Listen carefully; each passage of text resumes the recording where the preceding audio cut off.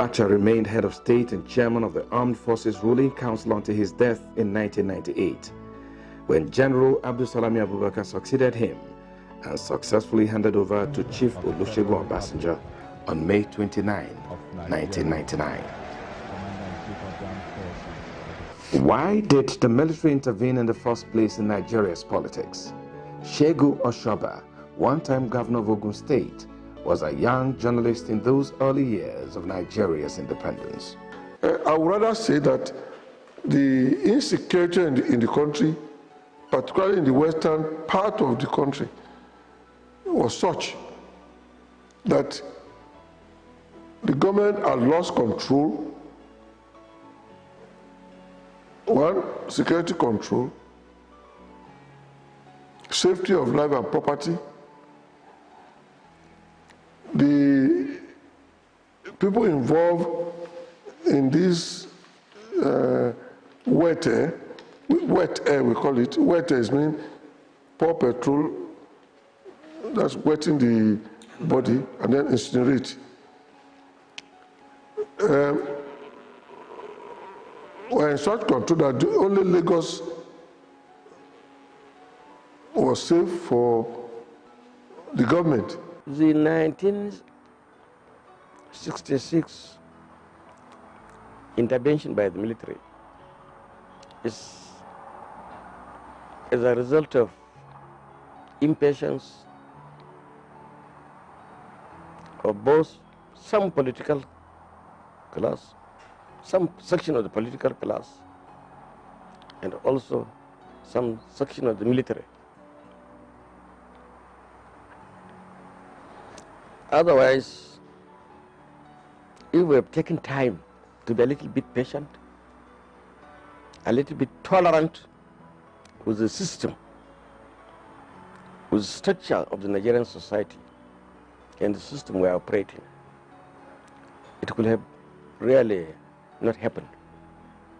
But when the attitude is not the right type, the temperament is not the right type, then it will be very, very difficult to manage complex issues like democracy in a multi-ethnic, multicultural society. I think that the political system got to the point where its processes could no longer work. The political party system had crumbled. The excesses of the politicians had increased beyond understandable limits, and all of the institutions of government had collapsed. And we were looking to 1966 when the military first intervened. The overthrow of the government, the elected government at the time, was welcomed by Nigerians simply because they could no longer see the system regenerate new leadership. Those who had seized power were no longer yielding, and those who wanted to bring in their own possibilities into power could no longer gain access. The lack of a social contract made the base of that kind of democracy faulty. And therefore it was fraught with so many things. Rigging in elections, not having social protection for the citizenry, the people feeling a sense of anomy towards the polity. They were not feeling as part of the polity. All these made the people they were supposed to be leading not feel a part of the process. There was agitation, there was discontent, there was lack of encouragement from those who were to encourage. Education was in disarray, and they just felt those who were leading them were filling their pockets, corruption and so forth. I think that was it. And then the military saw themselves as a coterie of individuals who had a preponderance of the use of force. And they felt, why not? Why can't we fall into politics? If they can be so reckless with spending and they are making so much money, if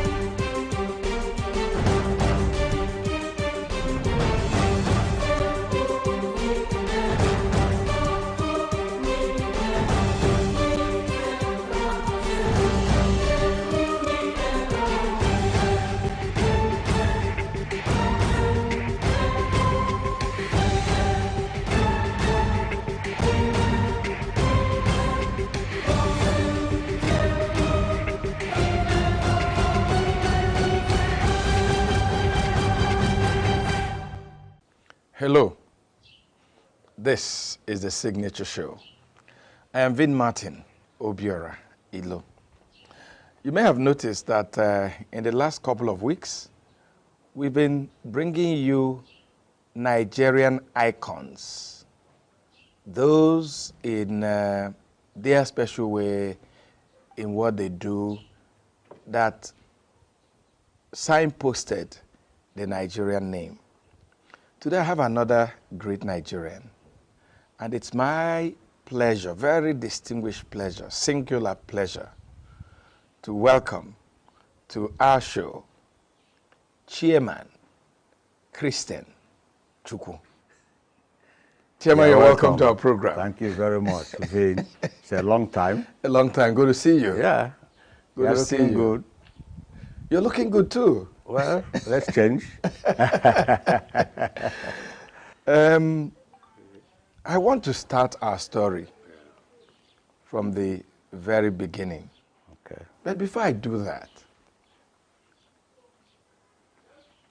you were named the captain of the Green Eagles. Tell me how you felt when you got that information that you were going to be the captain of the Green Eagles. It's the dream of every player. Yeah.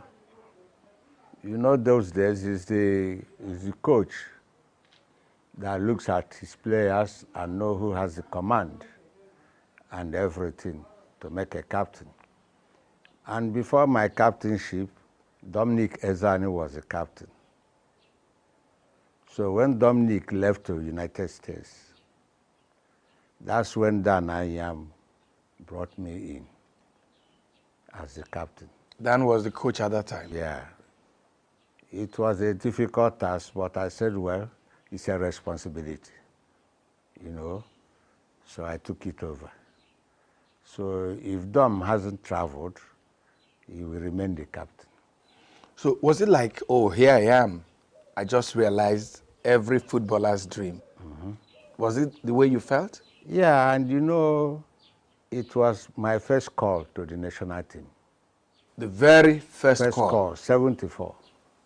And you became captain? Yeah, because Ezani left to the United States, who was the captain then.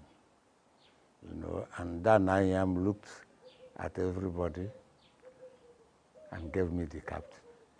He knows the reason why he did that. You don't want to hazard a guess why he did that? Well, maybe the guess was that I was so, you know, I was so close to all the players. You know, they know me very well, I know them, and they have respect for me, and I have respect for them. And they feel I can represent them very well too. You also captained the Green Eagles to win the Nations Cup. Of course. How did you feel? Well, that this happened under your captainship? Yeah, I feel very, very, very, very happy. You know that winning the Nations Cup was not easy. We started in that 1994, 74. You know, I was the captain 74, 75, 76, 77, 78, 79, 80. See how many years we were together. So we become a solid gunning team. for that laurel. Our first Nations Cup was in Ethiopia. When we went there and came back with a bronze medal. Our second Nations Cup was in Ghana. We went there too. We came back with bronze medal. And the third one was in Nigeria, where we are hosting. We said no. We can even play without a coach because we are together by then. We are like a family, brothers and so on. And God willing, being on our side, we fulfilled our promise to Nigerians and we won the cup. And on that day, may he so rest in peace, let President Shagari honor us very, very well. Anyway, we are going to come back to all this because, because you know, I'd like to pick what you already said. It was not easy. At all. So we're going to come to the journey what happened in 74, what happened in 78, I guess, and all that. But let's take this story back to where I started. You're from ENUGU State. Of course. And you were born just a few days in January in 1951. In 1951. Yeah. I mean, what a beautiful year for your parents that would have been. I mean, you just started the year and you had the son. You know, so let's start from there. What was it like? Were you born, I mean, were your parents in Enugu State at that time? It wasn't, of course, it wasn't Enugu State then, it was the Eastern region and all that. Were they in the East when you were born? Were you born in the eastern part of Nigeria? Of course. I'm from Kano local government, Enugu State, yeah? Yeah. So I was born in Kokam. Our own Kokam. Our own Kokam. So from our own Kokam, my parents came to Owani. My father had a plot there. We moved over to Owani. Before from Owani, we moved over to Kenyatta. Owani Extension. You know, But people may as it not was know then, these names. Yes. And by then, I started my primary school in Christchurch. You know, Owani. Yeah. So in actual fact, that's where my football started. In Christchurch? Yes, one. But my parents were not in support of that. Those days now, yeah, you play football, say you're a vagabond. You're a comedian. People came to your father's place and made them happy, say, look at what honey is, and so on. You know, it's not that people are seeing it as a good thing. So in Christchurch, I played in Christchurch School. I played in junior. That time for you to play in junior, your hand must reach your ear. So from there, I played in the senior team of the Christchurch. The primary school? Yeah. From the Christchurch, then I went to National Grammar School, Nika. You know, I went there, I played there, captained them, and from there, I played to all these local clubs, Olympic Football Club, if we know ENUGU were by then and so on. Olympic, that had to do with the man that owned the Olympic Hotel then? Of course, Chukwuma, you know. So from there, I played for Highlanders of ENUGU. Highlanders is owned by Ministry of Lands. Then, and Survey. I was still in school. And from Highlanders, I was selected in the East Central State Academicals. We'll pause it there because I think we are going too fast. Let's go back, you know, to Christchurch, where you started your career. Was there something the school did in a special way to groom those of you that were young then to actually be interested in football? There was no particular thing. We have the game masters. Those days we have game masters that were interested in sports. And when we came to play, they look at you and they make their selections. You know, and from there you started playing. Even after that, when I come back from school, my mother will give me some plantain or these things to sell. Those days we help our mother and father.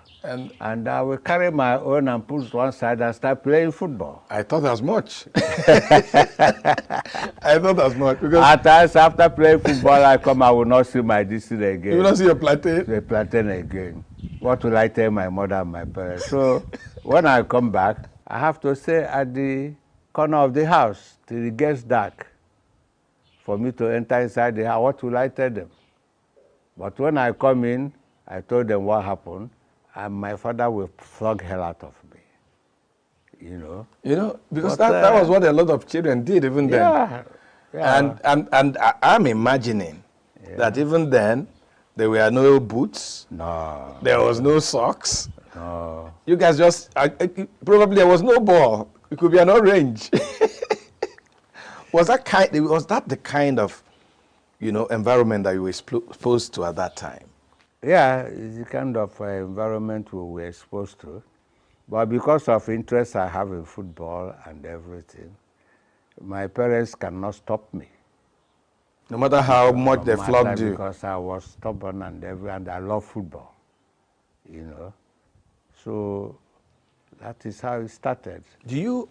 Would it be right to say that even then, you knew what you wanted in life? You knew that this was your star, this was your talent. Did you know then, or you were just being a child? I knew then, but I didn't know it would be money spinning like this nowadays. It's just for pleasure. We use it for pleasure. We are not playing for money. We are not playing for anything. After the game, maybe the head of the place or everything will buy glucose. You put in there, you lick orange and so on. That's what you get, and you are happy. You know, you are part of the team. You were playing for Highlanders in ENUGU. Yeah. A team that was owned by the Ministry of Lands, which even brings something out, that even then, so many individuals and organizations were interested in growing football. Because you talked about the Olympics, which was owned by Chukwuma, who owned the Olympic Hotel in Enugu then. Yeah. And one is wondering why you don't see such interest anymore in the football, especially in the Southeast. Not many individuals want to invest in football in the Southeast. Well, it's because of interest. Most of them don't have the interest. Those that are Even now that it's money those that spinning. are having the interest and now money spinning are trying their best. They are trying their best, but it's very expensive. To run a football club. It's very, very expensive to run a football club. You know, so you have to buy a bus, you have to buy this, you have to buy balls, you have to buy boots, you have to kit the teams, you have to camp them, and so on and so forth. So many of them don't have that kind of money. And those that have that kind of money don't have that kind of chance and interest. But gradually it's coming up. Okay, let's go back to Highlanders. So you were playing for Highlanders. So at what point did you leave Highlanders? How did you end up at Rangers, which was the #1 at that time? Yeah, well, I left Highlanders after my school days. Secondary school. Secondary school. And from there, I was invited on East Central State Academic House. And we went to Lagos, East Central Academy. They said, we are just from war. We don't know how to play. You were just from war? From the war, you know, Biafra war. We were just coming out of the war. And the Igbos were not regarded in football-wise and so on because we were fighting war. And from there, we won the academic house. Oh, the team that came from East Central State? Yeah, we beat the Kwara academic house 2-0 in the finals and so on. So on that day, the Igbo people in Lagos went wild. That is what started giving Igbo people the courage, the power to come up. As we are leaving the stadium, you can see the Igbo people singing Eimba, and any car that blocks our bus, they do a shobe and push the car out of the way and so on. You know? That must have been very, very exciting. So during that time too, the Rangers won the Amakri Cup, which is National League now. Oh, that same year? That same year. That your school team won the academicals? Yeah. They won the Amakri Cup the same year. So the two teams, we have to come back. They organize a friendly match. Between the academicals and Rangers? Rangers as the champions, you know. And there, after the match, only 3 of us, myself, Ezani, and Obueze, were drafted into Rangers. The rest of us went to Vasco da Gama. That will tell you why Vasco was a very formidable side by then, you know. So that's how it started, you know. So you started playing for Rangers. Yeah. And at that time, Rangers, like you said, was a very formidable team in Nigeria. Of course.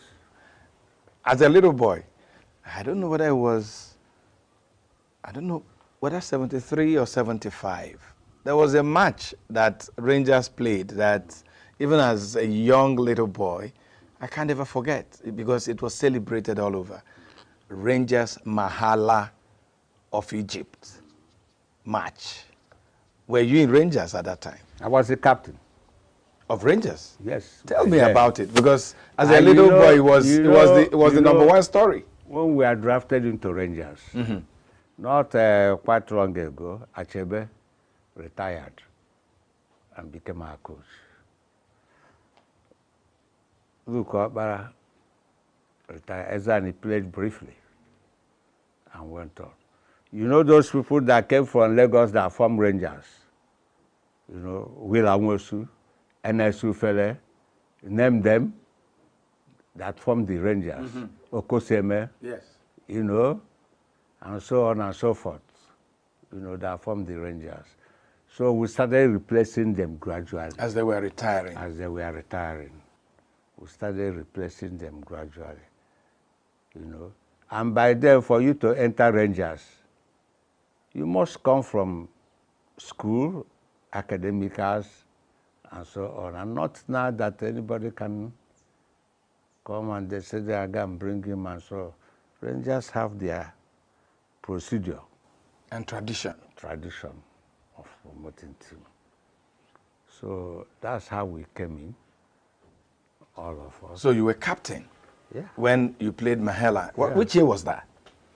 We played Mahara in 76 or so, you know.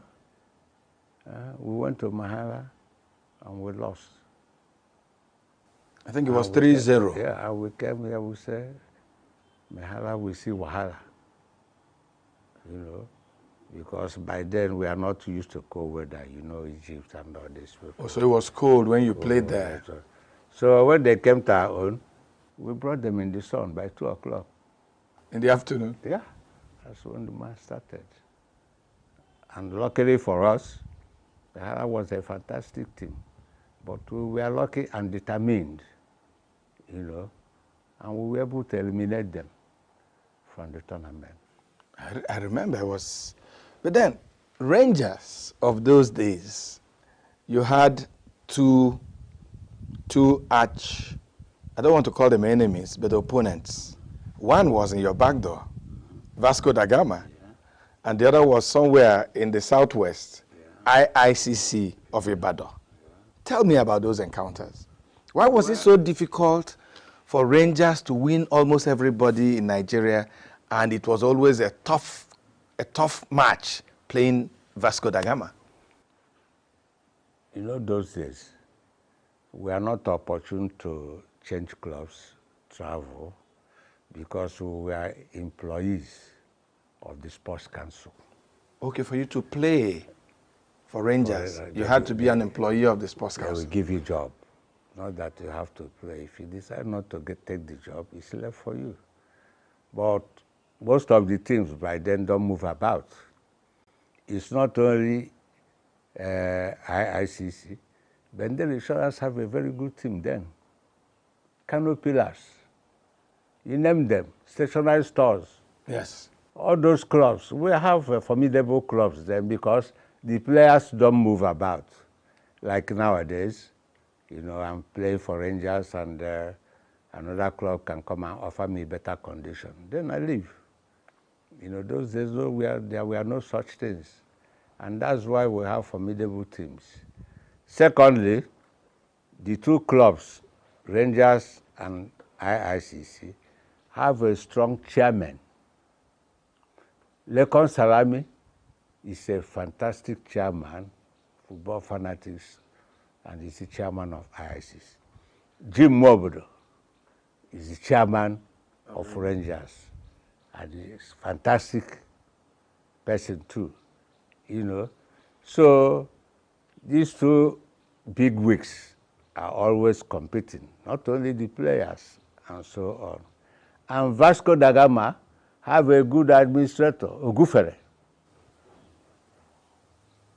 Ogufere started Vasco da Gama, and they have a good team. That's why he took about 18 of us, to their team, and so on. So teams were very strong by then.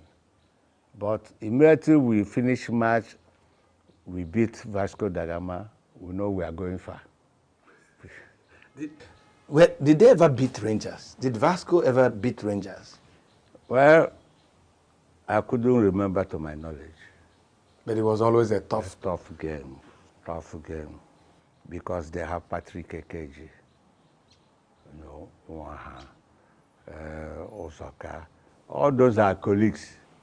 That knew even how you guys played? Yeah, in the academicals. Umero was the goalkeeper. Who was our goalkeeper in the academicals?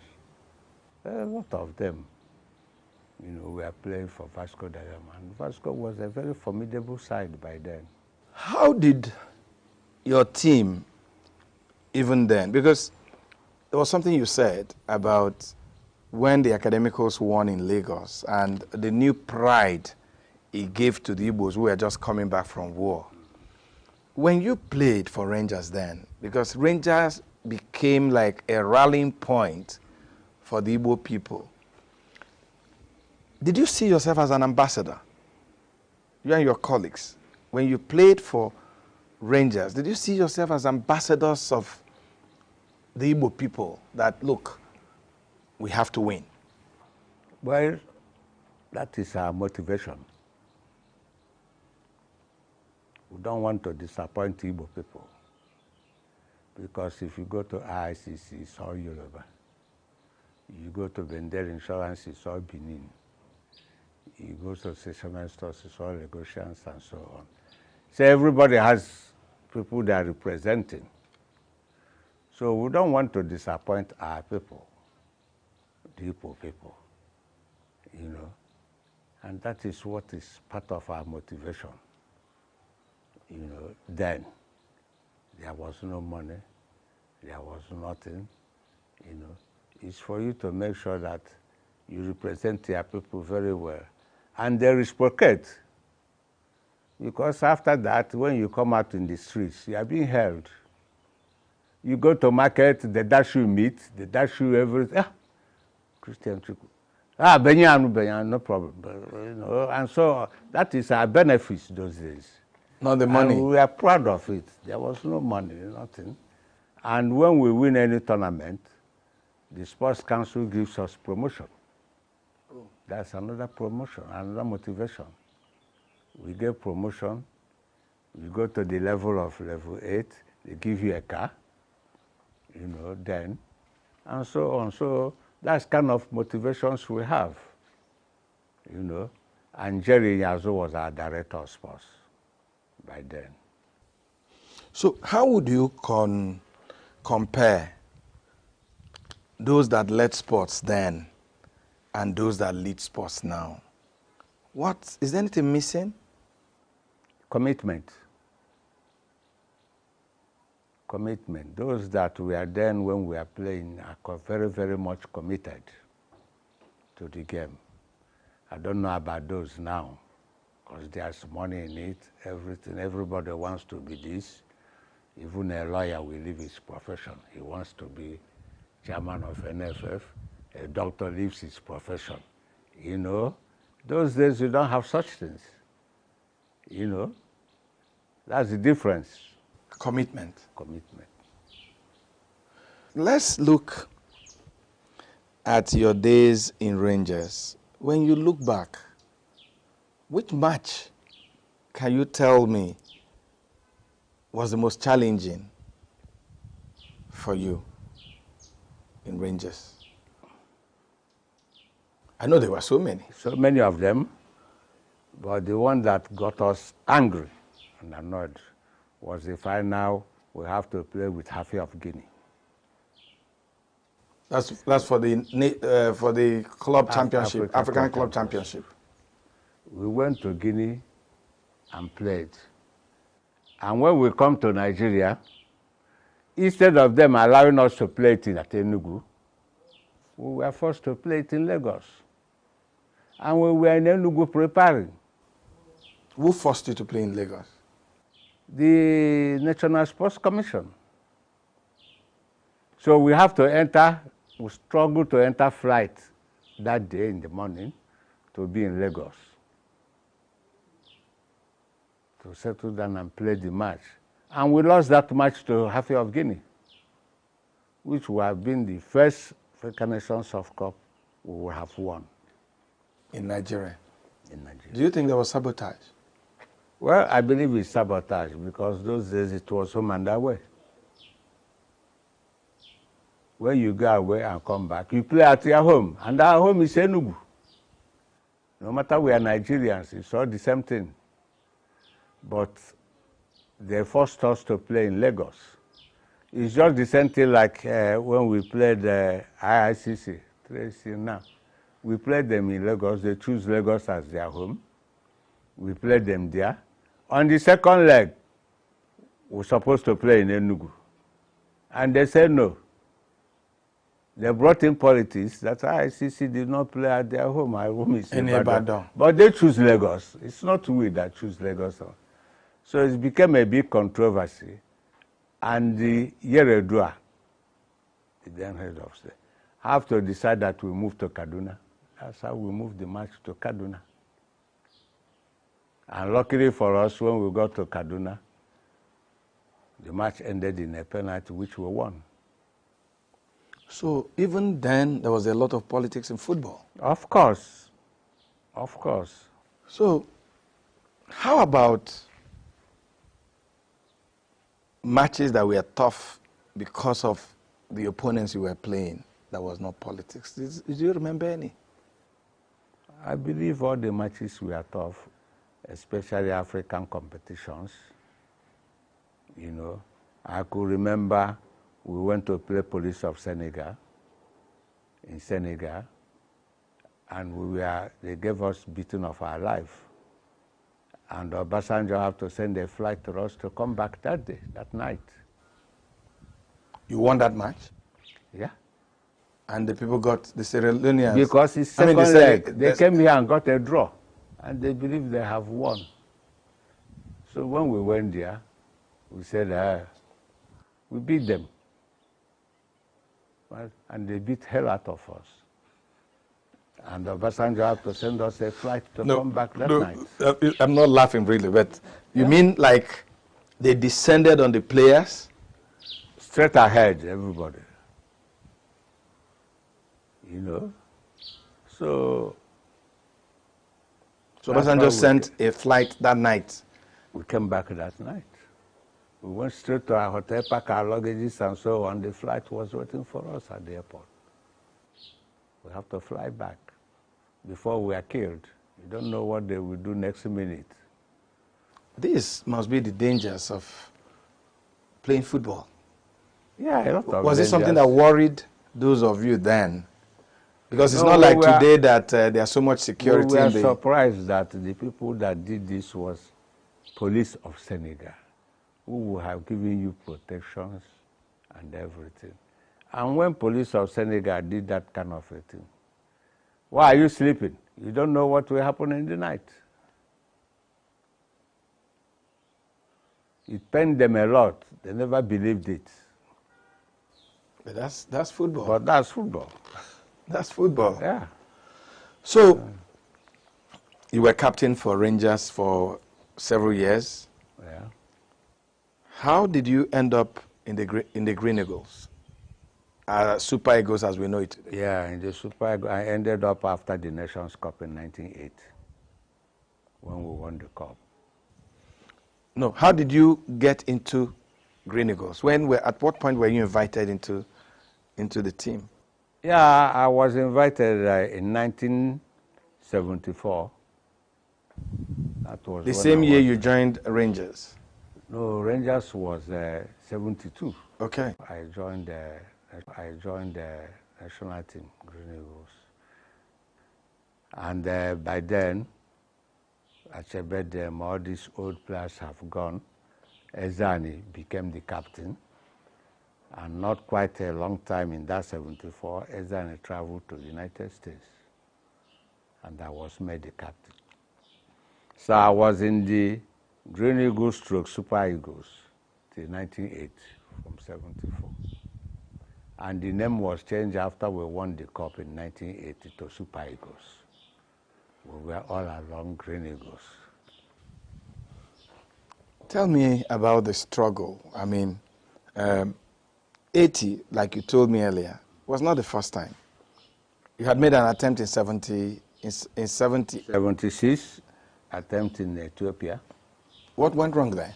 We came back with bronze medal. What happened? Why couldn't you leave the cup? It was a game other countries were preparing. you don't underrate other countries. We have good teams, good countries that we are preparing. You know. So you lost in Ethiopia? We lost in Ethiopia, but we came back with bronze. We won the third position. Okay. You know.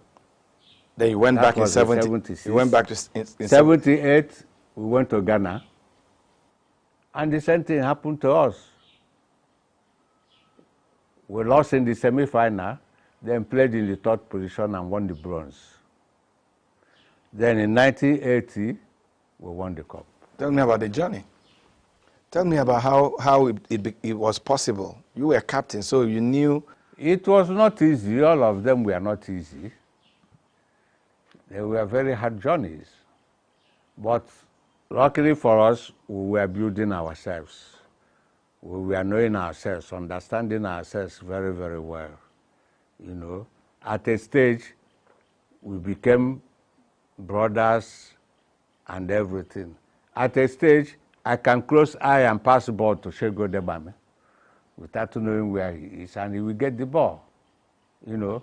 So we became one unit. Even without coach, we can even play a match. We have a solid team.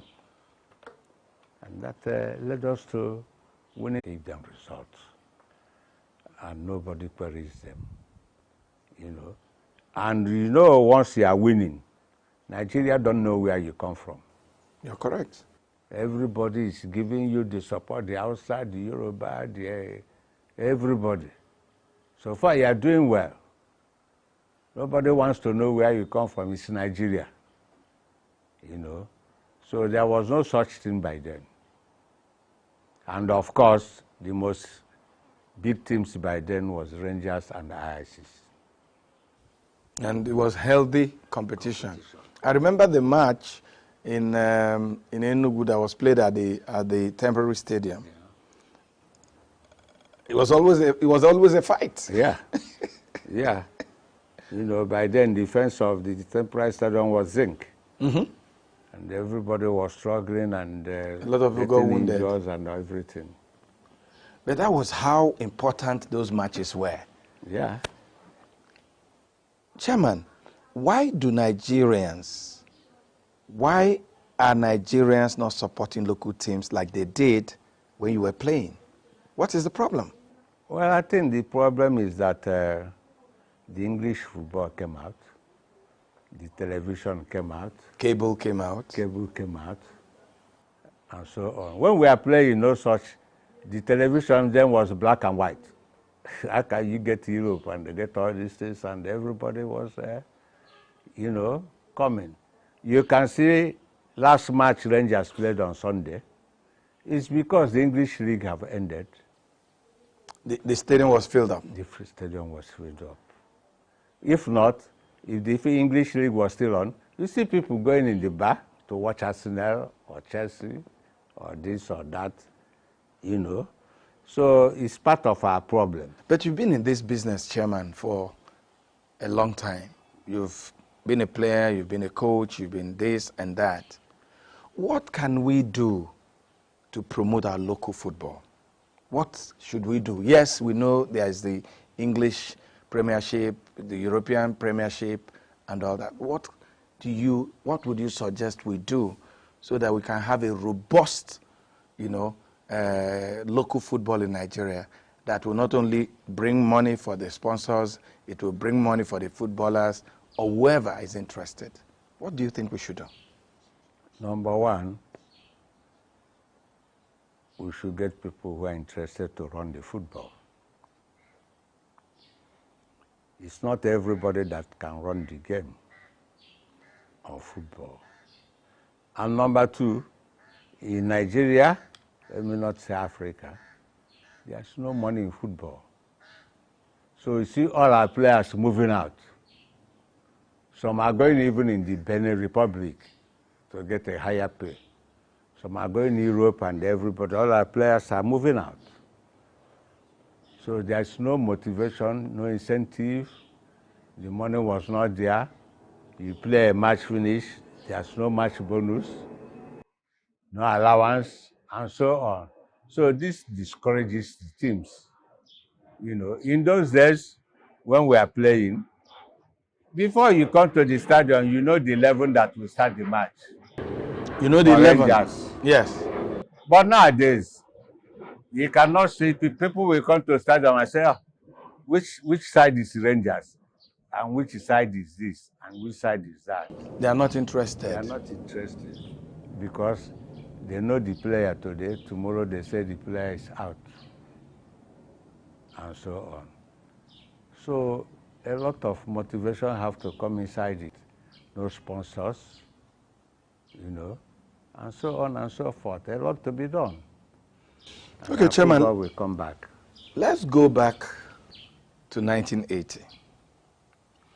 You led the Green Eagles that became the Super Eagles to win that coveted trophy for Nigeria.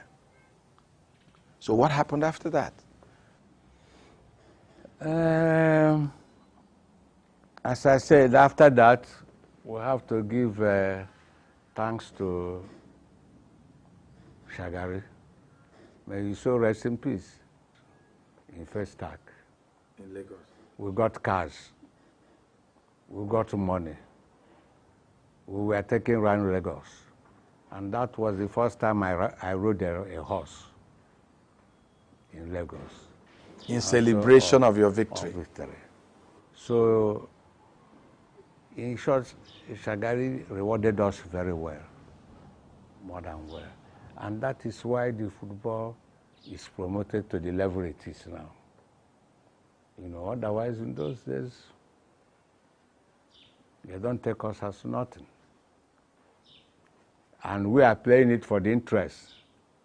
That's the difference. People playing now are playing for money. Our only was interest. There was no money, no nothing. It was after that 1980, we got this gift and everything, that people started taking it seriously. Taking it serious, you know, and so on and so forth.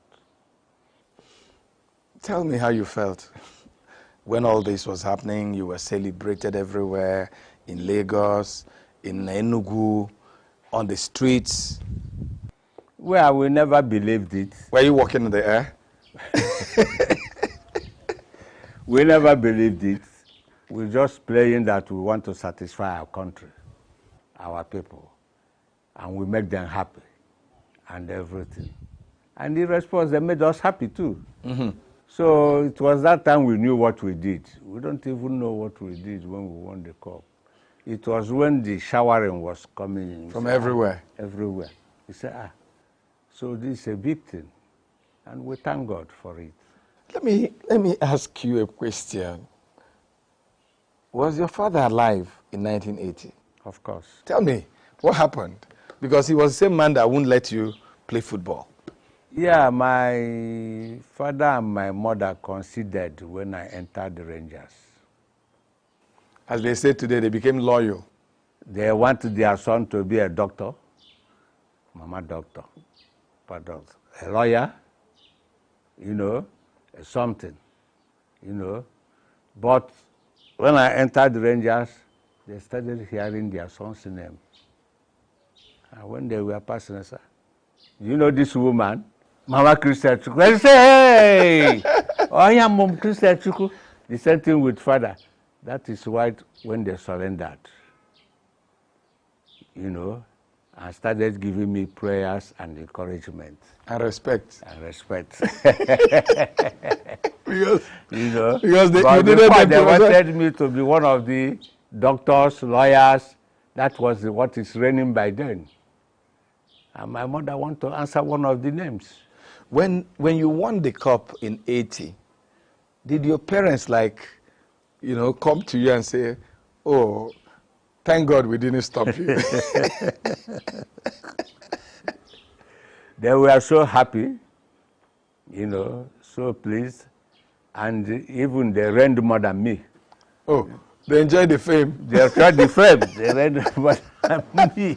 Because anywhere they are going, they are being recognized easily than somebody who has a doctor and a lawyer. You know, those days. It looks like I'm missing something. Yeah.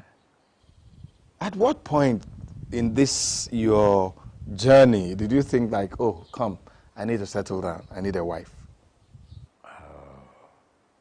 That was after the Nations Cup. It was going to be a big challenge for you because every woman wanted you. So how did you navigate? My mom intervened. It was even She my knew mom. She knew you were in trouble. You see, it was even my mom that made me to marry. Oh. Because I was not ready. You were enjoying... You know, those days, the parents will get a wife for you, whether you like it or not. No, but in your case, I knew... But I had so many girls. I know. I had so many girls, girlfriends and so on. They wanted to be But girlfriend to back, Christian Chukwu. My mom said, I'll find a wife for you. This is the person you are going to marry. And we respect our parents those days. We obeyed them. You know, I said, okay, to make you happy, no problem. You have to make your parents happy. So there was or there is no doubt that even when you got married, especially after the Nations Cup, you were still a very busy man. Of course, your career even got you busier than ever. How did you juggle your career in football and your family life? Yeah, I was very, very lucky. The person my mother chose for me that she brought, you know, was very understanding. I married after 1980, and we wedded in 1981, and we had our first child in 1983. So she too understands my movement, my profession, you know. So she was coping, you know, to my movements, you know, because after the 1980, 81, I coached Rangers briefly, you know, before going to coach the first under-17 that won the cup for Nigeria with Sebastian Broderick, you know. So from there, I was drafted to the national team. But from national team, I went to Kenya, become the Kenyan national team. I'm from Kenya, yeah. I'm from Kenya. When I came back, I went to Lebanon. As a coach too? As a coach too, you know. It was in Lebanon that I was told to come back and handle the national team again. But before I could come back, they said they have given Shaibu the job. I said, okay, no problem. It's all the same, but you wouldn't have told me to come back when I was comfortable in Lebanon. No, so the National Sports Commission or the NFA reached out to you in Lebanon where you were coaching a team, yeah, and asked you to come back to Nigeria, yeah, and coach the national team, only for you to get here, yeah, and they told you they'd given the job to Shuaibu. Yeah. So what happened? Why? So from there we said, okay, no problem. He's a colleague. He's everything. So there was this one man called Noel, who is a Nike man. He brought Nike to Nigeria. The sportswear company. Yeah, Noel. Then he found me a job in Kenya. So I went back to Kenya as a Kenyan national team. Okay. So you went to Kenya twice? No, once. I went to Lebanon first. Okay. It was Lebanon that I went first. When this thing happened, I came back. He said, no, no, no. He found me a job in Kenya. As a national team coach? That's how I went to Kenya. Tell me about Kenya and your career in Kenya. Yeah, when I went to Kenya, I found out that Kenya was so backwards. In football? Yeah, I went to Kenya. I have to build junior teams for them because I have coached under 17 in Nigeria. I built under 20 for them and so on. So they were enjoying it, you know, and the senior team. So when I went there, those East African Nations Cup and they are playing and so on, Kenya was dominating, doing very well, which they have not done before, you know. So they enjoyed my stay in Kenya and they never want me to go. So at what point did they now ask you to come back to the Super Eagles to coach? I told you when they called me from Lebanon. Mm-hmm. Kenya, my contract expired. And I said, no, I'm going home. So when I came back home, you know, then they called me to Super Eagles with Clemens Westerhoff. Okay. So I worked with Clemens Westerhoff, you know, and from there we went to World Cup, we won Nations Cup, you know, and from there we dispersed again. What a journey. Yeah, so that's how it was. You know, you played football, wonderful career, a lot of successes here and there. Do you have a regret that you didn't play football when it became gold? Do you sometimes sit back and say, oh, if it were now, maybe I'll be a billionaire? Does it occur to you sometimes? Yeah, it occurs to me. If it were now, I will invite Vin to London to come and do me this interview. Because but I was not regretting anyway. Yeah. You know, I was not regretting because I got everything I deserved because I was not playing it for money then. Yeah. You know, it's for fame, posterity, and so on. When I look back now, I'm happy that I built the football. In Nigeria? In Nigeria.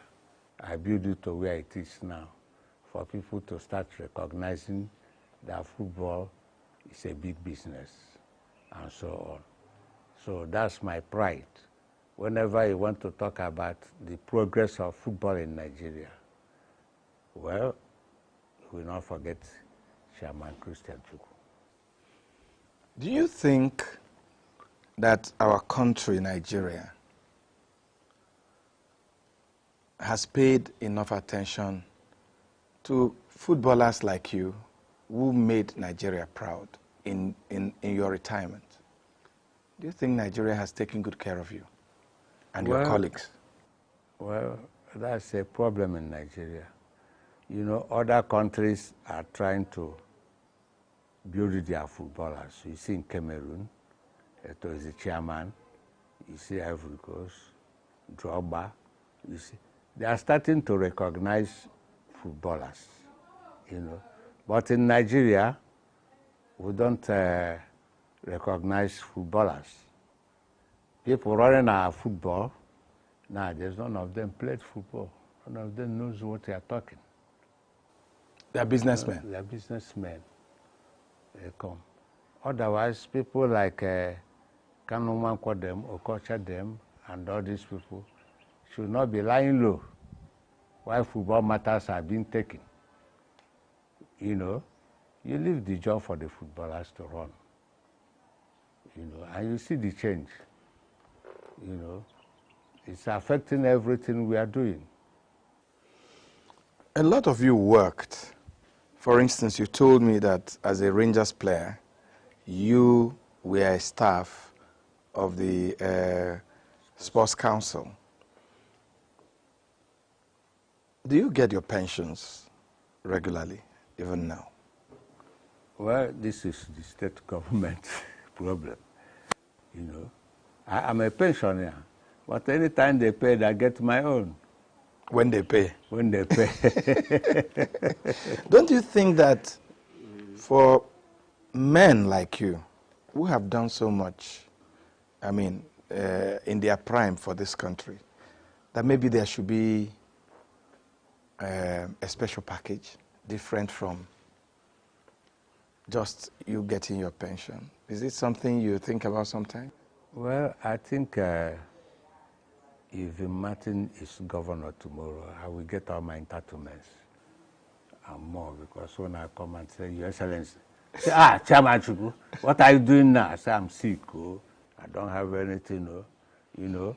Like when I was sick, the person that took care of me, so Tedola, you cannot imagine that. A Yoruba guy. Tedola, who was a small boy, his father was the governor of Lagos State by then, you know, and he was enjoying my game and everything. So when I became sick, he was the one that took me to London and made me to survive today. But we also heard that the state government had helped. They have helped. Help comes in different ways. But if it wasn't for Tedola? There was no time the state government wants to take me abroad. Help is that if you enter hospital here in Nigeria, maybe they shall offset your bill. But this singular man said no. Hey, prepare him, let him come over. And that's how Had you known him before then? Is the father I know, who was the governor of Lagos State when we were playing. You see? And without him today, I don't know. It's only God knows. Whether he'll be alive today. Whether I'll be alive. So are you saying that even now that you're managing your health, that the state government is not reaching out to you? No. The only state government that is reaching out to us is Anambra. Anambra from P2B was giving us 2 pence to take care of ourselves. P2B started with 10,000 naira. Then this person came in, Obiano came in, and increased it to 15. 15,000 naira. A month. A month. And now Soludo came in. I said, no, 50,000 will not do anything for you. And increase it to 100,000 every month. You can imagine. And your state in ENUGU does not pay you anything? Nothing. Oh. Chairman, wonderful journey, wonderful career, wonderful life, and of course, the greatest one. The nation to give me millions of naira, or the state to give me this and that. I feel comfortable myself. Maybe that's what is keeping me alive till today, you know. So everything I have, I achieved myself, you know. So I think I'm satisfied with myself. I don't have much regrets. I have a wife. I have 4 children, 2 boys, 2 girls. They just married. So I'm a grandfather now. So what else? What else am I looking for? So I thank God for life. Of course, you already told me you have so much to be grateful for.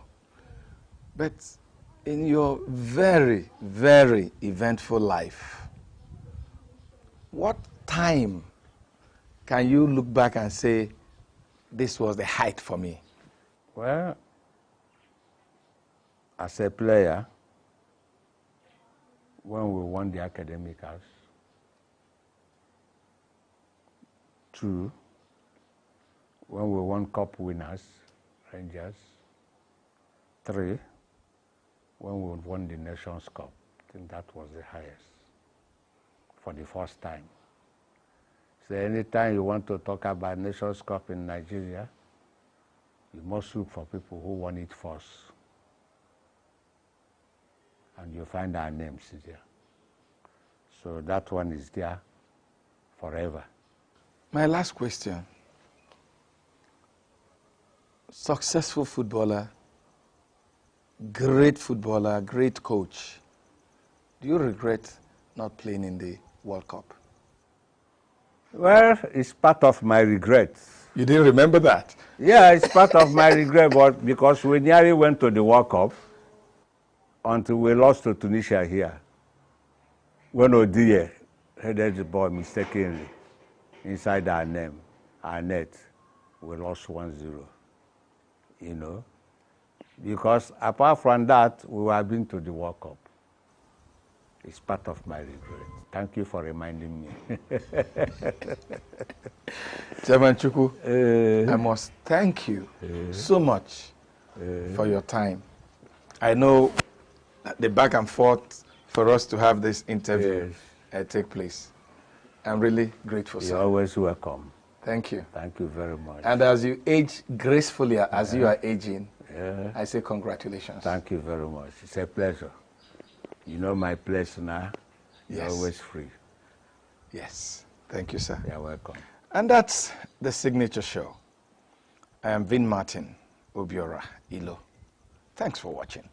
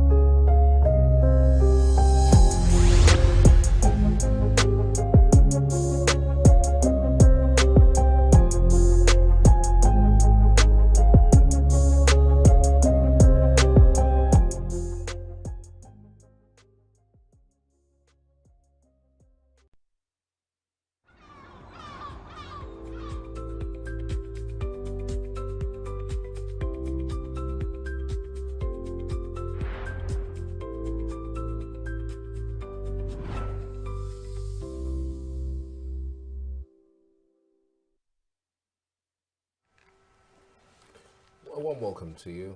This is the Signature Morning on Signature Television. It's a whole lot lined up for you today. Of course, you know, we'll keep interrogating this issue as it relates to leadership, because we believe that everything rises and falls with leadership. Charles is my name. You're welcome. And I'm Chomalina. I know a lot of us were bewildered by a lot of things happening in the country and outside the country. But like Charles said, do join us today as we'll walk through the aisle of everything, every of the packages that we have for you today. We'll go straight with the newspaper headlines. And for the newspaper headlines, we start with the Nigerian Tribune. But before we continue with the Nigerian Tribune or the newspaper headlines, we'll go for a short break and we'll be right back.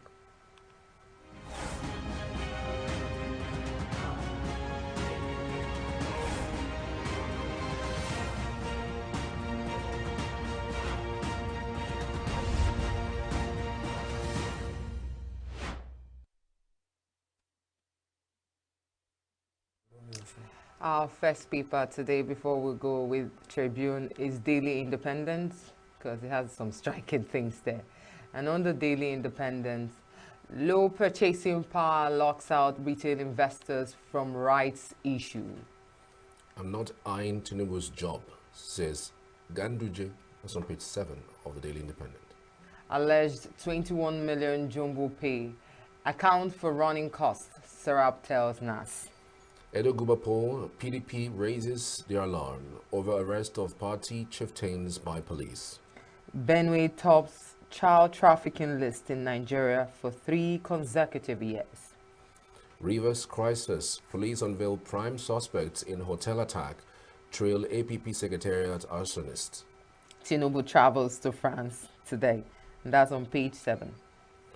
NNPCL denies owing international oil traders $6.8 billion. I suffered same fate as the Chinese firm under Amosu, Pat Utomi, with a rider. Utomi was black. Okay, that's on page 29. All right. Moving over to the next paper, which is the Nigerian Tribune.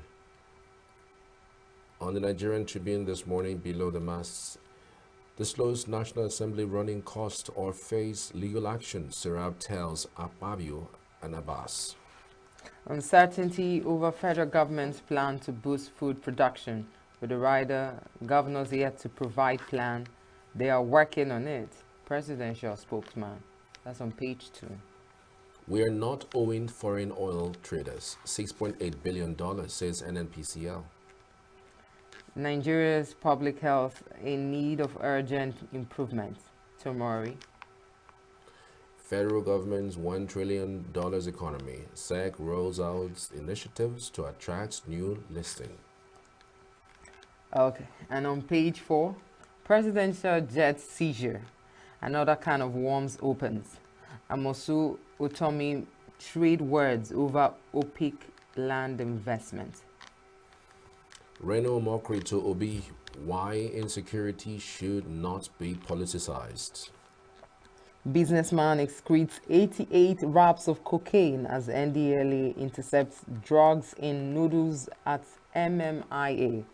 With the rider recovers 6.2 billion naira worth of cocaine bottles at One Port. And the second rider arrests 70-year-old man, others in raid of Ekiti Ogun forest.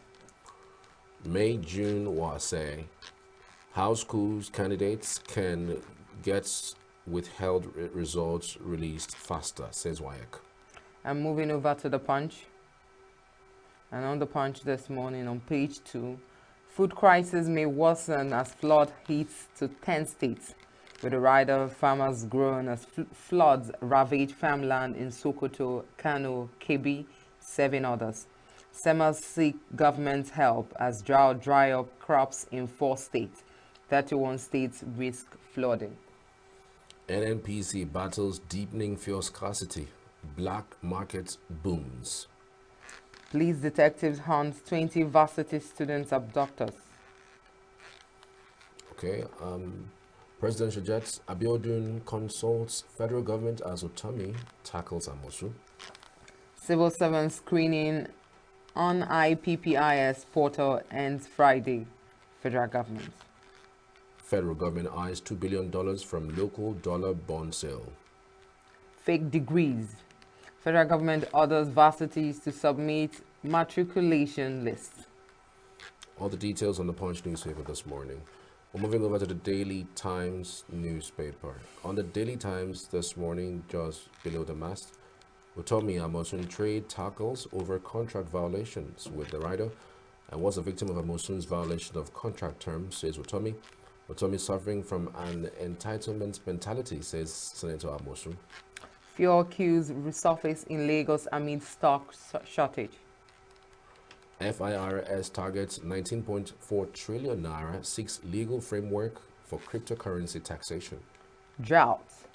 Kogi government Afan seek divine intervention. On page 2. Sarab to Akpabio, Abbas, disclose National Assembly running cost of face legal action. And Tinubu departs Abuja for France today. On the Vanguard newspaper this morning, below the mast, why grains importation won't happen soon by stakeholders. Serap to Akpabio Abbas. Disclose monthly running cost of NAS. Medical students abduction, Governor Aliyah, NMA, Health Ministry task security agents on rescue. NNPC blames distribution challenges. Independent marketers sell at $9.50 per litre. Minimum wage. We won't accept unauthorized recruitment into agencies, says federal government. Bad economy. Drop in passenger traffic unsettles domestic airlines. All right. Okay, moving over to National Star. And on National Star, on page 2, fuel scarcity. Nigerians groan as hardship persists with rider. Marketers sell at $9.50 per litre. Black market 1,000 to 120,000 naira. NNPCL gives reasons for scarcity. FIRS mulls executive bill to review tax laws, regulate crypto market. Kano. Governor Yusuf orders probe of contract award to Kwankwaso's brother. I have no 2027 presidential ambition, says Ganduje. You are a patriot. Governor Bago hails IBB at 83. Power Minister assures steady electricity beyond rainy season. We have demystified cancer, says Hakim. And moving over to Daily Trust. And on Daily Trust this morning, no NAS approval for new presidential jets. And that's all we have for you today on Newspaper Headline. We'll move straight to review it this morning. And to do the review with us is no other person than Mr. Chris Maduka. Good morning, Chris. Good morning, Choma. Good morning, Charles. Good morning, to all who are listening and watching us. How was your weekend? Well, my weekend was good, and thank God for everything. Okay, so straight with the newspaper reviews, and one of the headlines, I would like to start with the fact that Ganduje is saying he has no 2027 presidential interest. You are in love with Ganduje. Why is he the first on the headlines? No, because it's something I will just move on, because it seems like something that people just, it could be something someone threw there so that he will withdraw, no interest of him trying to... If the Ganduje does not have interest and ambition to run for presidency in Nigeria, then he does not have ambition. And that's clear. Then we watch him. And just like every politician in Nigeria, when they give you a word, you have to take it with a pinch of salt. Because for now, the politicians always tell you, it's not what they said in the morning, they will tell you in the afternoon or in the evening. And we are all alive in Nigeria, we witness that. So the only thing we take is the word we had now from our Honorable Ganduje. Because it sounds like he's a political, a very patriotic political man. For closing every other issues, he is a good party man. And the APC cannot be a house divided against itself, because assuming you are sitting as president, and before you know it, the chairman of your party is already saying, I am eyeing your job. And that would be a very big, crack in the house. I think that's all we can talk about that. That's all we can talk about. I mean, Ganduje is one guy that has been in the news lately, not for a very good reason, though. There has been a corruption allegation on his table. Recently, they said they have taken away the documents, indicting him during the last protest. And it was stolen. I did the rats, or the snakes, and stolen that. And then it remains as that, because I'm not a rat catcher or a snake charmer. If the documents have been stolen, it's stolen. Nigerians are all watching and listening. And like you said, for somebody like him, if he feels that he has already have enough, in his basket, to come and put on him that he also eyeing the position of the president, is another, do they want to kill? It's like, when I want to kill me, I don't want to run, and let me deal with the issues I have in my hands. And I think is sensible enough, at least for now. That's what I keep saying. We had it this morning. Today is 19th day of August 2024. And the headline says, Ganduje, no ambition for presidency. Let's leave it at that. Are you putting it on him?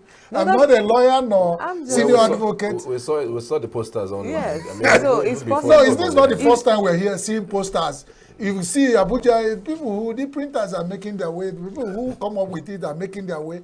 Before you know it, you will sit down here, they put you behind Charles in a poster and said, Charles Pius, running for the presidency of Signature TV, and Chomalina is the vice president, and then you begin to swear to God, I have not, you call your president and say, to God, I have no ambition.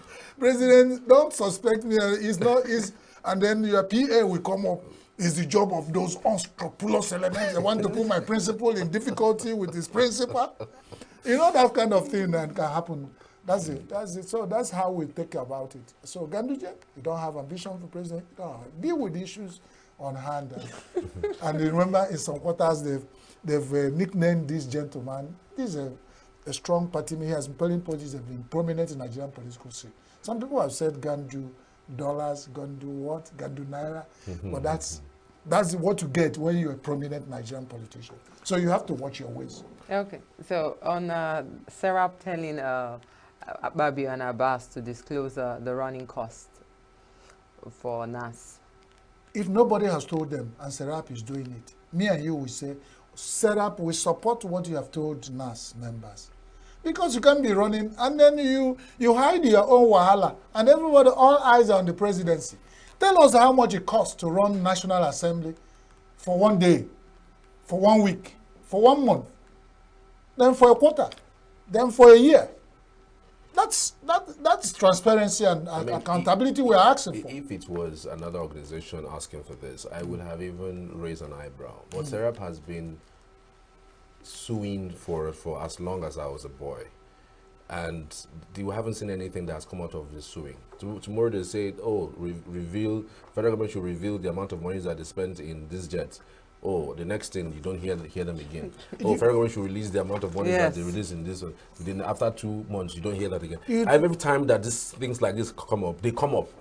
Federal government should threaten legal action. What do you want, Serap? Serap is an activist group in Nigeria that felt that they can speak on our behalf. And you don't prepare. That doesn't win a case. No, what we say, what is it? It's Nigerian court that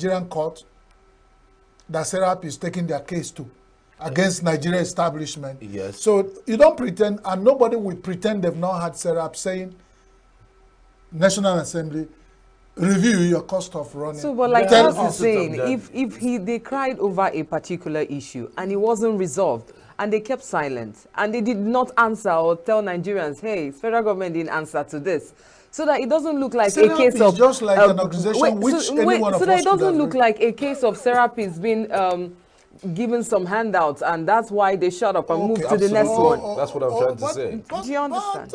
Like you said, all I know, I don't want to, because once Nigerians we've lose interest and trust in everything, then we are hopeless.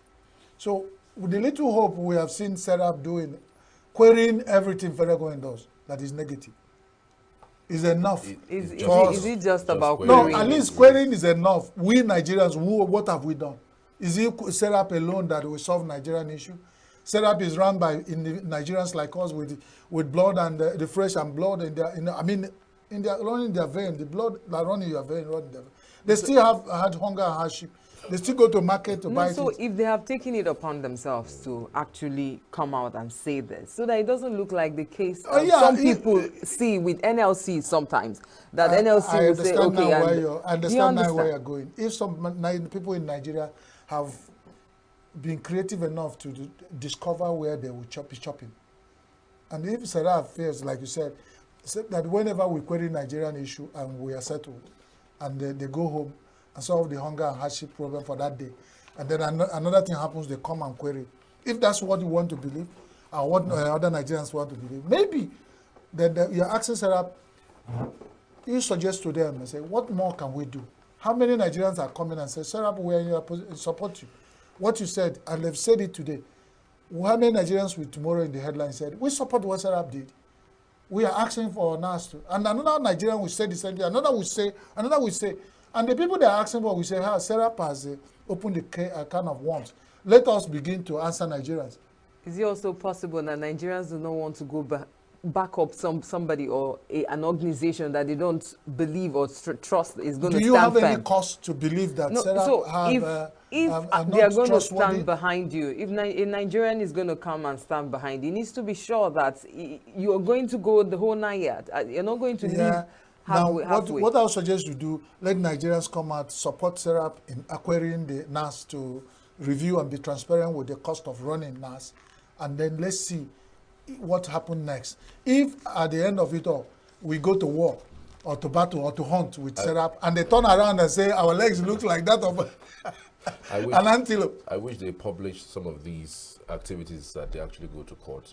Publish that they have won this case against this particular arm of government, where they said that this and that doesn't happen. Because for the life of me, every time they come on board, the last time I checked was they were in court with one organization. At the end of the day, we don't hear anything about it. So if they can go the whole hog to even publish as much as they publish and say they are threatening to go to court with the National Assembly, is it possible to also publish the fact that one or two of the cases that they have in courts, they have been won by them, and that they are going further with this and that and that? You know, that's just there's different winning streams that come up with such issues. Like if a SERAP asks this and the next morning NAS agree that they will review, SERAP has won.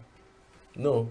Now I'm saying that Nigerians have been asking, and National Assembly has not done that. Is it SERAP? What gives SERAP the power? They joined the stream of Nigerians asking NAS to. So if their voice towards what NAS is doing will give us some positive response from NAS, is it not winning? We're winning together. I'm saying each time SERAP does that, I finally find some Nigerians who come up and say, we support this, what SERAP That's is what I'm saying. Nigerians so we should support them. The Nigerians don't believe in them. That's why they don't come. Charles, if you don't believe in SERAP, you do not believe. I believe in SERAP and what they're doing. Okay. Keep querying the issues in Nigeria. Because some of us, this thing we're doing now is the only power we have. It's only when we are even asked not to even query.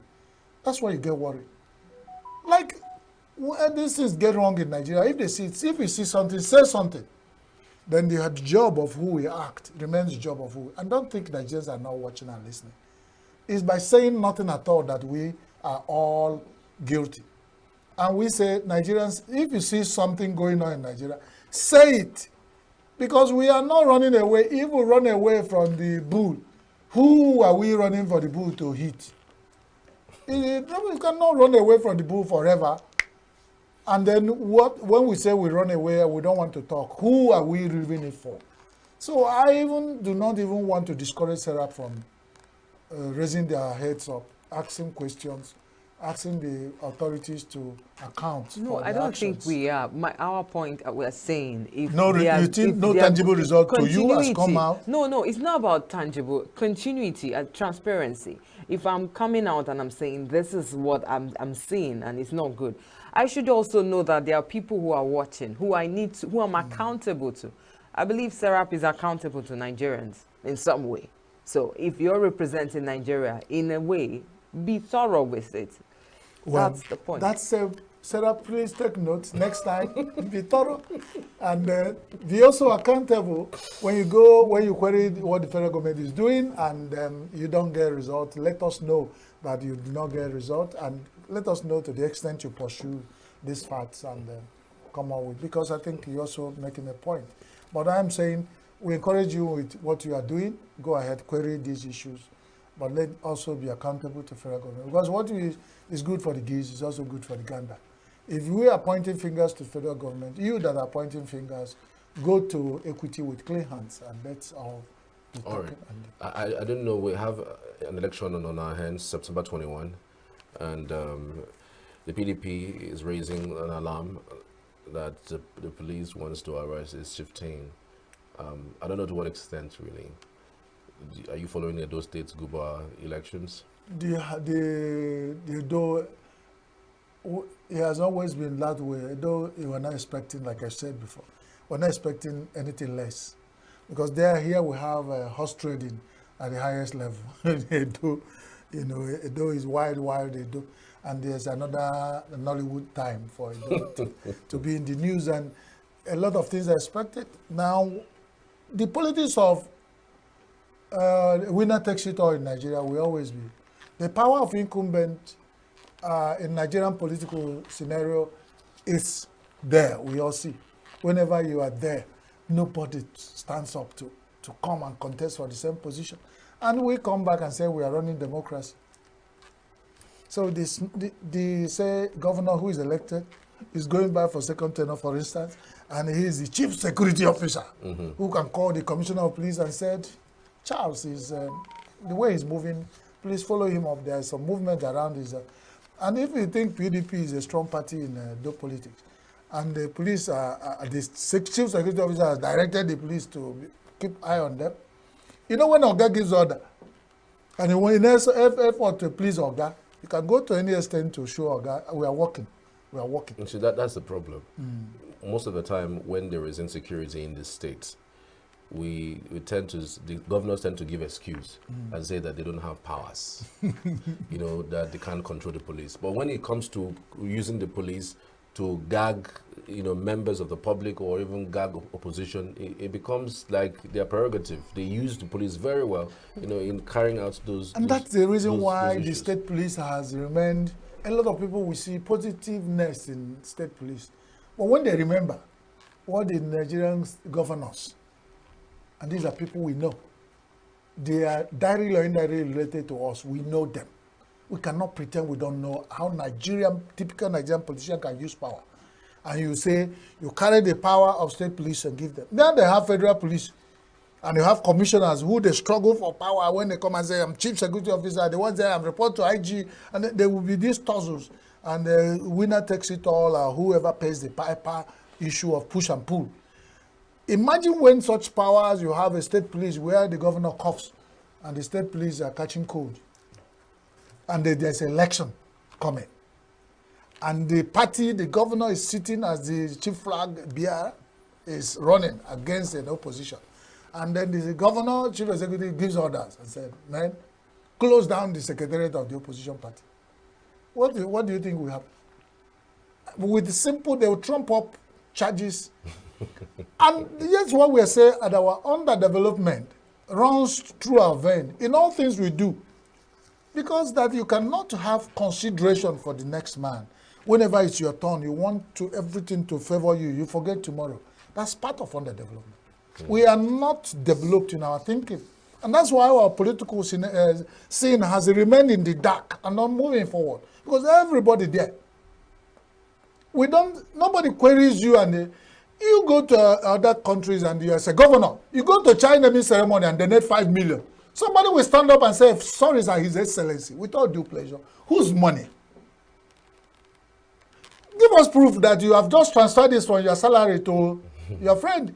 But some governors go there, make donations in even Chinese ceremonies on behalf of the state. Who ordered them? Is that why we're there? You can't query them. That will tell you our underdeveloped political scene. So it takes just from those small things, take it to the bigger ones when their position is threatened. What they can do, only God. That's why you find people dying. In effort to protect what the governor orders he has given, people die. Because the other man is saying, I have power, I have right to contest. And the other one is saying, Oga has said, order from the above. It's in Nigeria that we have had security organizations saying, order from above. And then when they hear that, you know what it does to regimented organization when they say, order from above. And when you are being trained, they wipe off your brain and said, obey the last order. So if the governor gives order and said, go to the secretariat of PDP and make sure another action takes place there. And I'm just giving a scenario. I'm not saying that will happen because, and you cannot deny maybe things like this or resemble this has not happened. And that's why everybody is watching the politics with a helmet. We wear helmets because even if you are passing through, because Edo is a strategic state. The number of people who pass there to access Lagos and other states in the southwest. And so whenever Edo is hot, Nigerians will know, directly or indirectly, that Edo is hot. So the Edo politics will watch. Prove, as a governor, anytime you find yourself, throw these punches and show us your hands, bare your hands, so that we know, we see that you are not throwing with the stones in your hand. Let's see. Chris, Otherwise, Chris, the only headline that Daily Trust thought it wise to carry out today is the fact that no NAS approval for presidential jets. Your reactions? the difference you asking me to review is that some Nigerians, and I say it with all, you can prove me wrong, and that's my opinion. A lot of Nigerians do not see the difference between NAS and Asorok. So Asorok might have had it in mind, hoping that even it's just to present it and they take a bow. That's all you see. And then people will be somewhere defending the child they have on their back like monkeys will do. No Nigerian will stand and tell you that NAS and somebody has accused them, and we reviewed it on this desk, that the NAS, somebody accused them that NAS is now a department in Asorok. So it's not on Z proving that Boeing, this is Airbus, presidential Airbus, has been taking delivery of. No, he said no NAS approval. No, I'm saying if he has not approved and the delivery has been taken care of, then over the closed doors, you can see that how they minded to reach a compromise, if it is true. But NAS for now may not have given approval. But does that stop? Is it, you see Nigeria as a place where you say things follow the right order. NAS will sit down, approve for president to buy jet, and then the presidency will now still carry NAS along where they go to buy. They issue the receipt, they show it to NAS, and NAS says, okay, go ahead, deliver. Take delivery of the jet. We have 3 jets seized by Chinese company, and here we are. That's why I tell you, a lot of things fight for our concentration and comprehension in Nigeria. So this is another headline. Some people are saying 3 jets, presidential jets, are somewhere in France. They say a Chinese company is fighting to take control of those things. We have recovered one, according to news. And this morning, traveling to France. And then this morning, this morning, they released one for him to come to France for negotiation. Now he has been there, and the next thing we are hearing is that the presidency is taking a delivery of presidential jets, another one, jumbo type, that is beautiful and more expensive. So is he trading this one in to buy this one? We don't hear. But this news that NAS might, at this point, say they have not approved it. Let us watch. But the question we ask, in all these stories, let it not be what Nigerians are thinking.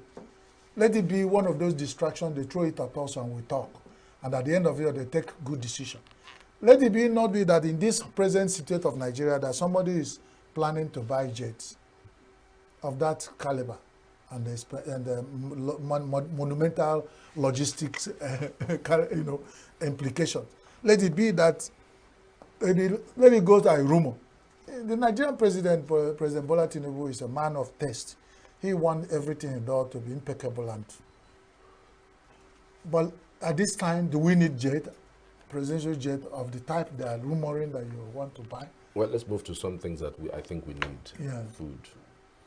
Yeah. On the Punch, the front page says food crisis may worsen as flood hits 10 states. We know that most of the food that we eat in the south actually comes from the north, and 10 states have been reported to be ravaged by floods. One wonders if food prices would ever come down, especially in the south.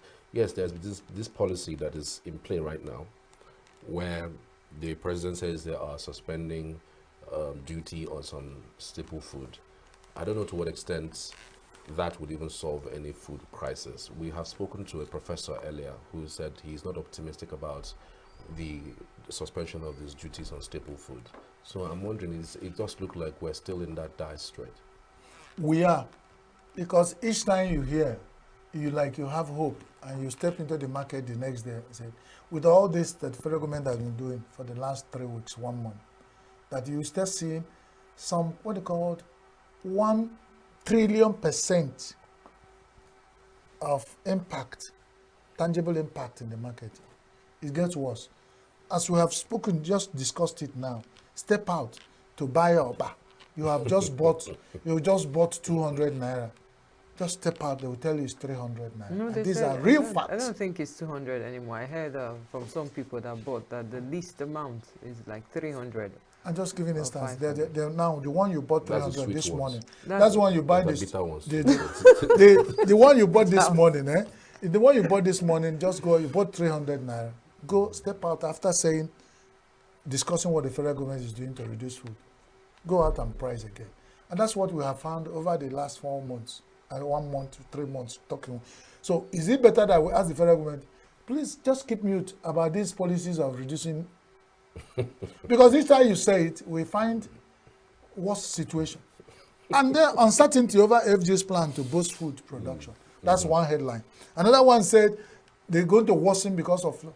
NIMET warned Nigerians 3 months ago about flood. And he mentioned states that will be on alert. Ministry of Agriculture of those states, Federal Ministry of Agriculture of those states, all the aligned ministries had a NIMET report. What have we done? And now this is a peak, the zenith and the apogee of rainy season in Nigeria. And some states are already under flood. And that's part of what you expect to get better. We don't run for rain and we are drenched. My only concern is that if the food situation in Nigeria, as I said, I'm not prophet of doom, gets worse than what I've witnessed this morning. I mean, it might be because given what we have seen so far, it doesn't look like there's any hope in sight. I mean, if we finally see that the prices of things, reduce, it will be like a surprise. Because there's nothing that shows that it will get down. Not when 10 states where the food comes that's down goes down from there to southwest, it's underwater. And now, even before then, the insecurity of herdsmen clashes with farmers has been there for 2 decades. So, and people are now cannot even make a garden of water leaf. Not even, that one is easy planting with 2 days, 1 week. You are harvesting water leaf. Those are the cheap things you can do around your house. You can't even do that at home. There's insecurity across the door of your house. Insecurity. Moving towards the farm or towards the village square, insecurity. Not to enter the bush to their farm, that's the worst level of insecurity. That one is another one. Now, it has happened. If you import food, what process? Before Nigerians finish the process of making this come to reality, imagine how many Nigerians would have died. Now, the chairman, who is a very good Bible scholar, we remember the issue in the Bible where this famine got worse and women were bringing their children for breakfast. When they finish eating your child, then the next morning you get your happen. And it got to the point where people like Choma, after eating another person's child, refused to donate her own child to be eaten. It won't happen. And then he brought Solomon into limelight of his classical judgment of the classical judgment of Solomon, King Solomon, that made him one of the wisest kings. You keep praying, it will not happen. I can join Choma in faith to pray. Make it not happen, please, God. It's gotten here. We're here. If we move beyond here, only God knows what will happen. So that's about what we say. We hear these stories. Uncertainty, AFG's plan to boost food, they keep telling us, and that's why Nigerians said, we keep talking. Let's see some element of action. For once, federal. That's why we said they've done that. It would take about, before somebody prepare to import food, it would take you at least 3 months for the food for the document to get to the other end, and the food to come through the sea, for us to take delivery of it, and for us to stop the market with this imported food item and reduced import duties. It will take 3 months. The local source is already, we snuffed life out of it. We are not hoping. Flood is helping, insecurity is helping. The hunger and hardship, even people who will go, even if you put yam in the farm, you have energy to go and harvest, to sell. And when people harvest to come and sell, you are buying fuel at 1,200 naira to even take the food from one end to another. The prices on that tuber of yam gets it to 7,000 naira. And so every situation is fighting us to make sure we are strangled to them. It's crazy. and only God will help us. I believe Vanguard actually had pictures of the staple food. They mentioned rice, husked brown rice, beans, millet, grain, People are so hungry that those pictures, the people will think it's food and they start eating the pictures. They are just, people are as hungry as that. So it is, to use that as headline, I don't know, you won't going to make people buy the newspapers. Okay, let's move beyond that. Let's move beyond that one. What do you make of Amosu and Utomi's back and forth? It's a beautiful thing. It happened to, Nigeria happened to Utomi because it doesn't have power to seize Nigerian, go to court, get an order to seize Nigerian presidential jets. Somebody is here trading words. Is it that the estate business didn't hold? Is it that Utomi didn't buy or pay money with his partners from abroad? Is it that they were not disenchanted and at a point these people lost their money and Utomi has to pay back with? Is that what Amosun is saying? If it is what he's saying, then Utomi might be a lie. But if anything Utomi says there, it has a relationship. So what Utomi Amosun should be doing now is not to trade tackle with somebody who is trying to heal his wound. If Utomi is a Chinese, probably Amosun will be trading wars with him. What he will be doing now is to get the federal government who guaranteed the loan to go somewhere and start reclaiming their jets. And not sit here because it's Utomi. These are people who shout and they say, invest in Nigeria at your own peril. It has happened to some of big men. If they did it, like the Ugandan man, he did it to all these people, they will did it again. And that is where they keep doing it, and they are calling people to come and invest in Nigeria. They will come. If they are not, you don't know their baptismal name, their name do not resemble Nigeria, they have 50% chances they can do that business. At the end of it, or they start licking their wound. But if they are Nigerians, only God. And at the end of it all, you start thinking, where is the political leaning of this of the businessman investing? And they will link anything near opposition to that person. Forget it. What is happening to Dangote? What is happening to Dangote? I know. With that amount of that money, that of monumental, investment, we still have stories. Why this one is too? Amosun is a statesman. He can go ahead defending Ogun State for whatever he do. But a testimony, somebody who has witnessed his firsthand came out and said, it happened to me. I brought organizations with my influence to invest in Nigeria. We brought money and they start mentioning the money they lost. And what the man did, he said he became a slave over time, begging for people to raise money to pay back the foreigners. They would have, if they had come to bundle Utomi and say, you brought us into this and that, so the man has to pay with everything he has. And Amosu can now come and claim, let us go and review our situation. That's only what I ask. Anybody who is wearing clothes to bath should know him or herself. He or herself. That's how the proverb says. If you wear clothes, you just dress fully to a party and you went into the bathroom. You know yourself, you know what you're doing. So what does that leave for Nigerians who are hoping to invest in Nigeria? The world is watching Nigeria. All these throwing tackles here and trading wars cannot help. If you don't have an environment that encourages people to bring money and invest here, you don't have it. No argument will settle it. No trading tackles, as the headline said. Utomi Amosun trade tackles over contract violation.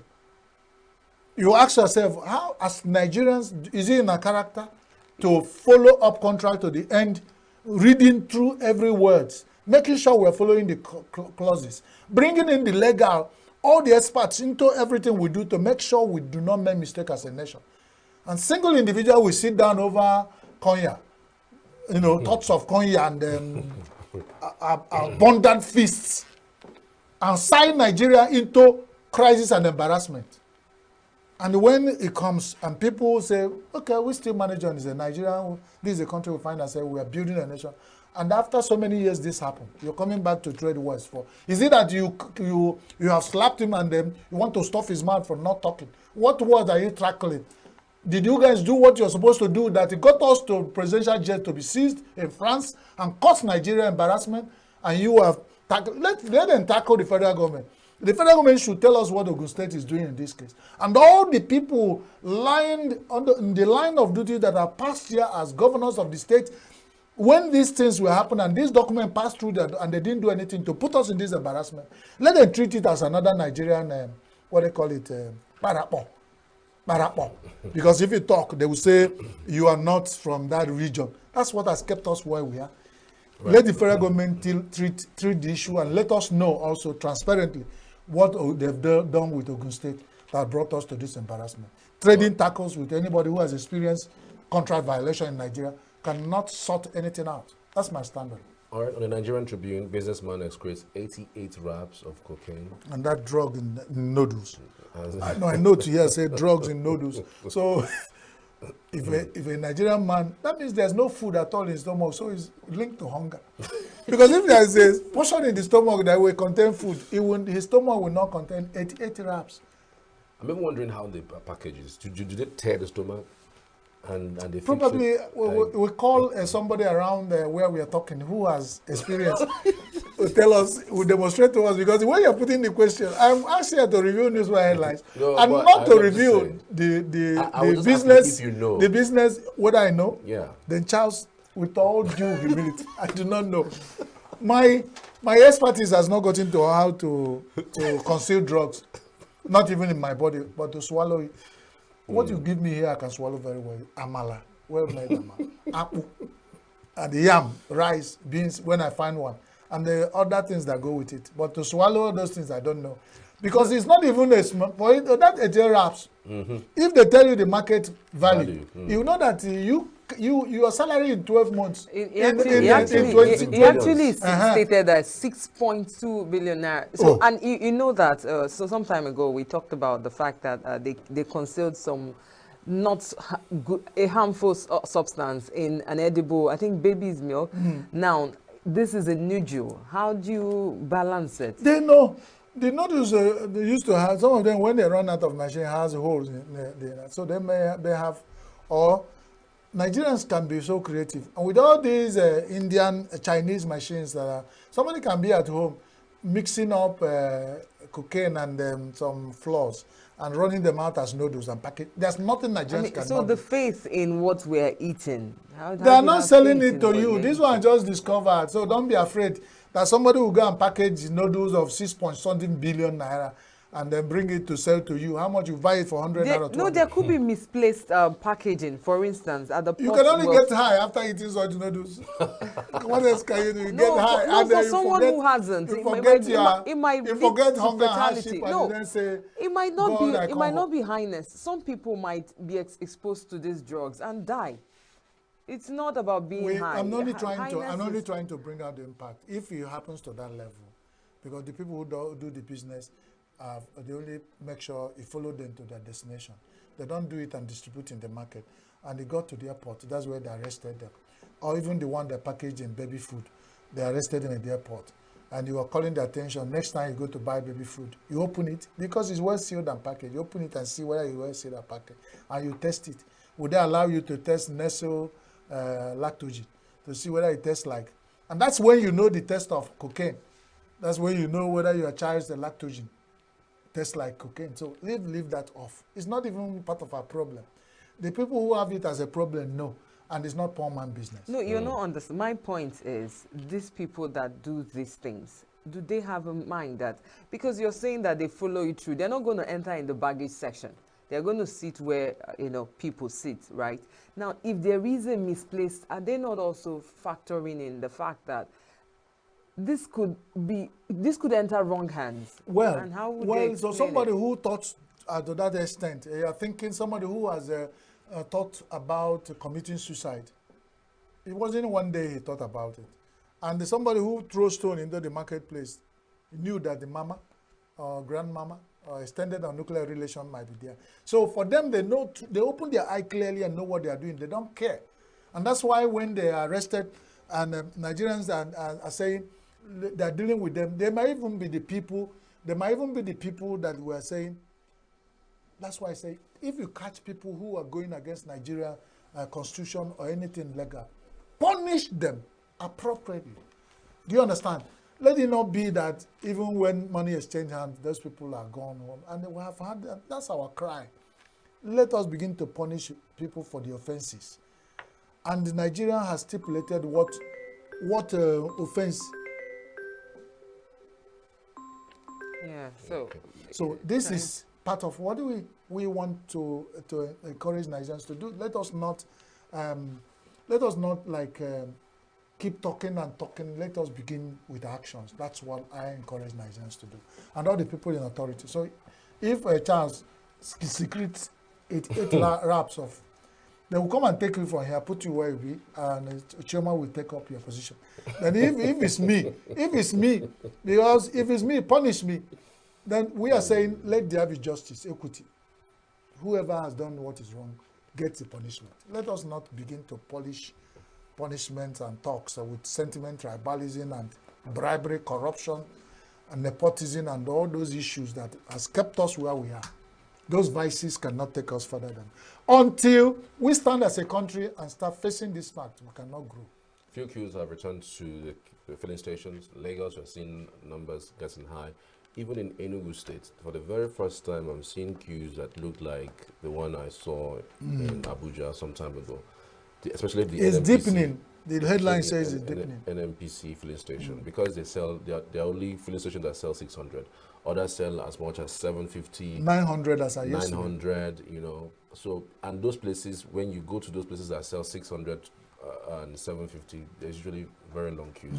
Only NMPC sells to 600 naira. And you have only one major one around where you stay. Yes, and then there's another one on that. I think 3 major filling stations are around town. But when you go there, you are sure it's going to spend. So imagine imagine a situation where 5 million, a city of 5 million people on average, will queue up to buy fuel from 3 filling stations.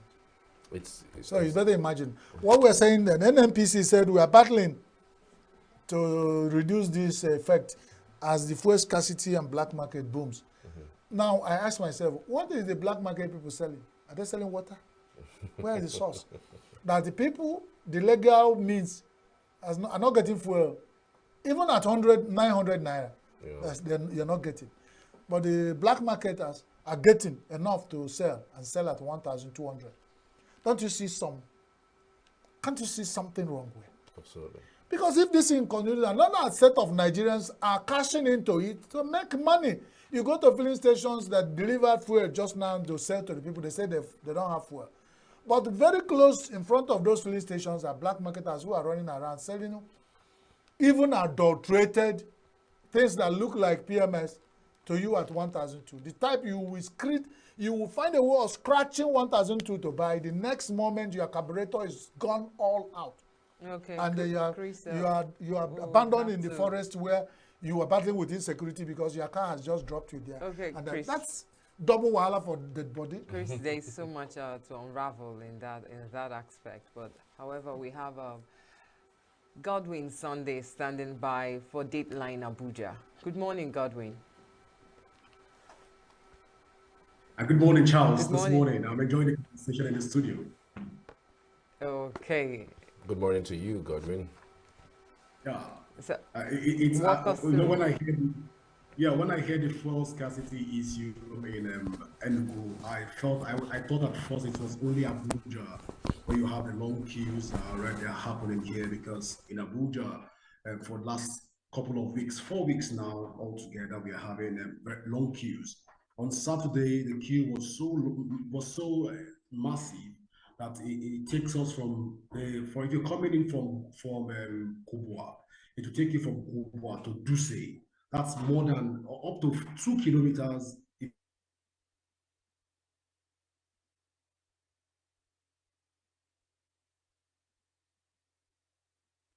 The network there isn't very receptive. But whilst we wait on... it's a national issue. It is. You know, he was just about to talk about the long queues. Godwin, are you there? Yeah, Godwin I'm here. Sunday? Yes, I'm here. Okay, so walk us through.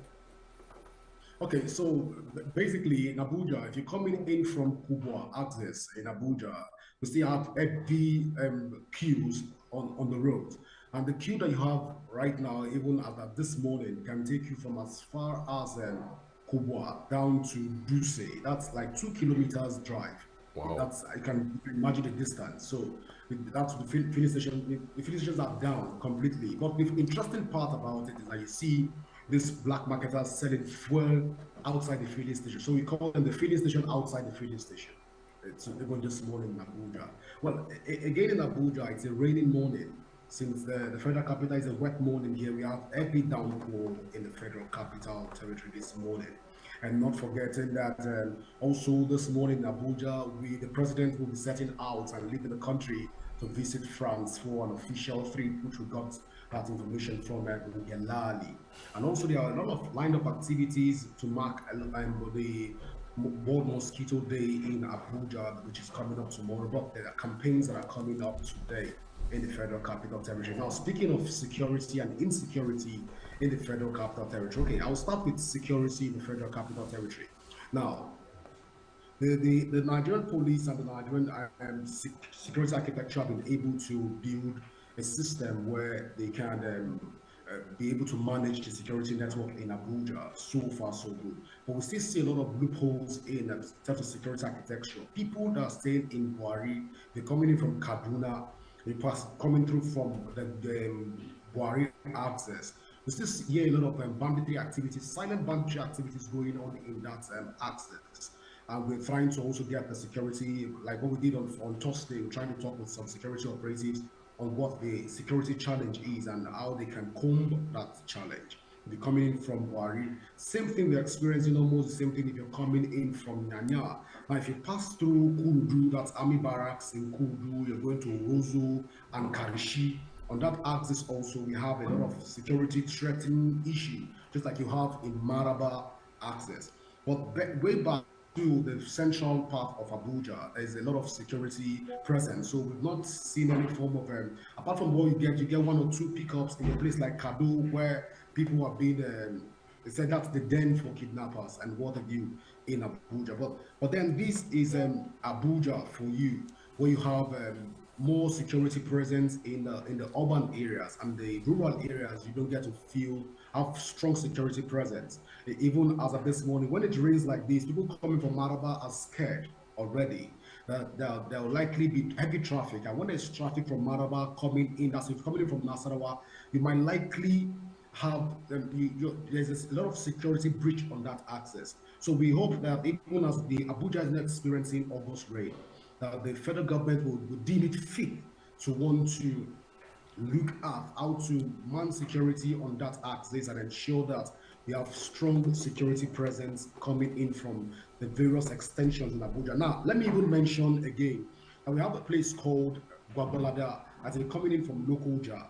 After Kwali, you're coming in from that's almost the same thing we're experiencing from that axis. So what people say that you cannot come into Gwagwalada once it is 8 p.m. that you will likely be attacked by hoodlums or some other miscreants. So from this axis, we hope, and I still hope to talk to the Minister of the Federal Capital Territory, what are they doing in terms of the security architecture in Abuja? The Federal Capital Territory, if it's not secured, I don't know how secure we can say other part of the country is. Now, let's talk about the security structure also in Abuja as of this morning. Now, we observed again that whenever the president is around, there is this form of eye service when it has to do with security and security operations in the Federal Capital Territory. Now, you see all the security men, they come alive when the president is out. Like this morning, when they announced yesterday, when Galali announced yesterday, that the president would not be in the country today, we're leaving for France. We are hoping that we'll see a more pragmatic security and structures, especially in places like Kuje in Abuja, even this morning. Well, it is what it is. Nigeria is one country. I don't want to say the generality of it, because I don't know how ENUGU is, and because I don't know if the security network is tightened in ENUGU. Of course, Charles and Choma, you can lead us through that. But then in Abuja, you see security operatives come alive when the president is around. And once the president is not around, we have a loose security network. We hope that this will not be the case even as the president has left the country. And we hope to also get the Minister of the Federal Capital Territory to speak to us on what they are doing in the rural areas of Abuja in terms of manning strong security presence on that axis so that we can have a formidable security network and ensure that every indigene or a visitor that comes to Abuja enjoy the feel of security, whatever division you find yourself in and around the Federal Capital Territory. Now, let's talk about the transport situation this morning in Abuja. Now, the road is a bit free. Now, once it rains in Abuja, we have a free road. Once you have every downpour as we have today, the roads are free. Now, immediately after the downpour, if you're coming in from Nyanya, you'll be experiencing long, heavy traffic coming in from Nyanya to AYA. If you're coming in from Zuba, you'll be experiencing a very heavy traffic after Zuba. Then when you get to Day, there's heavy traffic also. Then that traffic will relieve you through Arab Road, then through, when you get to Galadima, you meet a heavy traffic on that axis. Now, if you're coming from Lube, you cannot beat the traffic at Galadimawa. That Galadimawa and Galadima, yes, Galadimawa, there's heavy traffic even when there's no rain. Now, imagine when the rain stops. We have heavy traffic on that axis. Now, coming in from the airport this morning is a free road coming in from that axis. So that's the update on Abuja this morning, and Choma and Charles. Okay, so thank you so much, Godwin Sunday. Just before you wrap up, the president is traveling to France. So many people say that he's traveling to France because of the seized private jets. How are people in Abuja reacting to this debacle that we have found ourselves, especially in the Federal Capital Territory? All right, so basically for people in the Federal Capital Territory this morning, we've not got to feel their pulse and what they think about the president and traveling out of the country this morning. Probably because of the rain, we've not got people react. Even on social media, it came out about 8:29 p.m. last night that the president is going to be leaving the country this morning. So it came out a bit late. So we've not got to have and feel the pulse of residents of within the Federal Capital Territory on what they think about it. But one thing I can tell you for sure is that if the president is traveling out because of this particular issue of the jet, we also got the report that some jet landed in the country last night. That's from Sahara Reporters. It's not yet confirmed. So we're going to confirm that report also so that we can be on the same page. So before we get residents of Abuja react to this issue, we need to get the facts right also from our own end. And that's what we're going to do in the course of today. Then we can have a more detailed and comprehensive conversation on this problem going forward. All right, Godwin Sunday, many thanks. We truly appreciate you. We'll keep in touch for more updates from the Federal Capital Territory. Many thanks. You're welcome, Charles. All right, we're headed for a short break. When we return, we'll switch gears to some very interesting discourse. Do stay with us.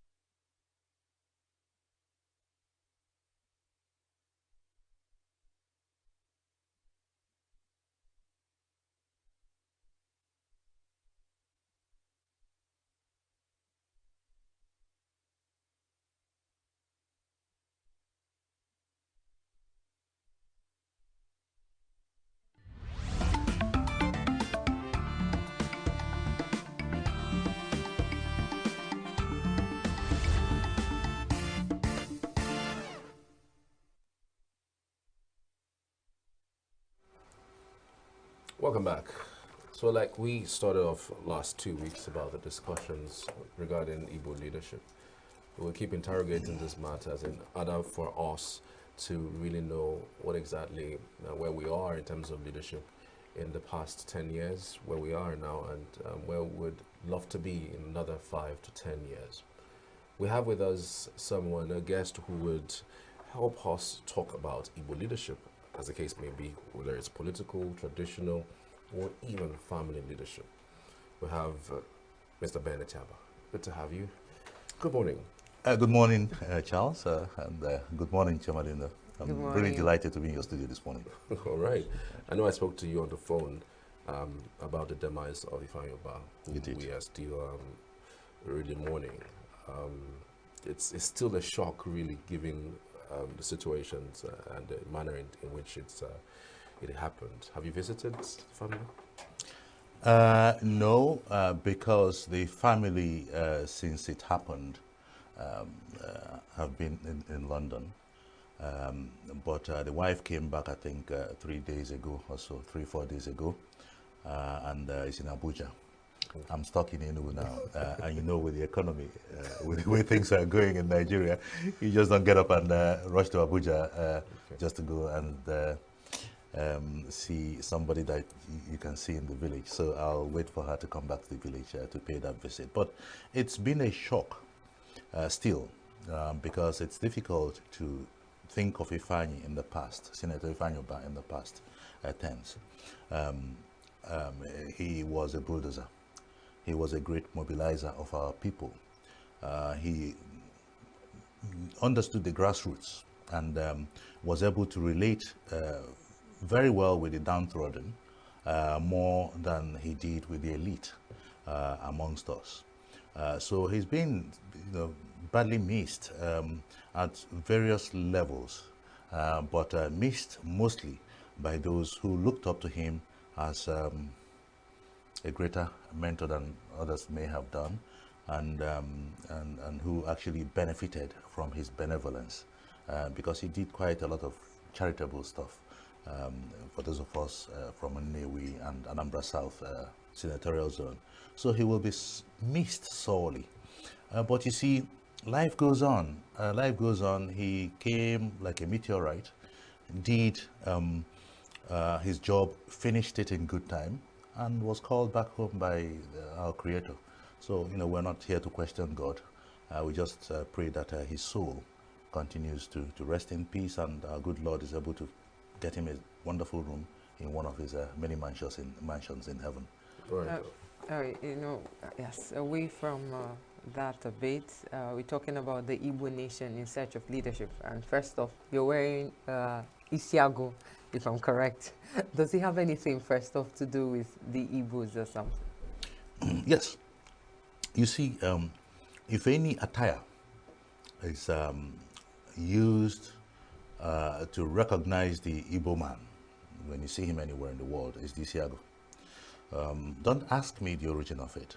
I sort of grew up knowing this. My father had various versions of it. The one I'm wearing is one of the many versions I've worn in the last 2 weeks. So yes, I'm dressed traditionally like an Igbo man, like a titled man, a chief from Nnewi, Ifenia Nnewi, a chief from the Igbo community. Is a Chikwado Nobo. Okay. So whenever I have to deal with issues regarding the Igbo nation, I recoil to my traditional persona. If I'm talking about something else, you might see me wearing a suit and a bow tie and drinking tea. But we're here to talk about the leadership vacuum. And speaking of leadership, frankly, especially as it concerns Ifeanyi, but a few things that you mentioned that are quite engaging. What are those qualities that he had that you think today's Igbo leaders don't have? Because I understand that he has this massive followership from his senatorial zone. He won in different political parties. Are there specific qualities that he possessed that today's Igbo leaders must learn from? Okay, we have to be very careful in trying to elevate anybody to sainthood because they are no more. When somebody dies, usually you tend to look at the good side of their life and what they did right and all of that. So we'll concentrate on the right good things he did and not the maybe not so good ones. Because he was a human being, after all. He was never perfect, nor am I, nor anyone that I know. So, but lessons to learn from his life, of course. He helped a lot of people. Ifeanyi, Senator Ifeanyi was somebody who took delight in getting credit for taking people from A to where they never expected at point B. He enjoyed that. He did it, and he particularly wanted to do it for those who could never dream of those accomplishments. I'll give you one example. A lot of our people in Anambra South, and perhaps elsewhere in Anambra State, mostly, majorly, had the opportunity to travel abroad that they could never have dreamt because of their backgrounds, could never have dreamt of sort of doing, achieving in their lifetimes. When he took people to Moscow to watch the Olympic Games years gone by, he took people to England to watch football, even to Brazil. He invested a lot in the area of sport, encouraged a lot of young people to, sort of see that as a potential earner and as a way of empowering themselves. He did quite a lot. He gave out quite a lot of empowerment materials, helped a lot of people to start small-scale businesses. At that level, yes, he excelled. So our leaders, what lesson do we need to learn? We need to understand that leadership is not about you showing that you're better than the rest. He never did that. That leadership is about who you're able to lift up, not who you're able to suppress with your power. Ifeanyi was able to show that he could lift people up, especially those that never envisaged they could be lifted up, and he knew how to identify them.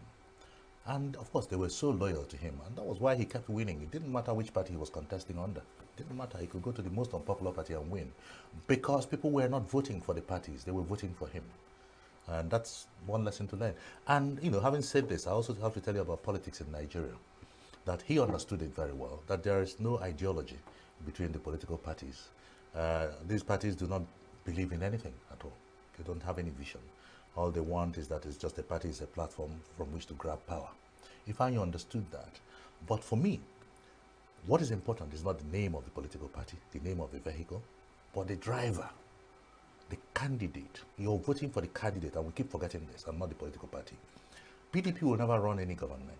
It is Peter Mba, for instance, in ENUGU that will run the government of ENUGU State, not PDP.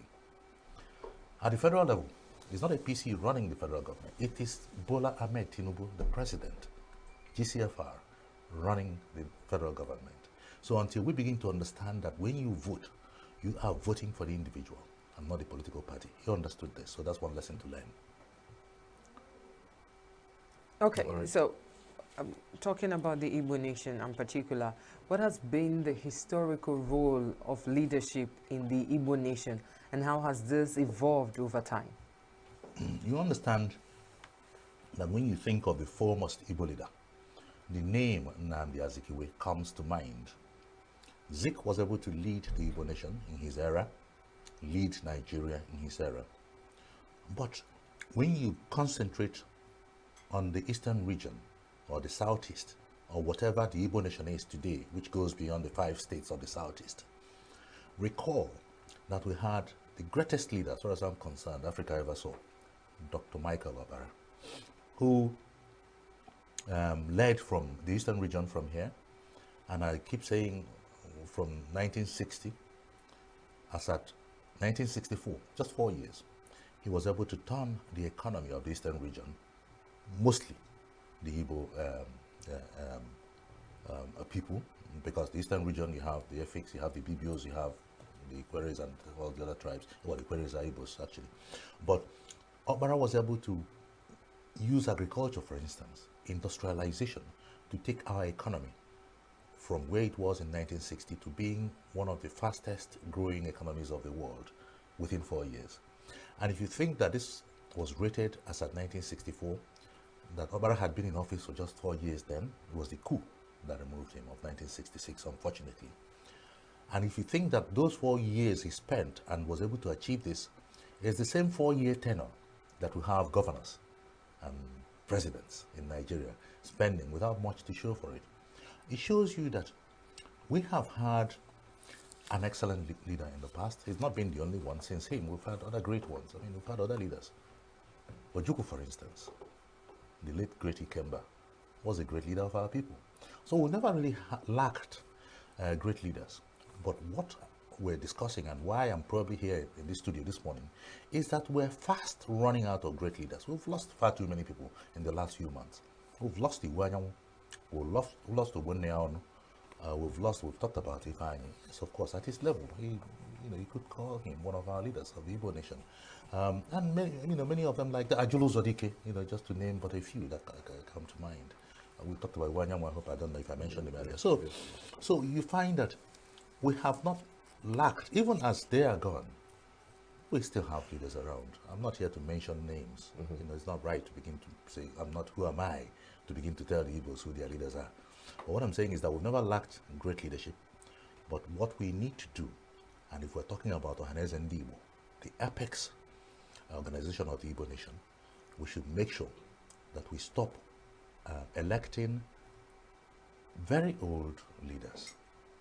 And I say use the word very old advisedly, because I pray that I'm old. I pray that I get to 80 and plus. My mother is 81 now, so I pray that I live up to that age and beyond. But we need to, when you're talking about people leading the Igbo nation, you have to get younger men or women who still have the energy in them to be able to drive the agenda of the Igbo nation. So there's no point in appointing an 80-year-old man as President General Ohaneze Ndigbo when you have people from the ages of 65 to 75 who have similar experience, similar stature, similar, even better worldview to choose from. So I'm advocating that we go for a generational shift and look one generation down or one decade down instead of going for the 80 plus, who should be sort of enjoying their retirement. Come down a bit to 65 to 75. I don't qualify, by the way, obviously, within that scheme. So that's what I'm advocating. Yeah. Do you think it was lack of leadership in Igbo nation was what caused the emergence of somebody like Nnamdi Kanu? I was just waiting to see how long it would take us to get to IPOB. Yes and no. Yes, in the sense that we need more selfless leadership at the very top. That's where the yes is coming from. But no, because the Igbos are Republicans by nature. Igbo from time he has always been like that. Even when Ikemba was around, not all the Igbos followed him. He had sort of enormous opposition within our people. But yet we revered him as our leader in his time. So you'll always have elements of the younger ones who will say, we don't agree. Okay, who want it done faster. When you're young, you're bursting with energy. You want things done yesterday, not even today, not to talk of tomorrow. So no, those younger hotheads will always be around. With the right vision. I mean, Nnamdi has a lot of Nnamdi has a lot of followership, and you can't take it away from him, whoever you are. He has the right language that you cannot take away from him. He says the things that resonate with our people. You can't take it away from him. So we need a leadership that will understand the message that he's given to the younger ones and run with that message. I mean, I'm talking about people not who will copy and paste, but people who will understand that and feel that, okay, and be able to see that our people are frustrated, our people are tired, our people are hungry, our people are angry, and deal with it in a very calm manner and not in a hot-headed way. Because that's what we say in Igbo land. So I understand where IPOB, the leadership and the followership are coming from, and that must resonate at the very top of the Igbo leadership, at the apex of our leadership, Ohaneze Ndigbo and other. And I was actually very happy that before his death, Iwanyanwu made serious efforts at ensuring that Nnamdi Kanu was released, because it's no longer legal as far as I'm concerned now. It's all political now. And if it is political, he has a good team of lawyers, sort of acting on his behalf. But if it is political, then we need political will to solve it, and that's where the big hitters, big people should come out and be identified with him and speak openly. And I'm happy our leaders are doing that now. The 5 Igbo Southeast governors came out the other day and stated clearly that they wanted him released. And up until this moment, it does not look, the body language of the president doesn't look like it's going to be released anytime soon. There has been advocacy for him to be released, even with the court's judgment that even the president refused to really heed to. Then you wonder whether there is something more that we don't know that is happening and the reasons why he's been held. Okay. I think we have to be very fair to the president. Okay. That he does not control the courts. Okay, let's bear that in mind. I mean, he doesn't issue instructions or diktats. This is not a military dictatorship, it's a democracy. So when we are saying we want to apply political pressure, we're saying it advisedly, we're saying it knowing the rules of the game, the rule of law prevailing in a democracy. So we have to be very careful about that. I cannot come on air and begin to say the president is not doing enough or not doing what he should do. Because the moment you're doing that, you're foreclosing his, using him in quotes to solve the problem, okay? Also, you and I can sit here and postulate about why, as far as you say, his body language is not showing what you want to see. You don't know the information available to him. You don't know the pressures he's under. You don't know his modus of trying to solve this problem. All I can say is that I know that he has heard from the highest authority in Igbo land. He has heard from our governors, the Southeast governors. He has heard from our National Assembly members, all saying the same thing. Release our son to us, and we guarantee that there's no more going to be any breakdown of law and order. And let's give it time, because like I said, you and I may want some of these things sorted yesterday, but it might, in the long run, be better that things are sorted with a calm head, or a calmer head. You would recall that most Igbo leaders that rose to power in the then days, made some impact. You still hear their names even when they are not alive. But most of the Igbo leaders now, even when they're not in power, you no longer hear their name, most of them. What is the difference between the Igbo leaders then and the Igbo leaders now? Okay, different era, different challenges, a different country. It was easier post-independence to shine. The polity was stable, expectation was high, the country was not in turmoil. Indeed, the way Nigeria was progressing in the 60s, one would have thought that by now we would have been one of the superpowers of the world. But like I said, unfortunately, the younger hot-headed ones in the military scuppered all of that. I am not here to pass judgment on them, because when this was happening, I was a toddler. I don't know what they saw. I can only go by what my parents told me, what I read in books, what the teachers taught us. They don't even teach history anymore. So Nigeria of today is not the same as Nigeria of then. And don't forget that even since then, we've had many military interventions. And with each intervention comes a retrogression. So it is no longer as easy as it was to excel now than it was then. Because also remember that it was after that coup, when Ironsi took over, that you had the unification decree that was supposed to help sort of hold the nation together, where the shot was going to be largely called from the center. Then it was Lagos, okay? Now it's Abuja.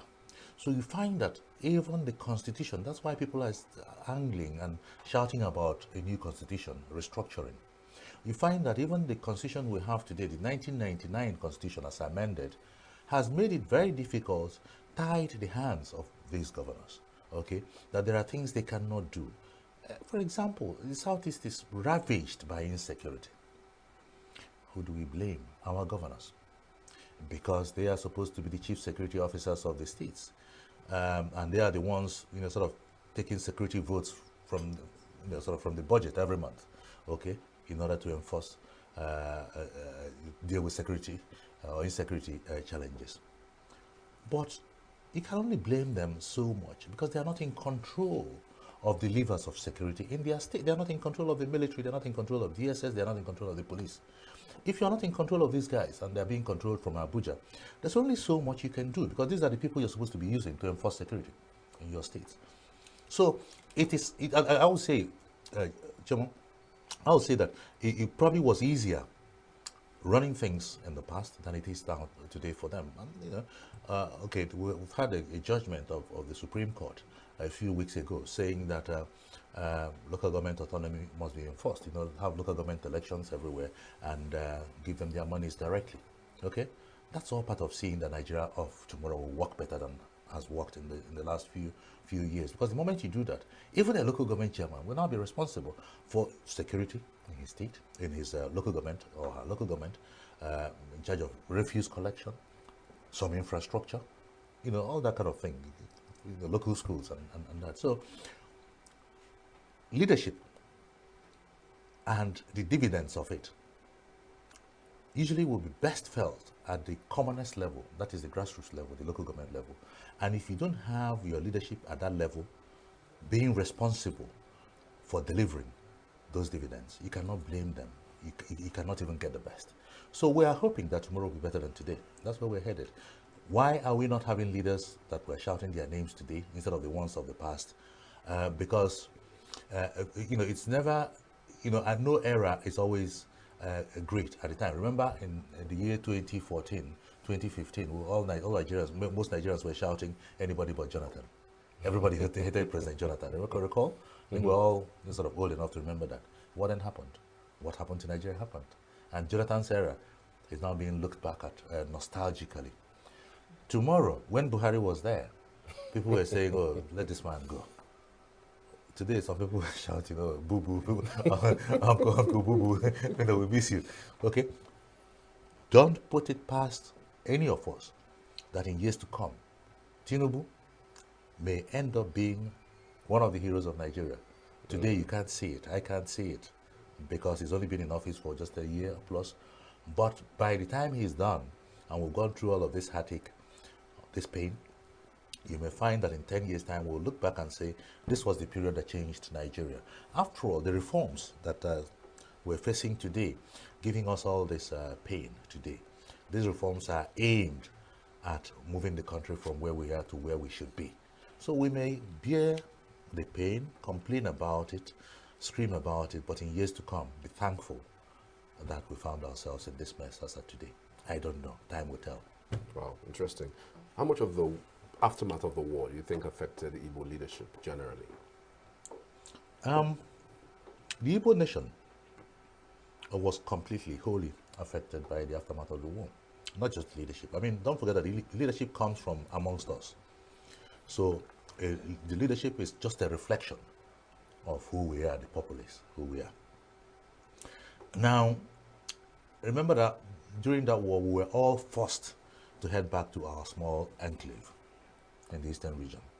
Let me not say the southeast, because some of us, sort of live and come from Delta, some of us from rivers, and even we have some Igbos in Akwa Ibom and Cross River and all that. Now, so we were forced to come back, and a lot of people came back and found that they had no homes to come back to.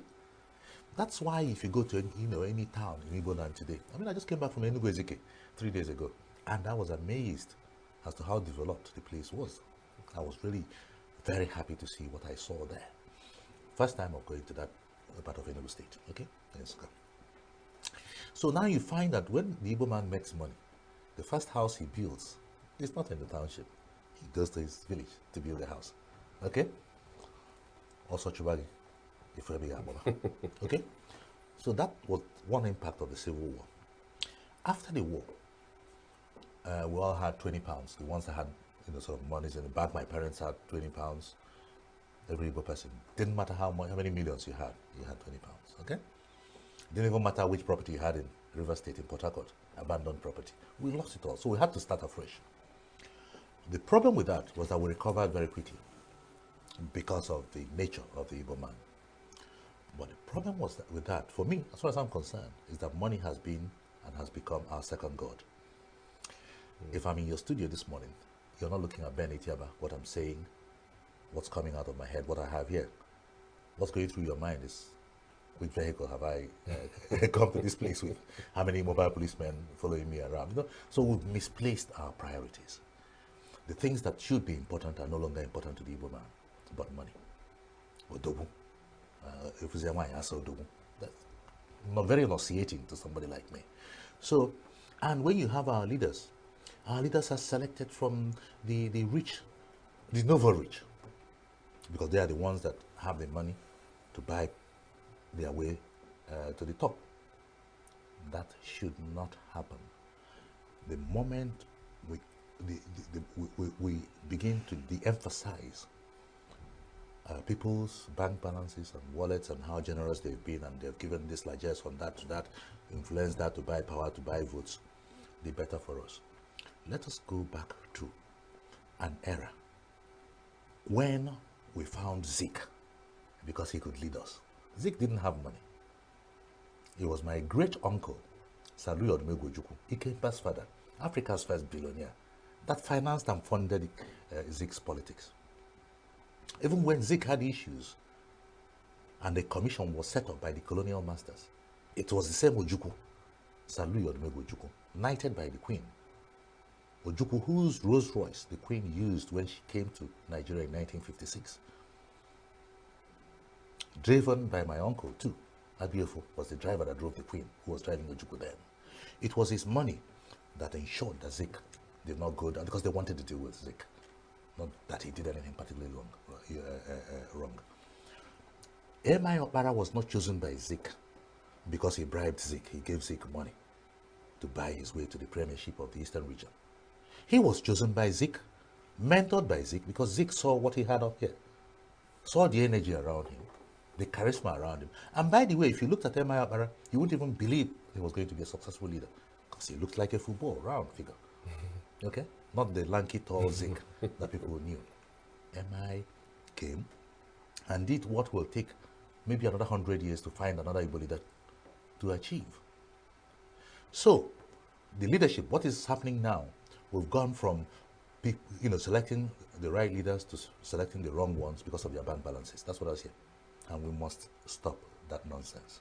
So, what role do you think that traditional rulers, play in, or what influence do they have on the governance, Igbo nation governance and decision making in Igbo communities?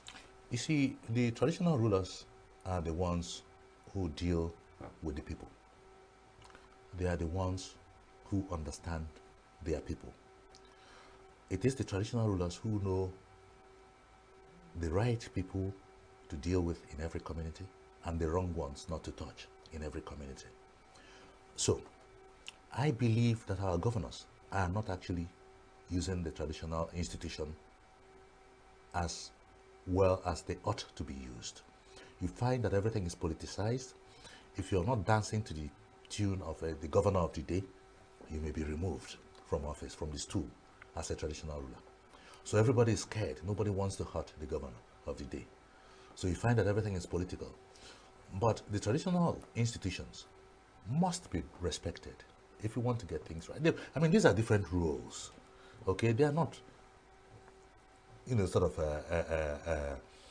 a distraction to what the normal elected leaders should be doing. So they should be left alone to thrive and be looked after the right way. But you also find that he who pays the piper dictates the tune, because the governors are the ones paying them. They are forcing them to do their bidding. So everything is politicized. The right thing to say about the traditional institutions is that they are the ones that know where the bodies are buried locally and must be used the right way. Any altruistic leader, selfless leader who wants to achieve, and that what we lack is selfless leadership. Just look at it at every level, even here at Signature TV. If you have a selfless leader, this place will thrive. If you have somebody who wants to be like Donald Trump, everything is about him, a narcissist, nobody wants to know. The turnover of staff will be too high, and nobody will be motivated. It doesn't matter how much you pay people. So we need selfless leaders, pure and simple. And you don't get selfless leaders by choosing people who are able to buy their way to power. Right. I mean, it's quite interesting how you have examined this trajectory in terms of Igbo leadership and how we have dovetailed into money bags. Is it peculiar to Igbo nation? Because we've also seen this play out in the past, even across board, across all traditional nations in Nigeria. It's the highest bidder that takes it. You've said that we must demystify that. Is that even possible in a country that has over 133 million, multidimensionally poor? Okay, everything in life will seem impossible until someone does it. Then you know it's possible.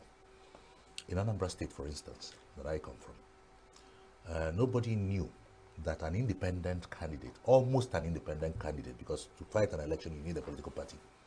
But in the year 2003, a young businessman decided enough was enough in Anambra and chose a teacher, an educationist, as his running mate, my mother. And they campaigned in Anambra. Against all odds, the people voted for them.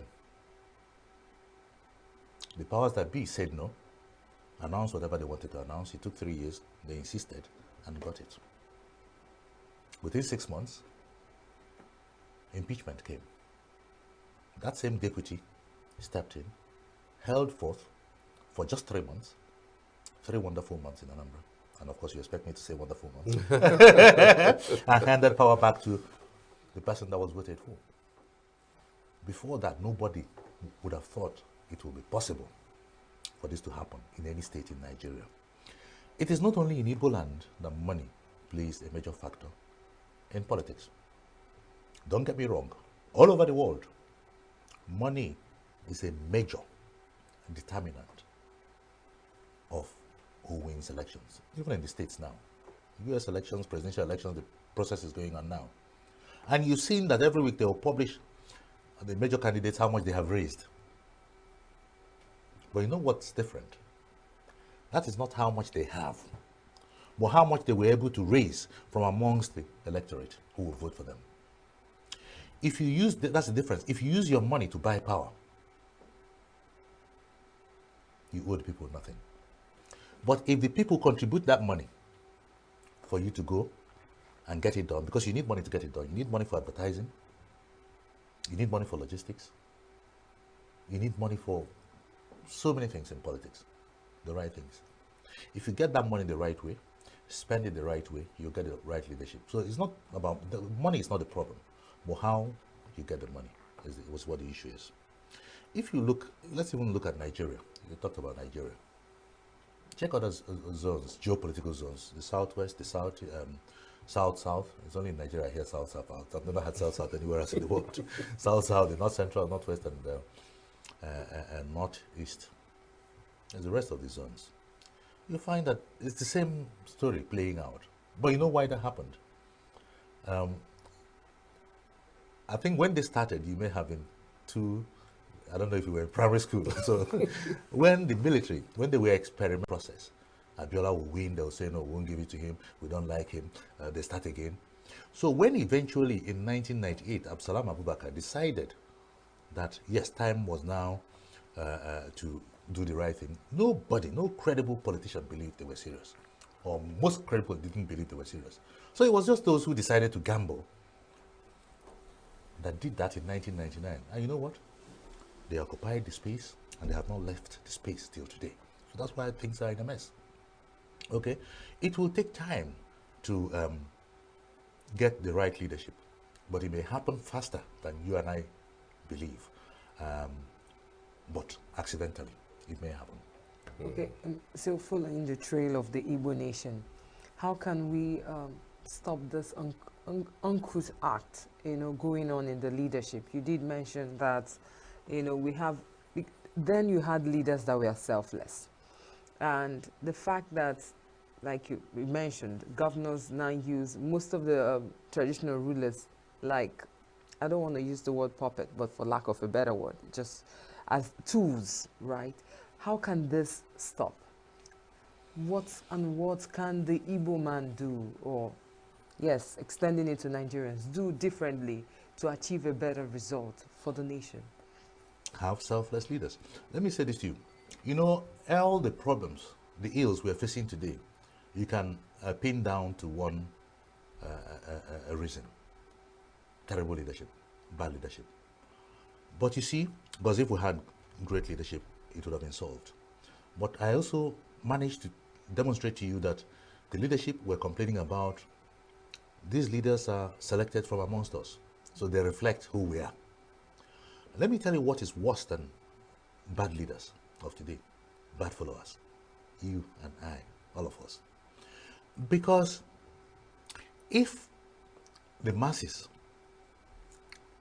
are not prepared to collect stipends during elections, if we say, hey, enough is enough, give us the money, we'll take it, but we'll vote the right way. The moment we begin to do that, you'll find that the idea of giving money to buy votes will stop. I know the next thing you say, you probably ask me is, what if the masses say no? And then INEC and judiciary say yes. Once the masses are resolved in saying no, INEC, judiciary, these are not ghosts. You know who they are. They won't do it. They won't step out of line. They won't dare do that. These things are done because the perpetrators know that they can do it and get away with it. The moment you know that you can do it, but you cannot get away with it, you will not do it. Right. For the first time since 1999, an Igbo man emerged that has this national appeal, so to speak, and he's from the Igbo extraction. And because of that, there was this huge followership he has, and even up until now, he still enjoys that followership. What do you think caused that, and how do you think the Igbo nation is harnessing this beauty under this democratic dispensation to our own advantage? Okay. Quite frankly, what I want to see in Nigeria is good leadership. I don't care if that leader is from Sokoto, from Maiduguri, from Abeokuta, or from ENUGU. Ben Etiaba, I don't care. I just want great leadership. You have just demonstrated what happened a few months ago, where there were major candidates and a huge, beyond expectation, proportion of Nigerians decided of Mr. ABC. This is the person we want. I don't know what will happen at the next election. I don't know which parties will be contested. I don't know which candidates will emerge. But at the right time, when those candidates emerge and the parties present their candidates, Nigerians once again will take a decision as to which way to go. Okay? I was very impressed and surprised by the phenomenon you described. And I'm sure that the candidate you were trying to describe was also personally surprised about what happened to him. Absolutely. He is a hostage to that movement now. Even if he wants to run away from it, he can't. So that's the point there. But you see, what we want to see is a Nigeria that works. You know, if you have a Nigeria that works, go to the advanced democracies of the world. Nobody cares. Keir Starmer is the new prime minister in Britain. Most British citizens are not aware of where he was born, where he's from. They don't care, quite frankly. In fact, it's getting to a stage where even Muslims are winning elections in Britain. They don't care. Because they are only voting for what will affect their lives positively. So, I don't believe in tribal politics. If I tell you, quite frankly, that I want an Igbo man to be the next president of Nigeria, that's not my passion. But if an Igbo man is the best, I believe in meritocracy. He should win that election. And must be declared. Many people think that we are marginalized. The Igbo nation is marginalized, and so, I mean, even with the fielding of candidates, the candidates across boards, some would say haven't really fielded their best, though. So why can't we, you know, in the true sense of it, get somebody who can, you know, run the presidency? And okay, you don't win any election on emotion. You don't win it. It's not gifted. Leadership is not something that is dashed to you, even if you're the best. Let's not get that wrong. I am somebody who honestly believes that Igbo man and woman is marginalized. I believe that it is not right to be wasting our time, our precious time this morning or any other time going forward, discussing that marginalization, because it won't change anything. I always know and think that the right thing is to do that which is within our power, our gift, solve the problems that God has already equipped us, given us all the facilities, all the know-how to solve, and not continue complaining.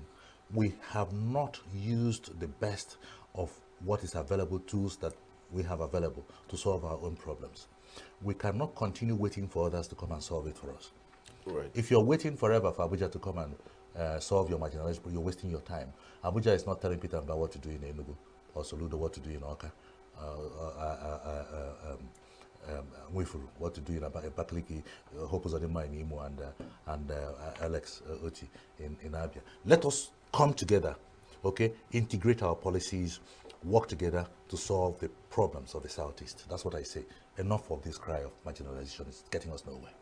Okay, so by your thinking, do you also think that the Igbo leadership hasn't done enough in terms of reaching out to other regions to be able to actually aspire to that position of the presidency?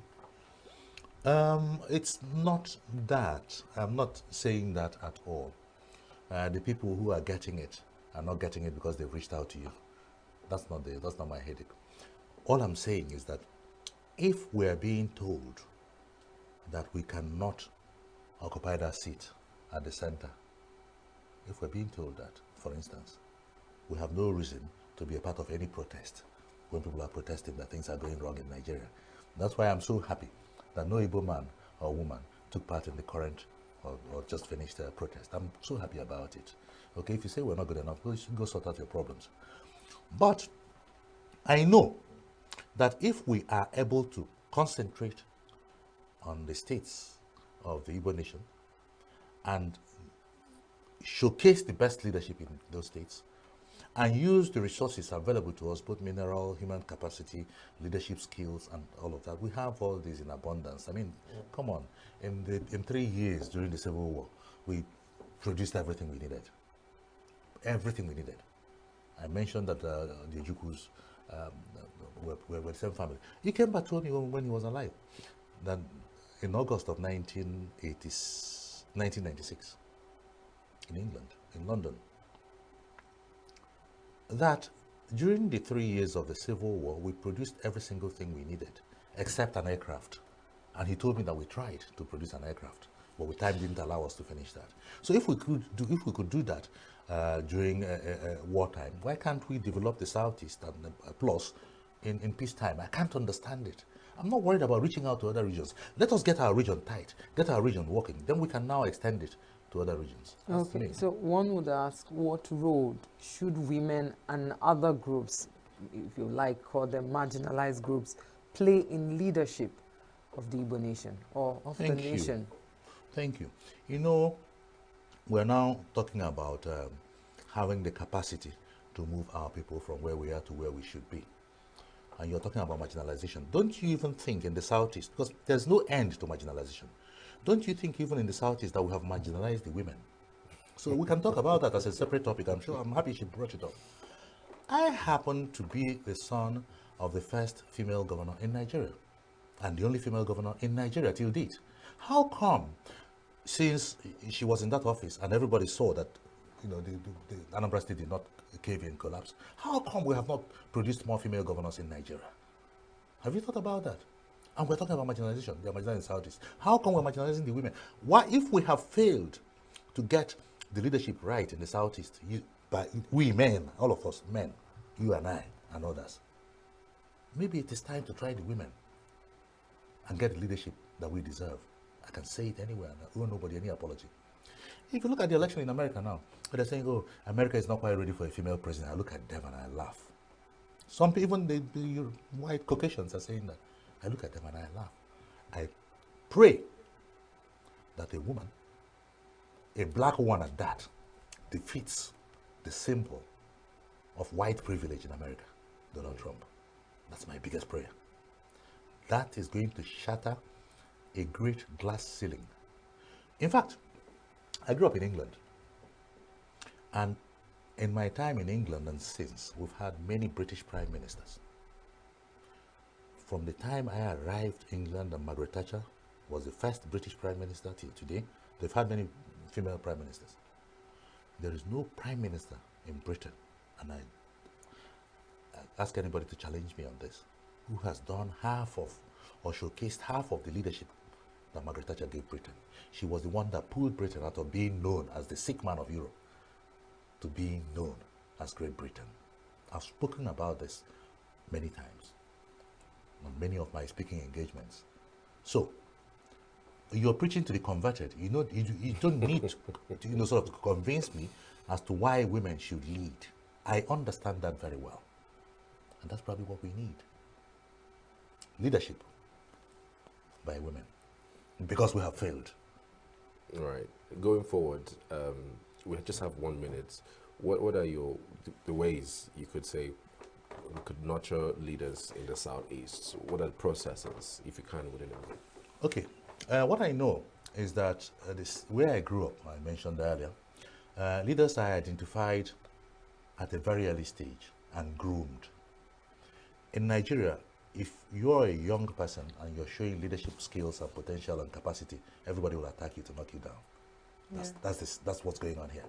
So we must have a way of identifying leaders at every level, assisting them, grooming them to be able to lead us. Because if we do that, then we'll get the right leadership. The problem we have in Nigeria is that everything will have ya. Leadership will have ya. Everything is everything. You know, you enter the position, then you make more money from there. Let us get rid of this mentality, because if a system works, all of us will benefit. Thank you so much, Chief Ben Etiaba. We honestly appreciate your input on this, and I want to believe that everyone out there has also learned so much beyond one or two about how to move beyond from where we are to where we are supposed to be. Thank you so much once again. Thank you very much. I'm really delighted. We will be going for Internet Watch right now, and after that we'll still return. It's still Signature Morning on Signature TV. Go nowhere.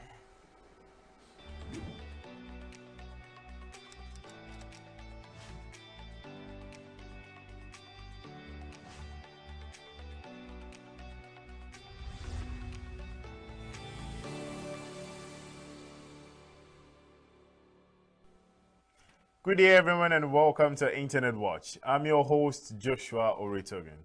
Today, we're starting with a story that has left many people in shock and disbelief. In a tragic turn of events, police teams reportedly opened fire on each other, mistakenly identifying themselves as members of the indigenous people of Biafra. How?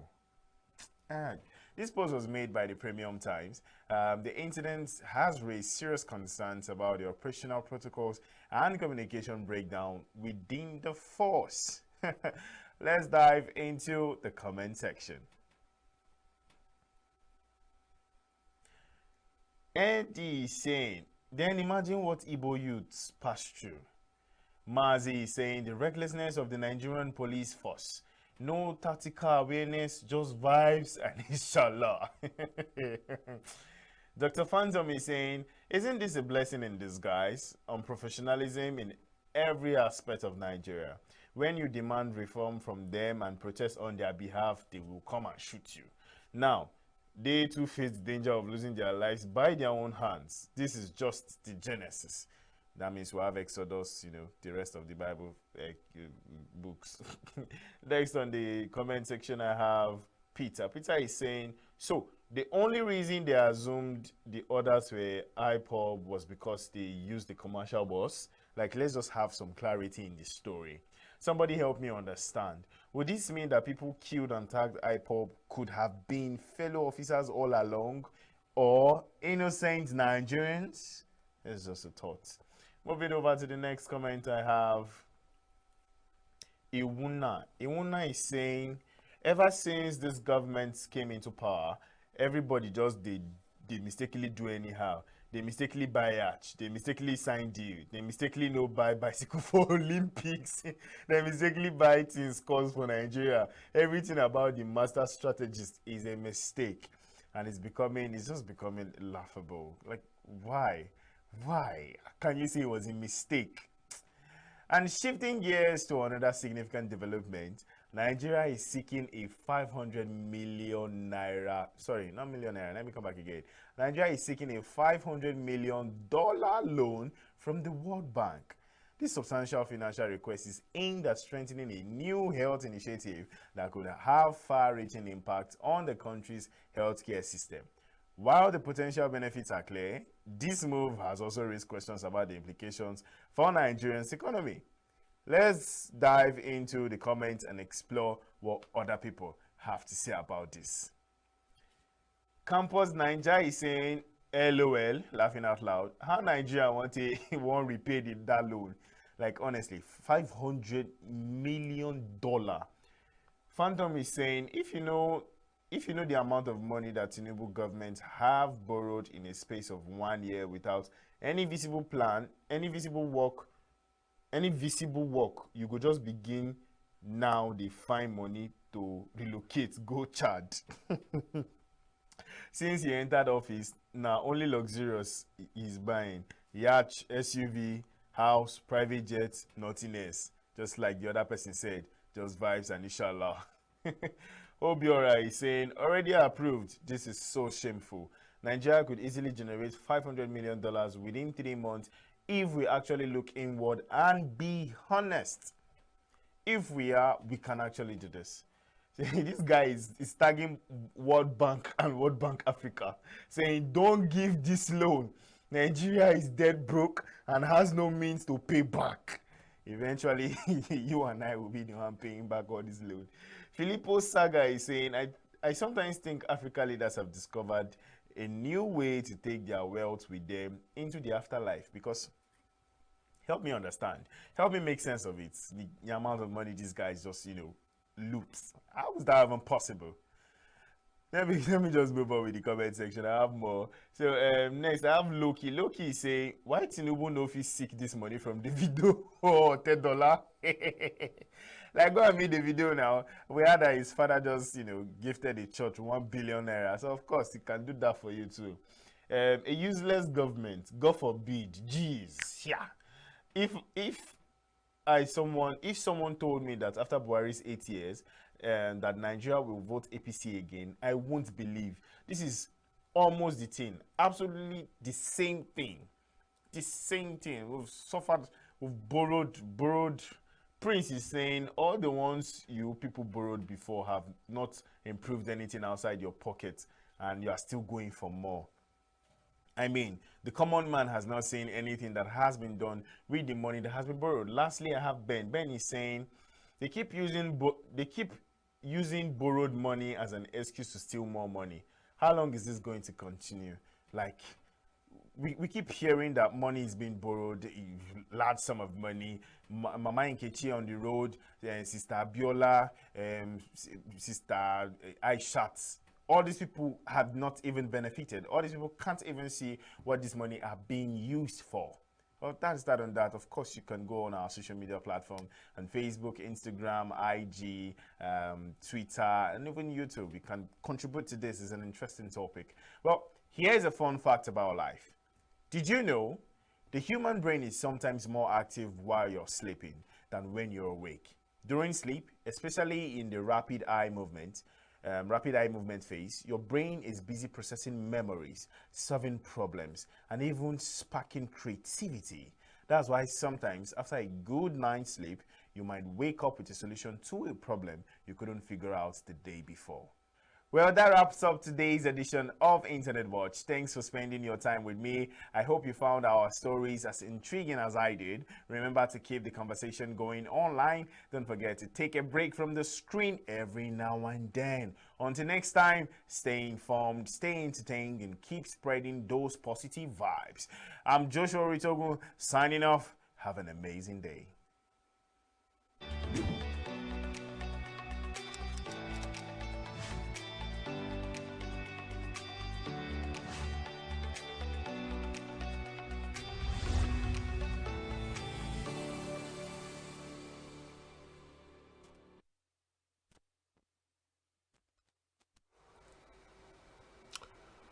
Great topics out of Internet Watch with Joshua Oritogun. I don't know what particular one caught your attention. In the fact that, you could hear Nigerians saying, the particular comment that says, he's trying to imagine, or he thinks that this government or leaders have actually figured out the way to take money to the afterlife. Because you wonder how someone who is ebbing to 90, 100, is amassing so much wealth. What are you using it for?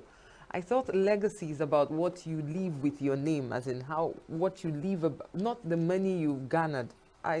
It's just something that I'm trying to get my head around it, and I'm very glad someone else is also on that same page. Charles, do you think there is a way you can spend money in the afterlife? It's part of. I mean, I don't know if it's peculiar to Africa or Africans, because I think what has happened to us is the failure of our humanity, frankly speaking. Because an average white man would build things with that money. In case maybe they steal, they want to build something that will also affect humanity. But, we have leaders who steal and steal and steal for themselves, steal for their kids, steal for their kids' kids. Because, I mean, what are you going to be doing with 100 billion naira, for instance? Like, if you are to probably eat 1 billion per day, in 100 years, you will be able to finish it. So who eats 1 billion in a day? So you wonder if we are even humans in the first place. So I think one of the things scientists should begin to look at is it possible to spend money in the afterlife? Maybe there is a way that these people have actually fathomed or discovered that we don't know. So I actually want to look forward to that research. Or maybe we could start it and hope that it turns out best. But in any case, like you said, how on earth would you amass so much wealth for you, for just you? God help us. Meanwhile, we have an interesting interview that was done between my very own Charles Piles and Igwe Chukwuemeka Ubunta. It's one you don't want to miss, trust me. So follow through. It's still Signature Morning on Signature TV. Don't forget to follow us on all our social media handles at Signature TV Officials on Instagram, TikTok, and Facebook. And on YouTube, like we are always live there. Go subscribe to our YouTube channel at Signature TV.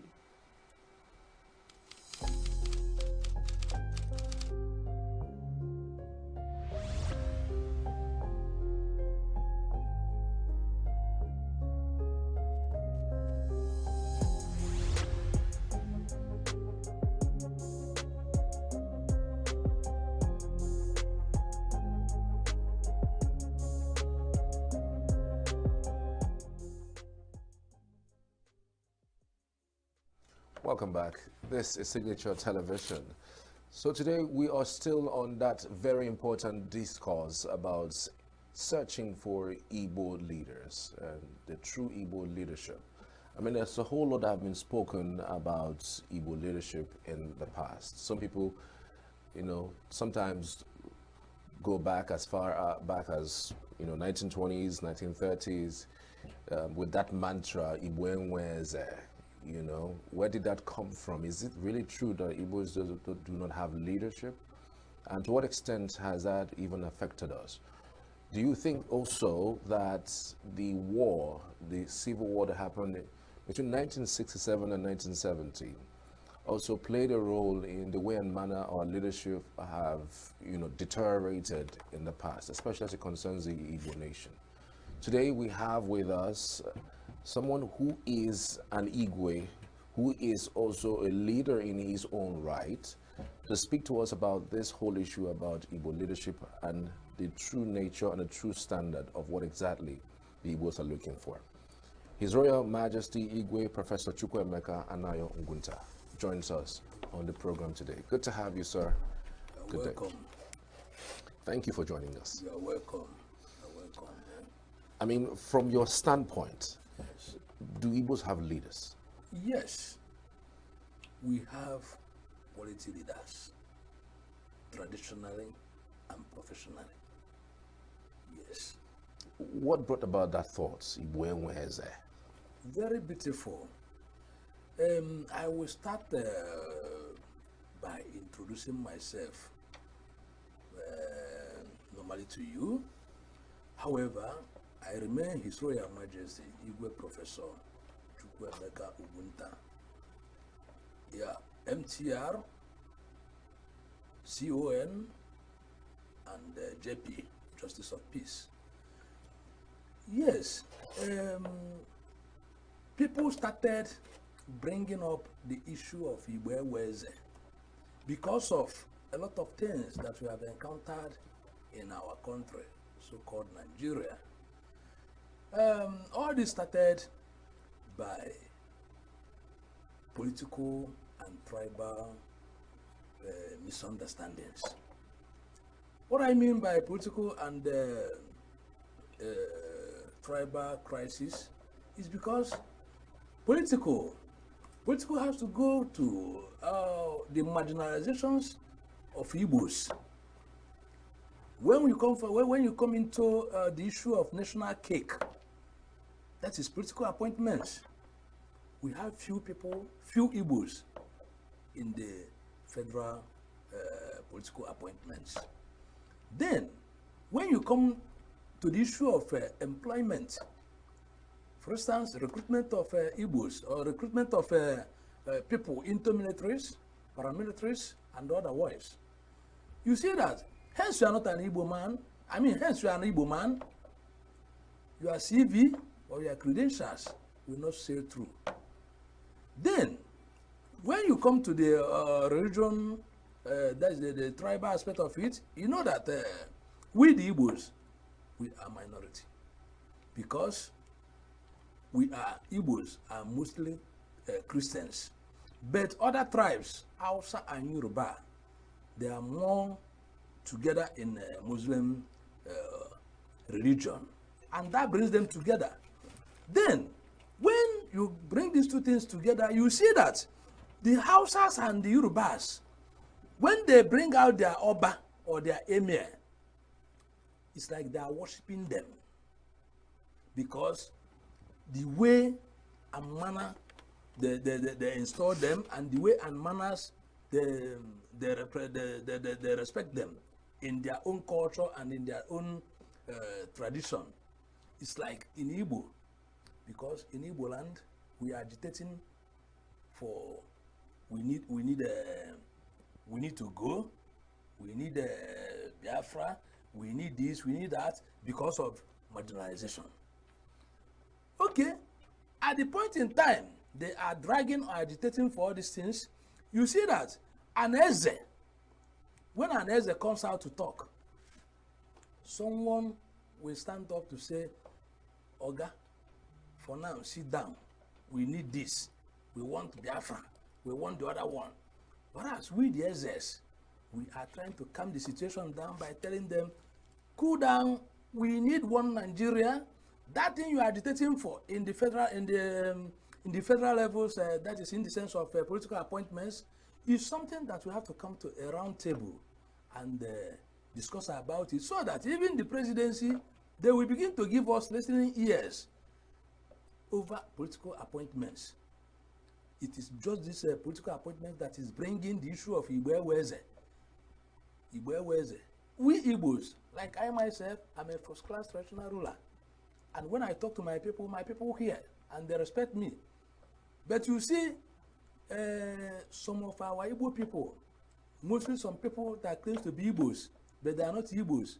When you talk of other people like our neighboring states, Benue man now, if you see him on the road, he will dress up as Igbo man, put on a cap. When you ask him, Chief, how are you? He says, sorry, sir. He's not a chief. You begin to tell that is their own attire. Then you see another person, like the other time in Delta State. You see somebody who will dress purely like an Igbo man, like a chief, like even as a traditional ruler. When you approach him to say, "I know you, which title do you have?" You tell them, no, this one. So, and the same people, they are imitating with the title people. Therefore, when you now say, sit down here, that one will be the first person to tell you, where's it? But as we Igbos, we have Eze. Eze means king. And a pure king, original king, son of the soil of Igbo land, when he speaks, people will hear, and people will respect and obey him. All right, so at what point really did we lose it? Because you have highlighted some issues in the past that have brought us to this moment. At what point do you think that we lost it, so much so that we stopped respecting our leaders? So many youths these days, even when their Igwe speak, they tend to not obey the Igwe. It wasn't obtainable in the past. At what point did we lose it? I mean, the most recent case, in fact, is the case of Nnamdi Kanu. Good. So many leaders spoke to him about the way and manner he was going about uttering his words. But, I mean, he didn't listen. And now, upon this time of the day, we haven't seen anybody come up. No leader have actually come up to speak for him and even put their head on the line for him, you know, and now he's still in jail. So I'm just wondering, at what point do you think that we lost it with this leadership thing in the East? Very beautiful. In the case of my brother, Nnamdi Kanu, I personally, with Okwadike N'Igbo-Ukwu, the late Chukwuemeka Ezife, former governor of Anambra State, we visited Nnamdi. We tried to visit Nnamdi Kanu at DSS office in Abuja. They refused to allow us to enter. Then later on again, I and Obiozo, with 3 other persons, we visited him. What we found out from Nnamdi Kanu is not stubborn. It was as the case of the same marginalization and intimidations with this discrimination of Igbos. That is why this man came up to agitate of Biafra. Well, at the time he was speaking about these issues, there were no leaders speaking about it. There was nobody talking about this marginalization the way that he went about it. You know, so some people say that is a failure of leadership of the Igbos at the time. That is the reason why Nnamdi Kanu emerged in the first place. Let me help you. Nnamdi Kanu, before he emerged, there was this man we call Wazirike. He came up during his time. He tried to negotiate with the then presidency to see how they will accommodate Igbos fully in national cake. The national cake we are talking about is sharing formula of political powers in Nigeria. We are highly being intimidated. Based on that, they disappointed him. At a stage, the young man, he felt that he couldn't go further. Rather, he stepped down. Before Nnamdi Kanu came up again, when Nnamdi Kanu came up, he consulted some traditional rulers. He consulted some political muggles. in Igbo land. And they still told him, if Nigeria could accommodate us fully in national cake, that the sharing formula, if we negotiate very well about the sharing formula in the national and the federal levels, politically, that he will go down. But at the same time, they refused him. They did not want to listen. Even till today, the same thing is still happening. So based on that, Nnamdi Kanu came up. But as a matter of fact, today, we are now negotiating on the ground, talking to our top government leaders, government officials. Let me tell you, I am a member of Monarch Traditional Rulers in Council of Nigeria. So we, the Royal Majesties, not Royal Highnesses, Royal Majesties, we have been meeting. The other day we were in Kano, the other day we were in Taraba, the other day we were in Meduguri, trying to sort out things. Very soon Nnamdi Kanu will come out, because all hands are coming now on desk to make sure that there is peace. Actually, we need one Nigeria. We need a peaceful Nigeria. Before the war, what brought about the war is still the same marginalization, intimidation, discrimination. Then after the war, we still came back together because they declared no victory, no vanquish. Instead of us now to come back again to round table, as they agreed in Abri in Ghana, some people still disappointed, some people still fall apart. Based on that, Nnamdi Kanu, all these things are some of the points he's using today to agitate. But by his grace, in as much as I, His Royal Majesty, Igwe Professor Anayo Chukwuemeka Ogunta is concerned, there is a peaceful negotiation going underground from one state to the other. In fact, we are bringing all hands on desk to make sure that very soon Nnamdi Kanu will come out from that place. So when he is released, do you think the agitation would end? Because you have mentioned that there is marginalization of the Igbos. You have also highlighted that it hasn't stopped, that marginalization, is continuing even with this current administration. So even if he is released, that particular issue never goes away. How do you think the government can integrate the Igbos into national politics? And do you see it happening under this administration? Yes. President Bola Ahmed Tinubu has given us some words of encouragement recently that if we, the monarch traditional rulers, can guarantee him that if Nnamdi Kanu is being released, that these agitations will come to an end. Fine and good, the agitation will come to an end if also the federal government will consider bringing Igbos to the inner circle of what they are doing. I am laying much emphasis on national cake, political sharing, political power sharing. Give Mr. Wankwo, give Mr. Dele, give Mr. Yusuf. Everybody will go home smiling. There will be peace. But in terms of when Mr. Wankwo comes in, they say close the door. That we only need Yusuf and Abubakar. The agitation will continue. But President Bola Ahmed Tinubu, he's a man to the core. He has brain, he has wisdom. He listens to people. He respects traditional rulers so much.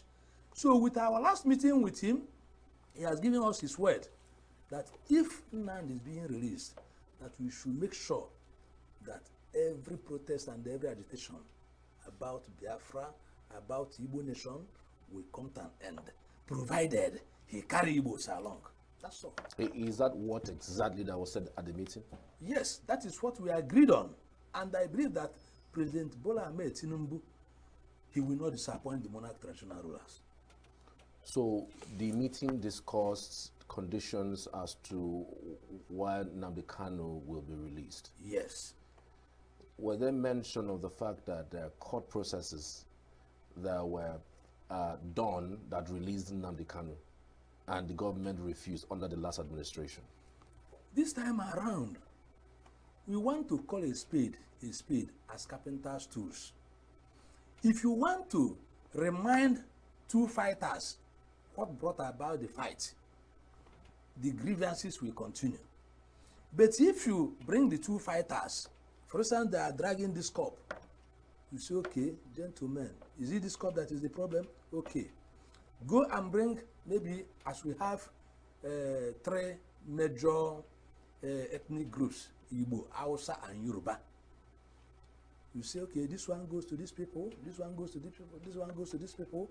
When we, the Igbos, when we come back home, we have our people. For instance, when you get to Delta now, you see Delta Igbos. You go to Kogi now, you see some Kogi Igbos. You go to Hausa, you see the Fulanis, you see the Hausas, you see many of them. So they, each group will go back home and discuss how they will share their own.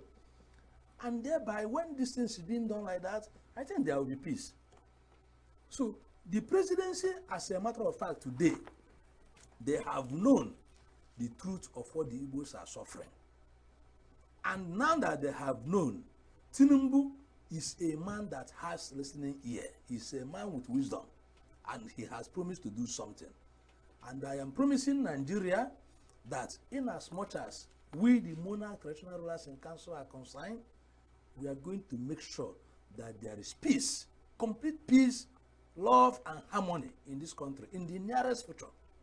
We don't want all these protests and all these fightings, provided that simple national cake could be shared on a round table with a good formula. There will be peace, there will be happiness. Right. I don't know the collaborations that you have with political leaders.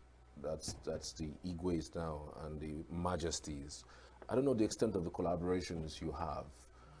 Do you think what we have right now, as it stands, in terms of politics and sharing of resources in the southeastern region, do you think the amount of monies that have been pumped in since 1999 up until this moment is commensurate with the development that we're seeing right now? Of course. You see, since 1999, the money, the allocations coming in, because like in Igbo land, we have only 5 states. We have the original 5 states of Igbo land: Imo, Anambra, Ebonyi, Enugu, and Abia. When there is crisis, if you hold a Delta man, he will tell you, I know Igbo, me I be Delta, I be Middle Belt. You hold a Kogi man, he will, me I know Igbo, I be this. You can see what this my boy in what's that his name? Asare Dokubo. He's an Igbo man. But when there is crisis, he will deny that he's not an Igbo man. So based on all these things, the allocations coming to the 5 states, the Igbo nation, the Igbo land, is too small. We have the smallest portion. We have the smallest states. In Hausa, they have, in fact, when you check the 36 states, Hausas and Yorubas, they have the majority, the major states. But when you talk of Eastern Nigeria, it is now that they just added South, South, Southeast. The ancient kingdom knows that Igbo land is Eastern Nigeria. And these are the 5 states I have just mentioned. But even if the other neighboring states, they don't want to associate with us because we have been carrying our cross since 1970s till date. If federal government will say, okay, Igbo state governors, the 5 Igbo state governors, go home and discuss, give us what you want, so that when all these things are being given to you people, there will be peace in Igbo land. I think this is another assignment I will chip into the presidency, so that if they can grant us that opportunity, honestly speaking, my good brother and our illustrious son, Nnamdi Kanu, he's a peaceful man. He has the listening ears. When all these things are being done, he will come out and there will be peace. Right. What I'm saying exactly is the resources that we have received in the last 23 years, 24 years of democracy since 1999, successive leaders have come and gone in terms of politics. You know, we can even do a rundown for Enugu State, for instance, from Chimaroke to Sullivan to Ifeanyi Ugwuanyi, and then this current administration. with the monies that have come into the southeastern zone, the 5 states, Yes. is it commensurate with the development that we have? Some people will say that it's not even commensurate. Yes, you could say that in the zone, we are the smallest in terms of allocation, but even the one that we have, that we receive, that we know we receive every month, is it commensurate with the development that we see every day? And how are you, the people in your territory, addressing these issues or speaking truth to power and talking to the governors about using the resources given to them from the federal allocation or even from the states by means of IGR, to invest in the state? Yes. For now, as I have said, it is not enough. They have to increase our IGR. They have to increase, because here in Eastern Nigeria, we don't have a lot. We don't have enough. For instance, we don't have seaports. The Port Harcourt seaport is not enough to serve us. The crude oil we are talking about, you see the Niger Delta, they have given them NDCC. They even gave them a minister. Now, that area now, no Igbo man could work there. So when they want to push in or bring in enough IGR, enough resources to Igbo nation, that is the 5 states of Igbo land, we can manage it, and you will see that there will be a good development. It's not when this cup is being sold in the market 10,000 naira, and you are giving somebody 2,000 naira to go and buy the cup. Automatically you don't want him to buy the cup. So when the allocation coming to the Igbo nation is not sufficient enough to establish, to develop the Igbo land, we will keep on crying. No good roads. Go to Abuja, go to Kaduna, go to Kano, go to all the northern states. You see the kind of road they have. But because they are not giving us enough, we try to manage to repair and to build, and today, tomorrow, it will destroy, it will get spoiled. We need enough fund. We need enough. You don't resources. think that the monies that are sent to the East are somehow, somewhat being pilfered, being stolen by government officials? Even the little that we have, we don't even utilize it to the best of our abilities. You don't think so? No. You mean that what we have is just too small? It's too small for us. It's too small. Our politicians, our political leaders in Igbo land, in Igbo nation, they are gentlemen. They are not thieves. The only thing is that they are not being well funded. So when they are trying to squeeze out that money, someone that is working, or someone that is cooking or running a restaurant, know how the person must taste a small chop before things will go on very well. So my political leaders in Igbo land, they are very powerful. They are doing their jobs, but we are still pleading to the presidency to fund Igbo nation very well. Right. Then give us double portion. What is for you? Talk us through the processes of choosing an ideal Igbo leader, either politically or even traditionally. Good. You see, nobody is a saint. I must have to tell you, nobody is a saint. For instance, now, when you come to Igbo land, we have some gentlemen that are good leaders, that are good politicians. But sometimes we discover that some of them that don't have money to buy political power or to run, jump, and pass businesses in the political arena, it seems as if they don't know what to do. Because we have some gentlemen, some educationalists, some people that could, when they step into an office, they will give you the analysis of how to run the government or how to run a state. But sometimes you discover that they don't have the money to buy the power.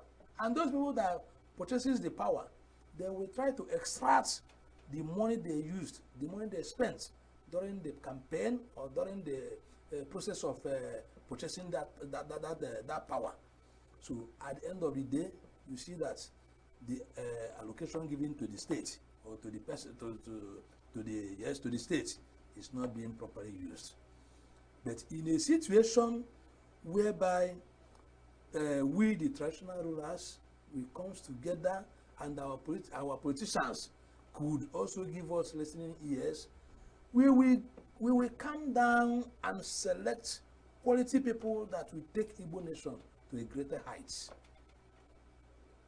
For today, the ones we have, they are doing their best, but they need more room for advice.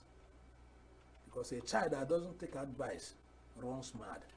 So what role do you think traditional institutions play in our political leadership?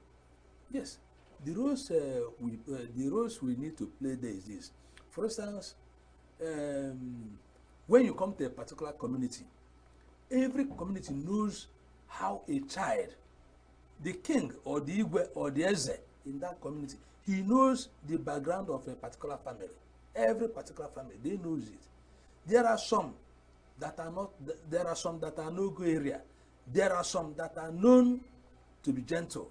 So if you want to select a good candidate, you go to that area.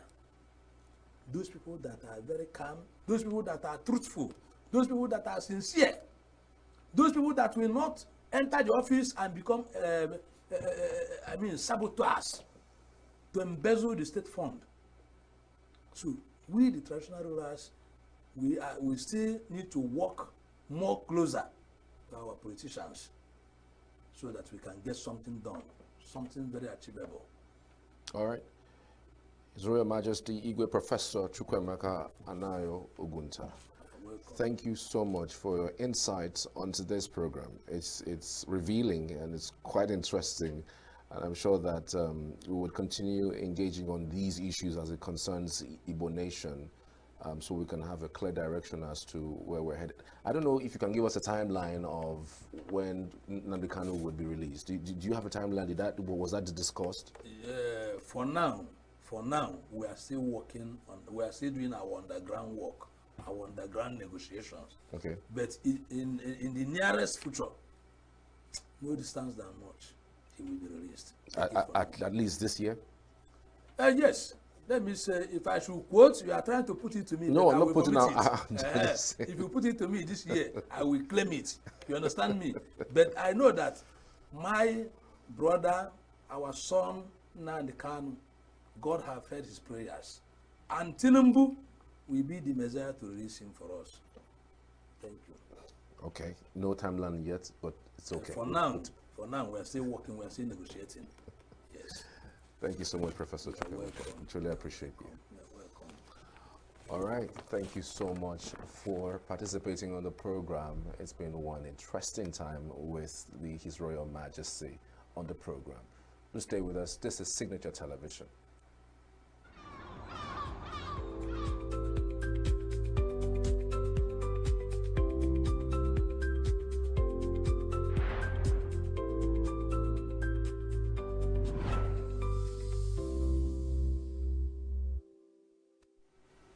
It's still Signature Morning on Signature TV. I always love to remind us, don't forget to follow us on all our social media handles at Signature TV on Instagram, TikTok, and Facebook. And we are also there live on YouTube at Signature TV.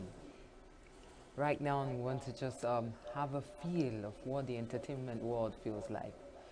So, entertainment news is up next.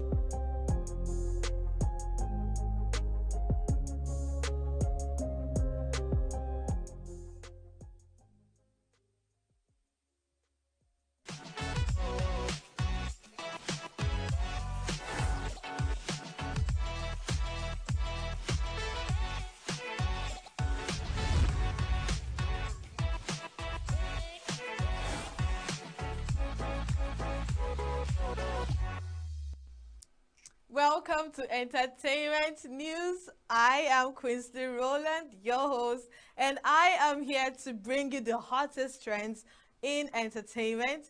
Get ready for an exclusive look at the stars and their latest projects. And we have Afrobeat star Stanley Omar Didia, popularly known as Omalay, has opened up about the positive impact of his prison ordeal in Uganda on his life and career. It is recalled that Omalay and Thames were arrested and charged to court and subsequently detained in prison in Uganda for making an appearance at a concert held in the country at Speke Resort, Kampala on December 12, 2020, despite COVID-19 social distancing regulations. Speaking in a recent interview with Amazon Music, Omalay has stated that his jail experience shifted his perspective on freedom. He said after the experience, his love for freedom increased and he expressed it in every one of his songs. And next we have Nigerian singer Simisola Kosoko, popularly known as Simi, has revealed why she fell in love with her husband, singer Adekunle Gold. The mother of one revealed that she fell in love with her husband because of his graphical designing and photoshopping skills. She disclosed this while hailing Gold after he successfully edited a water bottle out of Tunde Onokayo's photo in Nigerian chess master on X. Recalls that Adekunle Gold was a sensational photoshopper before he got signed to Olamide's record label YBNL Nation after designing the label's logo. Israel Adesanya has vowed to continue his fighting career despite suffering a fourth-round submission defeat to Dricus du Plessis. During the UFC 305 in Perth on Sunday, Adesanya suffered his first submission defeat ever, with Dricus retaining his middleweight title. In the fourth round, just as Adesanya appeared to be gaining the upper hand, Dricus stunned him with a hard shot, following a rare naked choke that forced Adesanya to tap out. After the fight, Dricus expressed his respect for Adesanya's strength, saying nobody can take him down and keep him there. Despite the setback, Adesanya has unfazed in his post-fight interview. Jamaican reggae legend Buju Banton has revealed that he has Igbo heritage.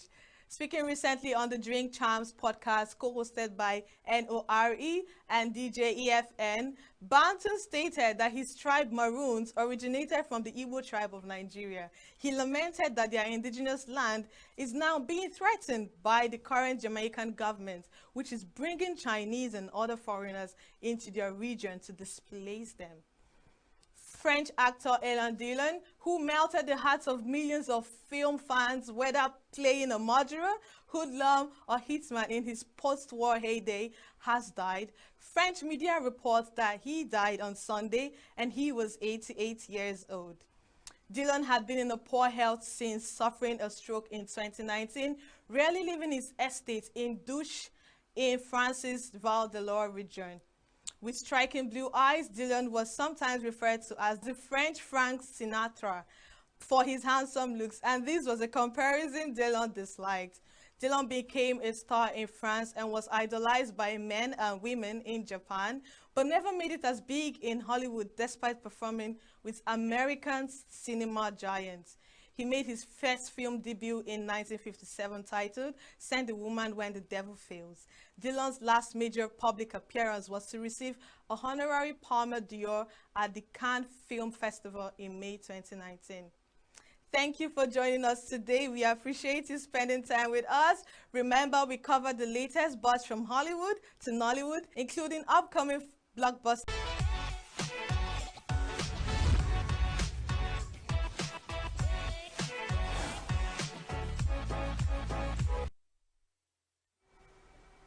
Welcome back. This is Signature Morning on Signature Television. Up next is the financial reports. Do stay with us.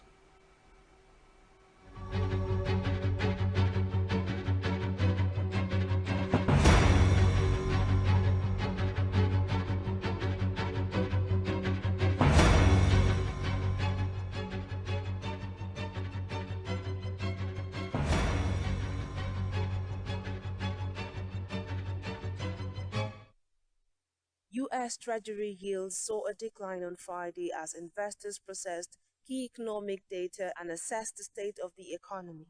The yield on the 10-year Treasury fell by over 2 basis points, settling at approximately 3.9035%, while the 2-year Treasury yield dropped slightly to 4.0853%.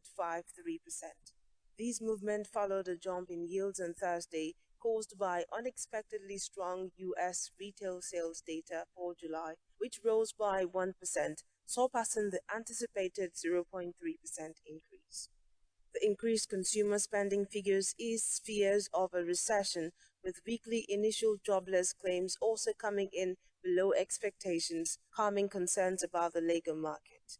Investors are now turning their attention to upcoming Federal Reserve comments, particularly at the Jackson Hole Symposium, as well as new data on building permits, housing starts, and consumer sentiment. China's central bank has announced a reduction in financial risks, particularly those related to local government debt. In interviews published on Thursday, People's Bank of China Governor Pan Gongcheng highlighted that the overall risk level has declined and efforts to manage high debt levels within the real estate sector have been effective. Pan also emphasized that the central bank will continue working with the Ministry of Finance to ensure China meets its full-year growth targets, with monetary policy remaining supportive. Local government financing vehicles, LGFVs, which were established to help local authorities fund infrastructure projects, have seen a decline in both their numbers and debt levels. Despite these improvements, challenges remain, with over 1 trillion yuan, that's $140 billion, in LGFV bonds set to mature in the coming quarters. Analysts have raised concerns about China's slowing economic growth, which could hinder the country from reaching its target of around 5% growth for the full year without additional stimulus. Introduce a new 500 million tax-exempt bond to attract both domestic and foreign investment into key sectors such as infrastructure. The bond, unveiled by the Debt Management Office, offers a minimum investment amount of $10,000, making it accessible to a wide range of investors, including those in the Nigerian diaspora. The bond is designed to channel funds into sectors that will drive economic growth. At the roadshow in Lagos, Nigeria's Finance Minister Wale Edu described the bond issuance as more than just a financial instrument, but a strategic move to support the country's economic development. The bond is part of Nigeria's broader effort to diversify its funding sources and strengthen its financial markets. Nigeria's National Assembly has come under scrutiny for its 2024 budget allocation of 344.85 billion naira, a sum that could fund the combined budgets of more than 25 federal universities. This allocation, which exceeds the individual expenditures of 20 Nigerian states, has drawn criticism, especially in light of economic hardships faced by millions of Nigerians. Universities such as University of Lagos, with an allocation of 19.4 billion naira, Obafemi Awolowo University at 17.02 billion naira, University of Ilorin at 14.3 billion naira, University of Port Harcourt at 19.58 billion naira, among others, have budgets lower than the National Assembly's allocation. This comparison has led to a controversy among the legislature's spending priorities, with many Nigerians questioning the necessity of such a large budget for the 469-member body.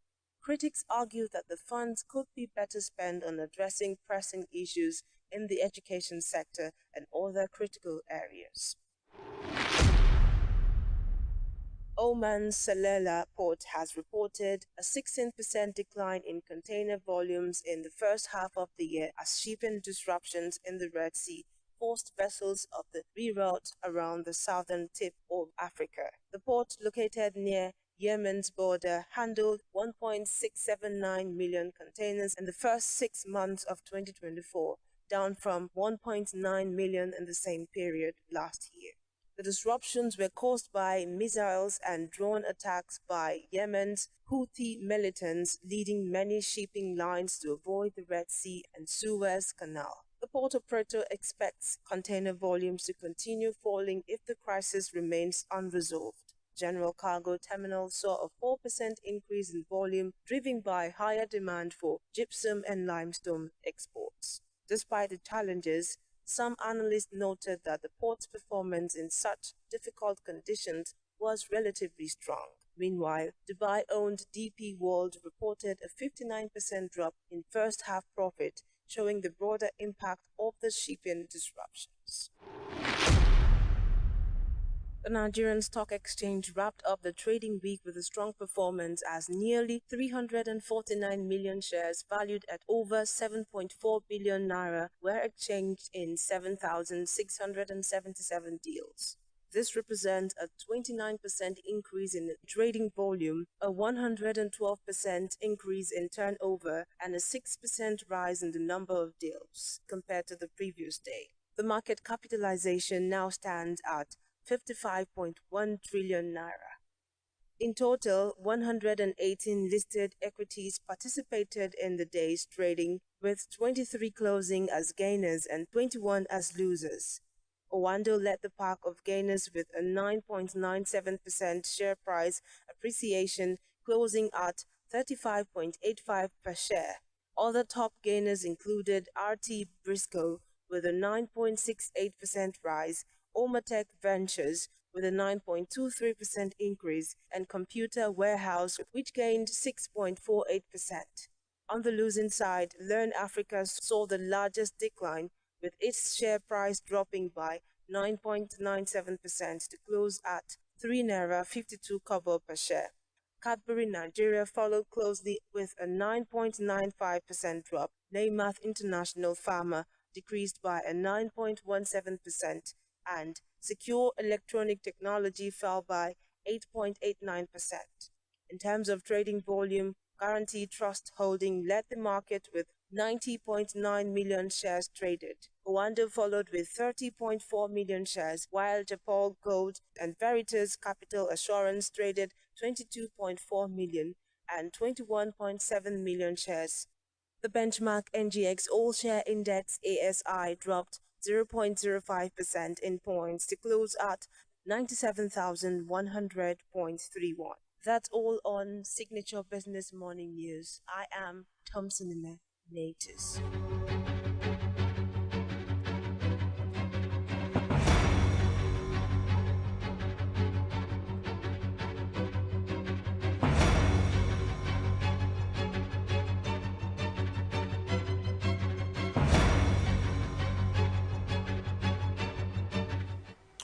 Welcome back. That was Business Reports, all the way from our stables or financial table. We've been joined by Mr. Emmanuel Ohemohai, all the way from Abuja. Good to have you. Good morning. Good morning, Charles. Good to see you again this morning. It's been a while. Yes, and it's been a while. I'm sure that you were a bit disappointed last week when the Nigerian headline inflation figures came out as headline inflation dropped. You said you weren't expecting it to drop, but it dropped last week from 34.19% to 33. It was a slight drop, 33.40%. I still expect it to drop when we come out with inflation figures by next month. The good thing, actually, what you actually spoke about was food inflation, which was 40.87% as at last month. But this month it dropped for 39 to 39.53%. So we still expect that there will be a further drop because there seems to be some kind of optimism about the general macroeconomics of Nigeria as the year goes by and as we get to the end of the year, because we are at the last half of the year, and in fact the third quarter, we are almost entering the fourth quarter. Manufacturers are over predicting that Nigeria's economy will shoot up quite much better than it is right now for the fourth quarter of the year. Another thing we shall be looking at this week, of course, I'm sure it was very prevalent last week when we talked about, people, it was all over social media, it was all over the news, the seizure of 3 presidential aircraft by a Chinese company over a misunderstanding between the Chinese company and Ogun State government. I'll be having a back and forth between Ogun State government. First, it started with the Nigerian government. Bayo Onanuga, who is the special advisor, publicity and strategy for the Nigerian government, came out to say it was a fraudulent judgment, because we know that this came out of a fraudulent judgment from a French court. And he said it was a fraudulent judgment. He described it as a fraudulent judgment. Well, the other issue was that Ogun State government, and this issue started during Ibikunle Amosun as governor. And Ibikunle Amosun came out with what I describe as a very shallow defense for that misunderstanding with the how will I put it, the Chinese company. And this brings home the point of, governance. This project, the Free Trade Zone project that brought about this misunderstanding, was started by Benga Daniels. And Benga Daniels, at the time he started this project, he was in a different party. And then he moved to a Bikule Amosu. And then, you see, every governor, whether party or the same party or not, or not the same party, every governor, there seems to be a disconnect between one government and the other. And that is why Bikule Amosu thought that the people that Benga Daniel had, he was convinced that the people that Benga Daniel had told to take care of this free trade zone were not good enough. He was convinced, and we have the problem now.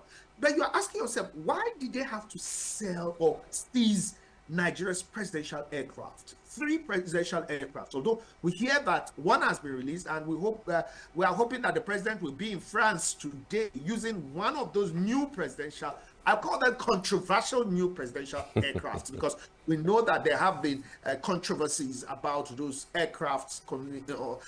Nigerians asking, why should Nigeria be buying presidential aircrafts at this time when we are going through the kind of economic challenges that we are going through. Now, back to the story of why did they have to confiscate Nigeria's property? Is this another colonization, neo-colonization by the Chinese, considering the fact that this was actually a loan by a state in Nigeria? I mean, if you go to the US, if the state of Texas takes a loan, you wouldn't confiscate a US property, because the state of Texas, you have a misunderstanding with the state of Texas. Well, I don't know how that will go. But some other people have said maybe the Nigerian government actually guaranteed that loan. That was why we become culpable, or the federal government becomes culpable in that loan. But anyway, one aircraft has been released, and Benga Daniels has advised the Nigerian government that they need to sort out this thing with the Chinese company amicably. It's not something that they have to go to courts and start fighting. They need to come to the round table and sort it out. And that brings me to my next issue. How is the fuel situation in ENUGU? Because in Abuja, it is terrible. It is really terrible. Just tell me, how is the fuel situation in ENUGU? I tell you, it's just as terrible as Abuja, and even maybe worse than Lagos, because I try getting fuel. We formed a WhatsApp group where, when there is fuel at a certain filling station that sells 600, we inform each other. Oh, I just passed that road, and I think they are selling it, so you could go now. So sometimes we even inform ourselves a day before. We have formed this partnership with the manager of the fuel station to tell us when that fuel will be available, because that's the only place you can buy fuel for 600 naira. The other places you are hearing 800, 850, 900, 950, 1,000. Now you wouldn't want to go there and buy, and then expense extra money for that. It's really terrible. In other places where you see 800, 850, 900, there's no queue, people are buying. But for that particular filling station, 3 or 4 of them that are selling for 600, it's a no-go area. Except you wake up at That's early as 4 a.m. That's exactly the situation in Abuja. In fact, it's yesterday I had to spend 5 hours, like somebody called it, 5 productive hours in a fuel station that sells at 640, because I have also seen that their fuel is one of the cheapest, not even that alone, but it is one of the best fuel because it lasts longer. You will know that this is good fuel. And you know, everybody's talking about the pumping meters of this. People adjust their pumping meters. The pumping meters are very good compared to others. Now, it brings me to the point of when will we get out of this? Last week, for the 6th time, the Port Harcourt refinery opening, or the coming out of the doldrums of Port Harcourt refinery was postponed. I mean, I remember when the group managing director of the NNPC, Melekiari, was so confident and talking about Port Harcourt refinery is going to come up first week of August. He could bet his life on that. Great. And then for the 6th time, the Port Harcourt refinery the opening of the Port Harcourt refinery is postponed.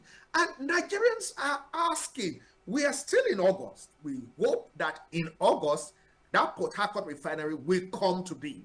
Because the opening of the Port Harcourt refinery, or the supply from the Port Harcourt refinery, though about 50 million liters a day, or is it 50,000 liters a day? I can't remember whether it's million, thousand, but basically would help Nigeria's fuel situation. And if only, because we know that the Dangote refinery will not be able to help at this time. Dangote refinery in supply to Nigerians, they too had said that by August, they will start giving supply of petrol to Nigerians. We know that they are not going to give supply of petrol to Nigerians in August, but will this Port Harcourt refinery come to the rescue for this? Because I remember even independent marketers, I remember I belonged to different WhatsApp groups, and there was this particular independent marketer. In fact, I'm sure you have had him on your program, or maybe we should bring him to Billy Gilly Harris. He has actually been canvassing that Port Harcourt refinery is ready. He went there, he's ready, he has seen it, it's ready. So what's stopping it from coming up? We ask ourselves, what's stopping the Port Harcourt refinery from coming up? Right. So we are hoping that this week, Port Harcourt refinery will come up or not. We're also hoping that this week we will have an amicable situation with those who have seized our aircrafts, the Chinese company that has seized our aircraft. They're also hoping that this week food inflation will still come down. Emmanuel, I mean, these are just optimism that you're putting out. But it's good to be optimistic about you know, economy is all about optimism. You project. We are projecting. This is the projection for this week. We are projecting for this week. All right. Thank you so much, Emmanuel from Abuja. Thank you, Charles. It's good to have you again. All right. I mean, Choma, just as Emmanuel was just reading out the optimism about making sure that things are done right. Food inflation down from 40.8 to 39. Headline inflation from 32 to 31, 35 to 34. Like, it's still painful, really. I mean, it's not significant because, again, that particular NBS report talked about July. This is August. I know I went to the market this month. They haven't done the one for this month. So they're going to do the one for this month next month. By this time, we're going to get in the result for August. So I'm not really optimistic about, you know, the prices of things. And these things are numbers.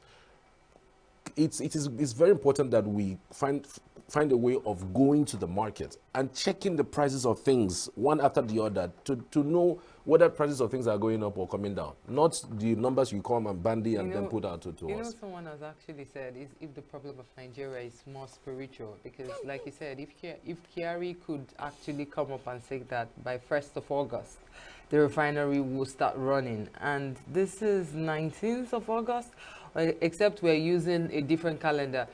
We're wondering, why is it not coming up? You know, each time they set this date, I'm sure they wouldn't set it if they don't mean it or they don't think that it's going to come up. But hey, it doesn't still come up. Is this more spiritual? Like some people are speculating. Well, we're in Nigeria, and we're hoping for a decent, bright Nigeria. And for that, I think I'm going to just take a drink and hope that we'll have a decent, bright Nigeria in the future. I'm going to be adverse to that. I ain't going to be taking any drink. I'm going to starve until the country gets better. Take care. Have a good day.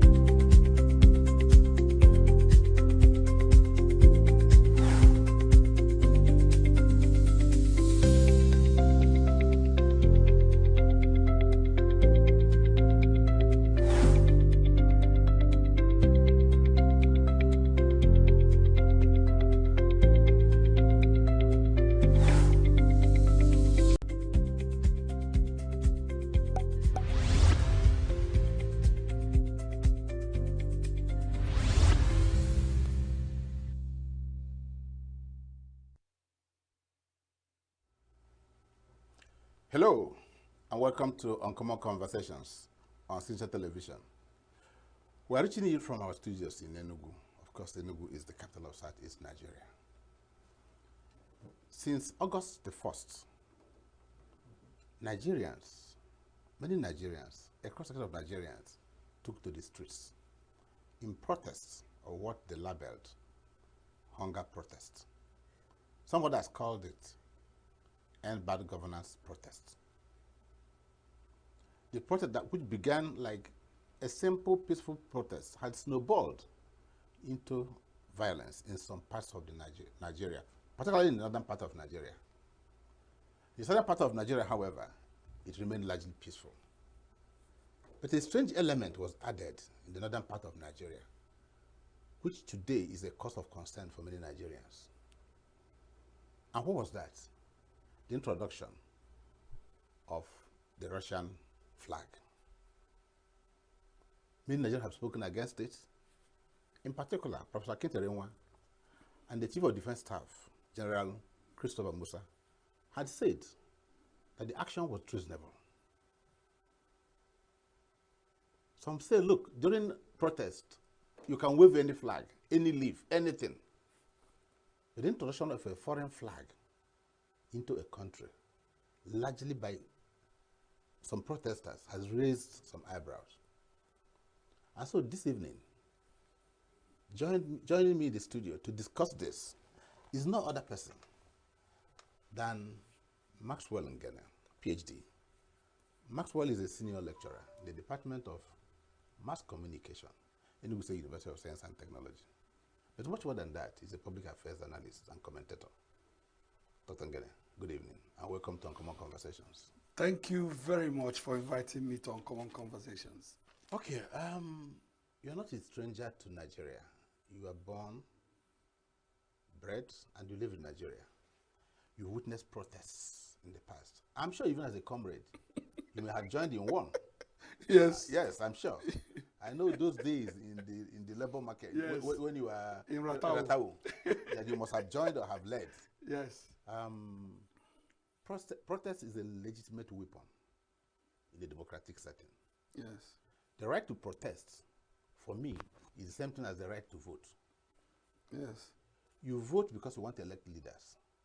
But when you elect leaders and you feel they're not doing what you expect them to do, the other weapon you have is to protest. Yes. You've watched what has been going on in Nigeria since August the 1st. What's your take generally on the protest? Remembering that there was almost a 1-month notice, and then, curiously, the introduction of the Russian flag. Well, thank you very, very much.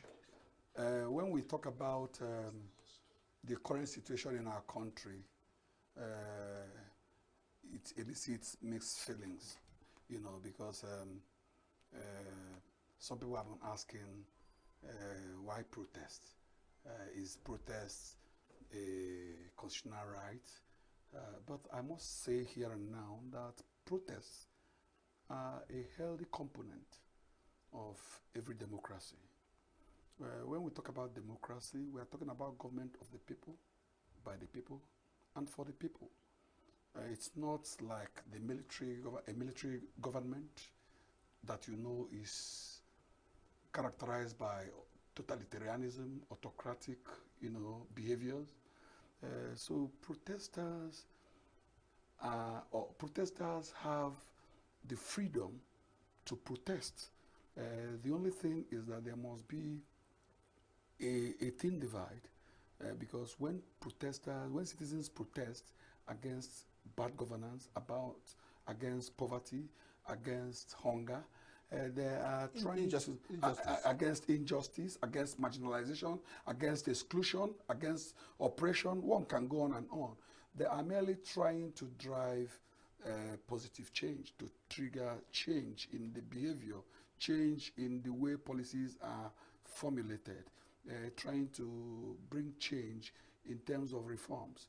You will agree with me that the current government under President Bola Ahmed Tinubu is not really right, talking about his entry point during his swearing-in ceremony, you know, where he quickly removed fuel subsidy without giving a proper thought, you know, to it. Because when you want to change something as huge as that, you need to think it through and through to know what policies, what things you have to do to cushion the harsh effects of such a policy, because everything in Nigeria, economic, social, is driven by, you know, fuel, by oil, you know, so it's wrong. So I must say that what had become a very worrisome thing in all these things is the hoisting of the Russian flag. Because it's something new. It's not a new normal. It's something new, something strange, something that has made people who are currently holding power to begin to say that some people are doing this because they want to take power, and that there may have been some measure of external influence. It's very worrisome because it threatens national security. National security, like you know, is that process that has to do with the protection of the values, the interests of a nation, whether it's a military interest, whether it's a political interest, their institutions. So now, well, happily, we've heard the Russian embassy in Nigeria dissociating itself from those hoisting the flag, saying that they know nothing about it. We do not know how this came about, but it has now led to a situation where even the Nigerian military, the current government, is saying that that's a treasonable felony. It's a treasonable act that is punishable, and such a punishment is going to be very, very harsh. There are ways of going through protests. Anybody who says that protests are unhealthy is not being honest to himself or herself. We have a right to protest. My insight as a person is that since I was born, I've never seen the kind of hardship Nigerians are facing now. But that does not mean that we should be hoisting the flag of Russia or indeed the flag of any other country. Because to start with, this hoisting of flag has led some scholars to begin to question whether it is whether the current protest is a call for genuine change, or is it just a call for chaos? You understand? Because no right-thinking government, no government worth the name, can stand idly, like President Tinubu said in his broadcast, nationwide broadcast, and watch people destroy, take lives. You know, life is a primary value. Nobody has a right to take the life of the other, except if it is the legitimate court of law that made such pronouncement. So it is a worrisome situation. But luckily, from what we've seen today, Tuesday, and Wednesday, yesterday, Tuesday, and today, Wednesday, what we've seen is a kind of easing of the protest in some parts of the country. When the president was talking last time, the president said that there were protests in some states. That is not really true. There were protests in most states in Nigeria. Okay, Dr. Maxwell. It is often been said, rightly or wrongly, that protests or a protest is the voice of the voiceless. The truth is, at risk of not being mathematically accurate, yes, over 80% of Nigerians feel that something unusual is happening in Nigeria. The level of hunger, deprivation, inability to meet certain basic demands, we've never seen it in Nigeria, even in the time of the point of austerity measure. Shagari era. So a lot of people are disillusioned, disenchanted, but only these few have come out to speak for the rest of the people. And so that's why they say protest is the voice of the voiceless. But there's something that you just said that I want to ask you a question. Yes. You know, Akinterenwa Prof said that people who are carrying those flags would appear to be Nigerians, people from Niger. And that is a very strong accusation. Accusation. But most people who saw them believed they were infiltrations. And you know, the military junta in Niger, orchestrated or sponsored or managed or influenced by the Russians. They were interested. So people saw it as a signal that there could be an extension of what do you think? Well, that could be true. I am not a military person. I'm not a security expert, but common sense tells me that there could be truth in it, given also the fact that when Buhari was president of Nigeria, he was extending lajis and goodwill to the Nigerians, because we were told that part of him comes from Niger, as it were, you know, because he said that if we disturb him so much, he will leave Nigeria and go to Niger. I still remember that vividly. Okay. However, it is really wrong. I do not know why those who were hoisting Russian flag were doing it, because we know about other superpowers, you know. It's curious enough that it wasn't even the Chinese flag that was being hoisted, nor that of the Americans or the British that colonized us. I don't know where the Russian thing is coming from, but it means that the job of the security agents in Nigeria have been cut out for them. They need to do their work properly through intelligence to find out.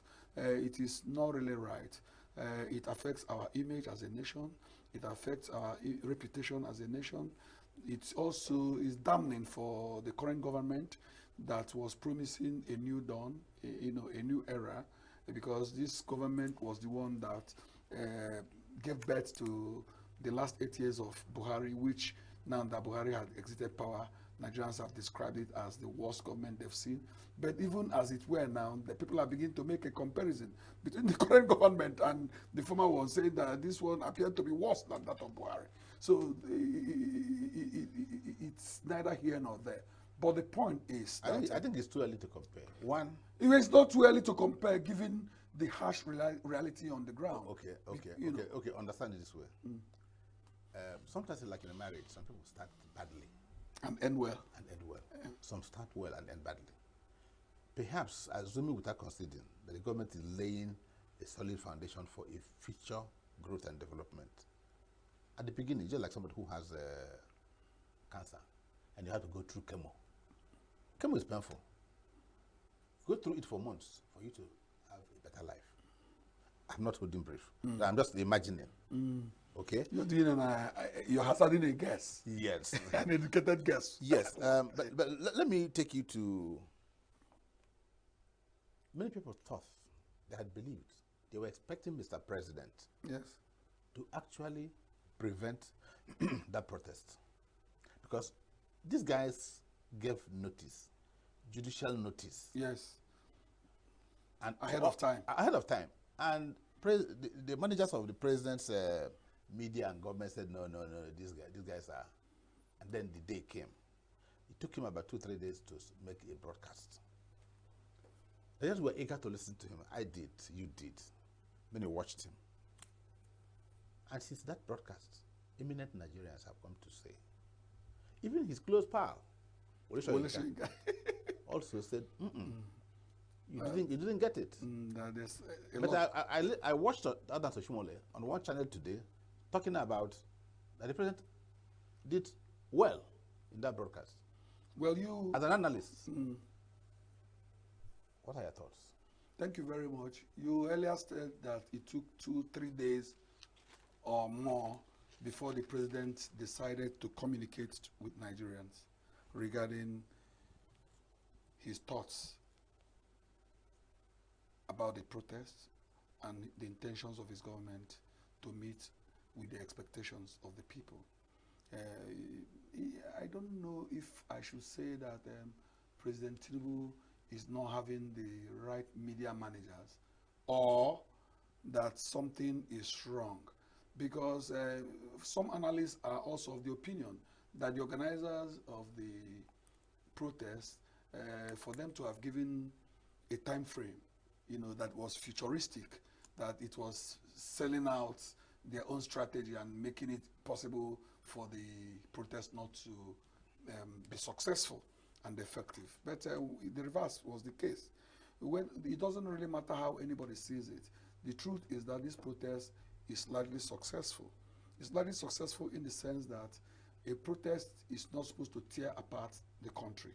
A protest is supposed to be a legitimate way of expressing frustrations, expressing angst, anger, regarding the way Nigerians feel, regarding the state of the nation, our poor economic situation, the state of the nation vis-a-vis insecurity, insurgency, kidnapping for ransom, so many things, inability of average Nigerians to provide basic necessities of life for their kids, a situation where a lot of children are no longer in school, and more importantly, had been the issue of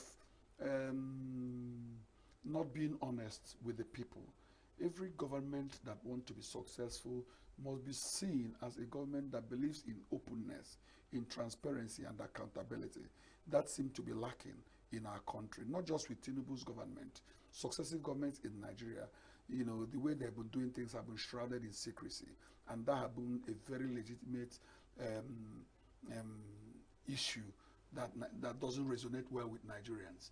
For instance, Nigerians are at crossroads regarding how a country that is the 6th largest producer of oil, how on earth such a country will not be able to have refineries that are functional. Even at that, Nigerians are also shocked that a country as huge as Nigeria is unable to have refineries that are functional, whereas a Dangote has been able to build a state-of-the-art refinery.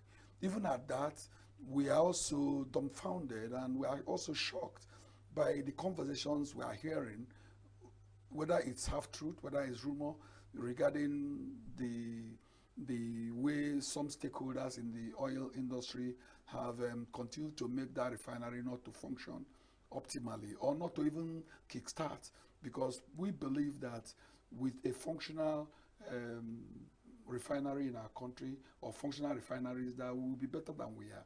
Because it is sad that we will bring our oil and take it out to another country and refine it and buy our oil.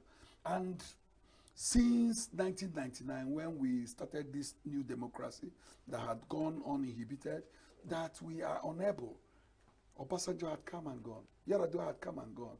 And there was also Goodluck Jonathan. And there was Buhari. None of them have succeeded in holding the dragon on his scrotum.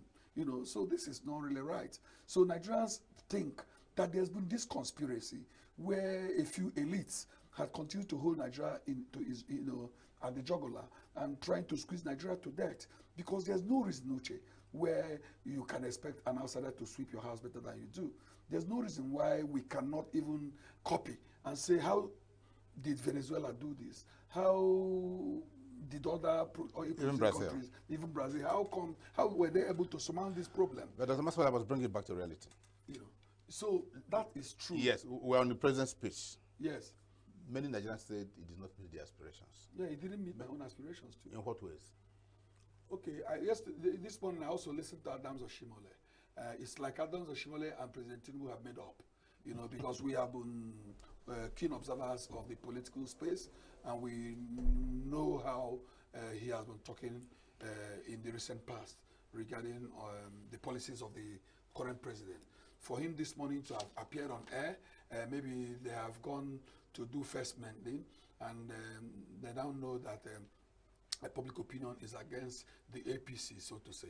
Because you see, the president, we were expecting them. The intro of the president, the first few lines was a situation where the president was talking about, opposition, trying to use protest to take power, which is not really true.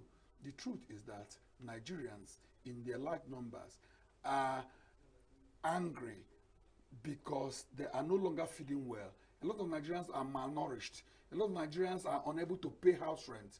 A lot of Nigerians that live in metropolis or in urban areas are beginning to go to the hinterland because they are unable to pay for security, to pay for their power bills, to pay for food more importantly. Check what a bag of rice is. Look at, even at our level as academic doctors, when we are driving our cars now, we are looking at the dashboard to know when the fuel is finished. You know, we are no longer sure. Maxwell, we'll just take a short break. When we come back, we'll continue the conversation. Don't go away.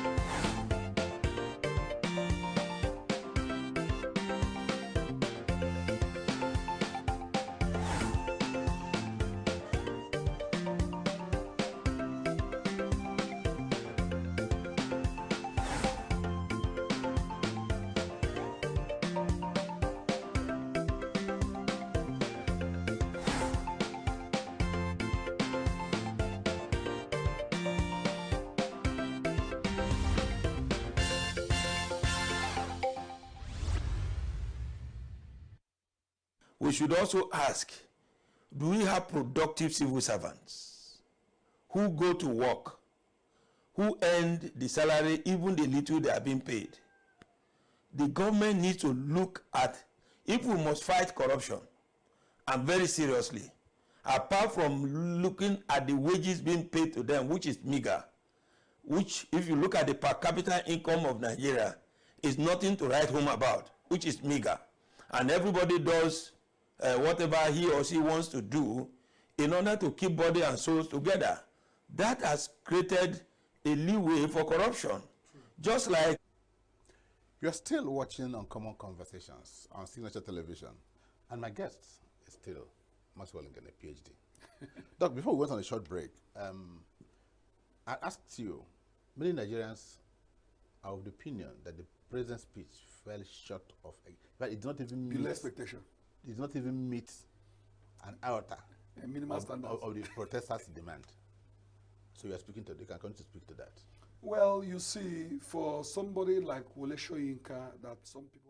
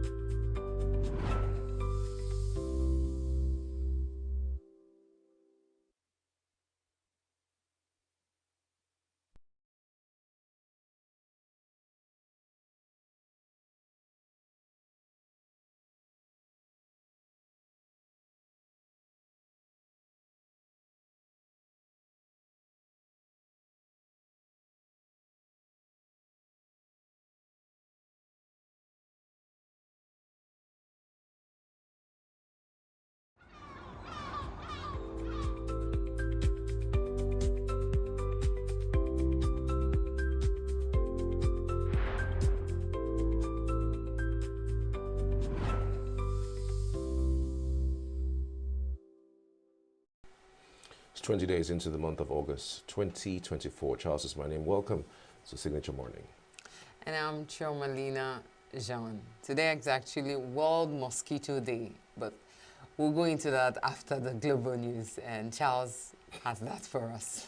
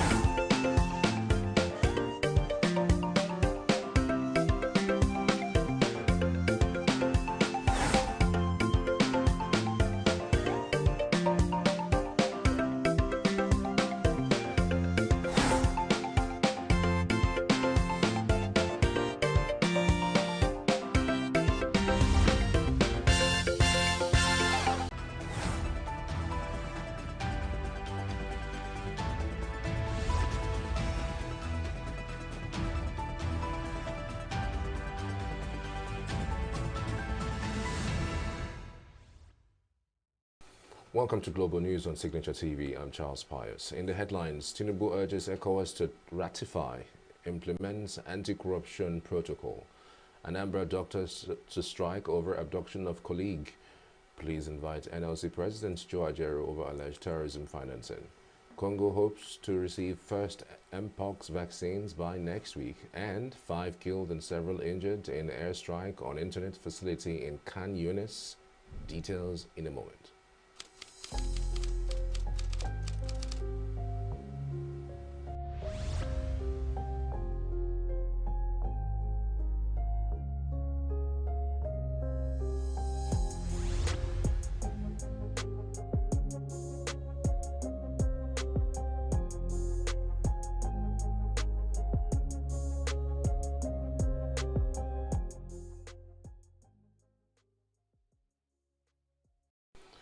President Bola Tinubu on Monday called on the Economic Community of West African States, ECOWAS, to ratify and fully implement the ECOWAS Protocol Against Corruption. Tinubu, represented by the Vice President Kashim Shettima, made the call at the 6th Annual General Assembly of the Network of National Anti-Corruption Institutions in West Africa, NACIWA, held at the ECOWAS Secretariat in Abuja. He also implored ECOWAS member states to take action by implementing the anti-graft protocol. The president maintained that the region's future hinged on its capacity to build governance structures that are not just transparent, accountable, and efficient, but also serve the interests of the people. He said in recognition of the NACIWA's pivotal role in the regional anti-corruption efforts, the Nigerian government has donated a property to serve as NACIWA's permanent headquarters. Tinubu emphasized the need for ECOWAS countries to move beyond rhetoric and focus on concrete actions targeted at harmonizing their legal frameworks to close loopholes exploited by corrupt individuals. He listed other tangible actions required to include enhancing cross-border cooperation in investigations and asset recovery, investing in innovative technologies to detect and prevent corrupt practices. Tinubu also urged countries to promote transparency in public procurement and resource management and engage civil society and the media as partners in the region's anti-corruption efforts. He highlighted the dangers of corruption, maintaining that it has remained one of the most significant obstacles to the progress and prosperity of the nations. The Deputy Governor of ENUGU State, Ifeanyi Osai, has advocated a change in the law curriculum in Nigerian universities to prepare the students to compete with their counterparts across the globe. Osai made the call on Monday when he received the delegation of the Council of Legal Education of the Nigerian Law School, led by the chairman, Emeka Ngige, at the Government House in Enugu. Signature TV correspondent Chinemerem Ikebunam reports. The deputy governor, who stood in for Governor Peter Mba, also used the occasion to call for improved working conditions for members of the legal profession. Osai said there is need for better operating environment under which lawyers operate. He frowned at what he described as the ethics of the profession, which prohibits lawyers from showcasing themselves and advertising their services to members of the public. It's also time, I think, that the council should begin to review the curriculum of the law school, because times are changing fast and lawyers should be kept abreast of those changing times. I'm not sure what the curriculum is now, but things like entrepreneurship skills, because lawyers will begin to see law practice as business. They have to begin to be more creative, because the days when you teach us that we should all sit down in our offices, we shouldn't advertise practice, clients will come. Those days are being moved out of our grasp because of the changing times. Our colleagues in this country are losing briefs to their counterparts all over the world who are able to put their practice in the public domain.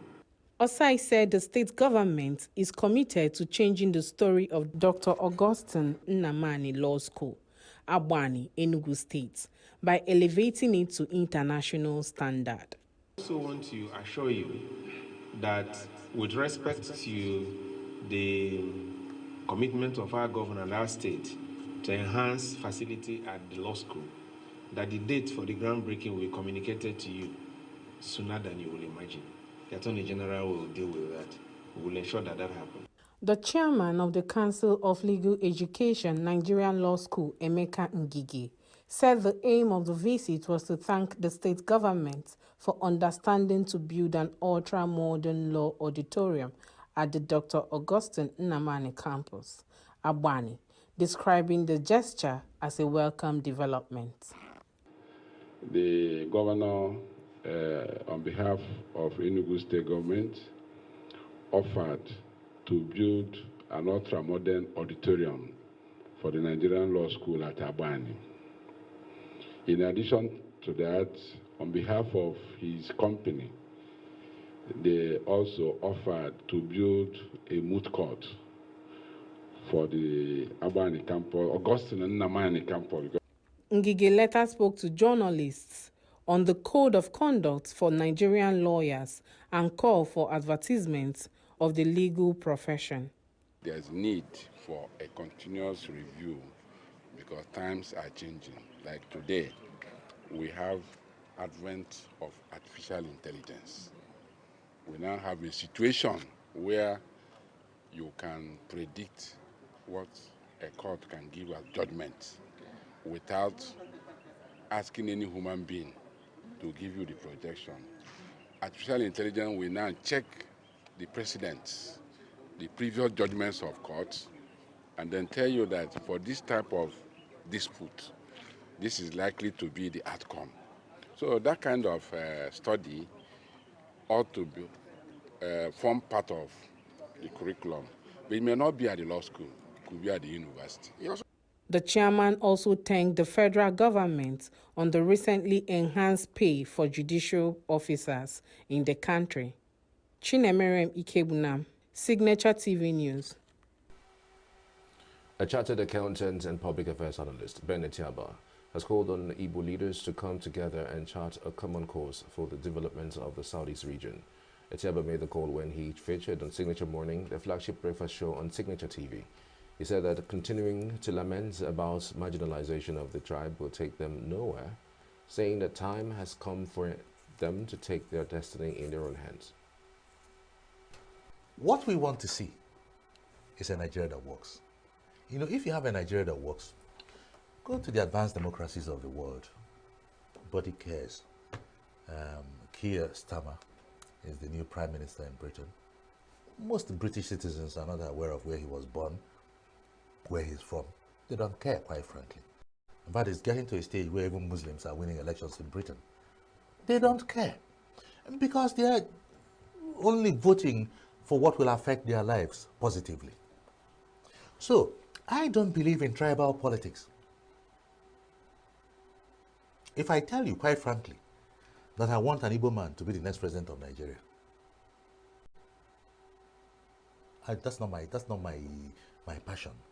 But if an Igbo man is the best, right, to be wasting our time, our precious time this morning or any other time going forward, discussing that marginalization, because it won't change anything.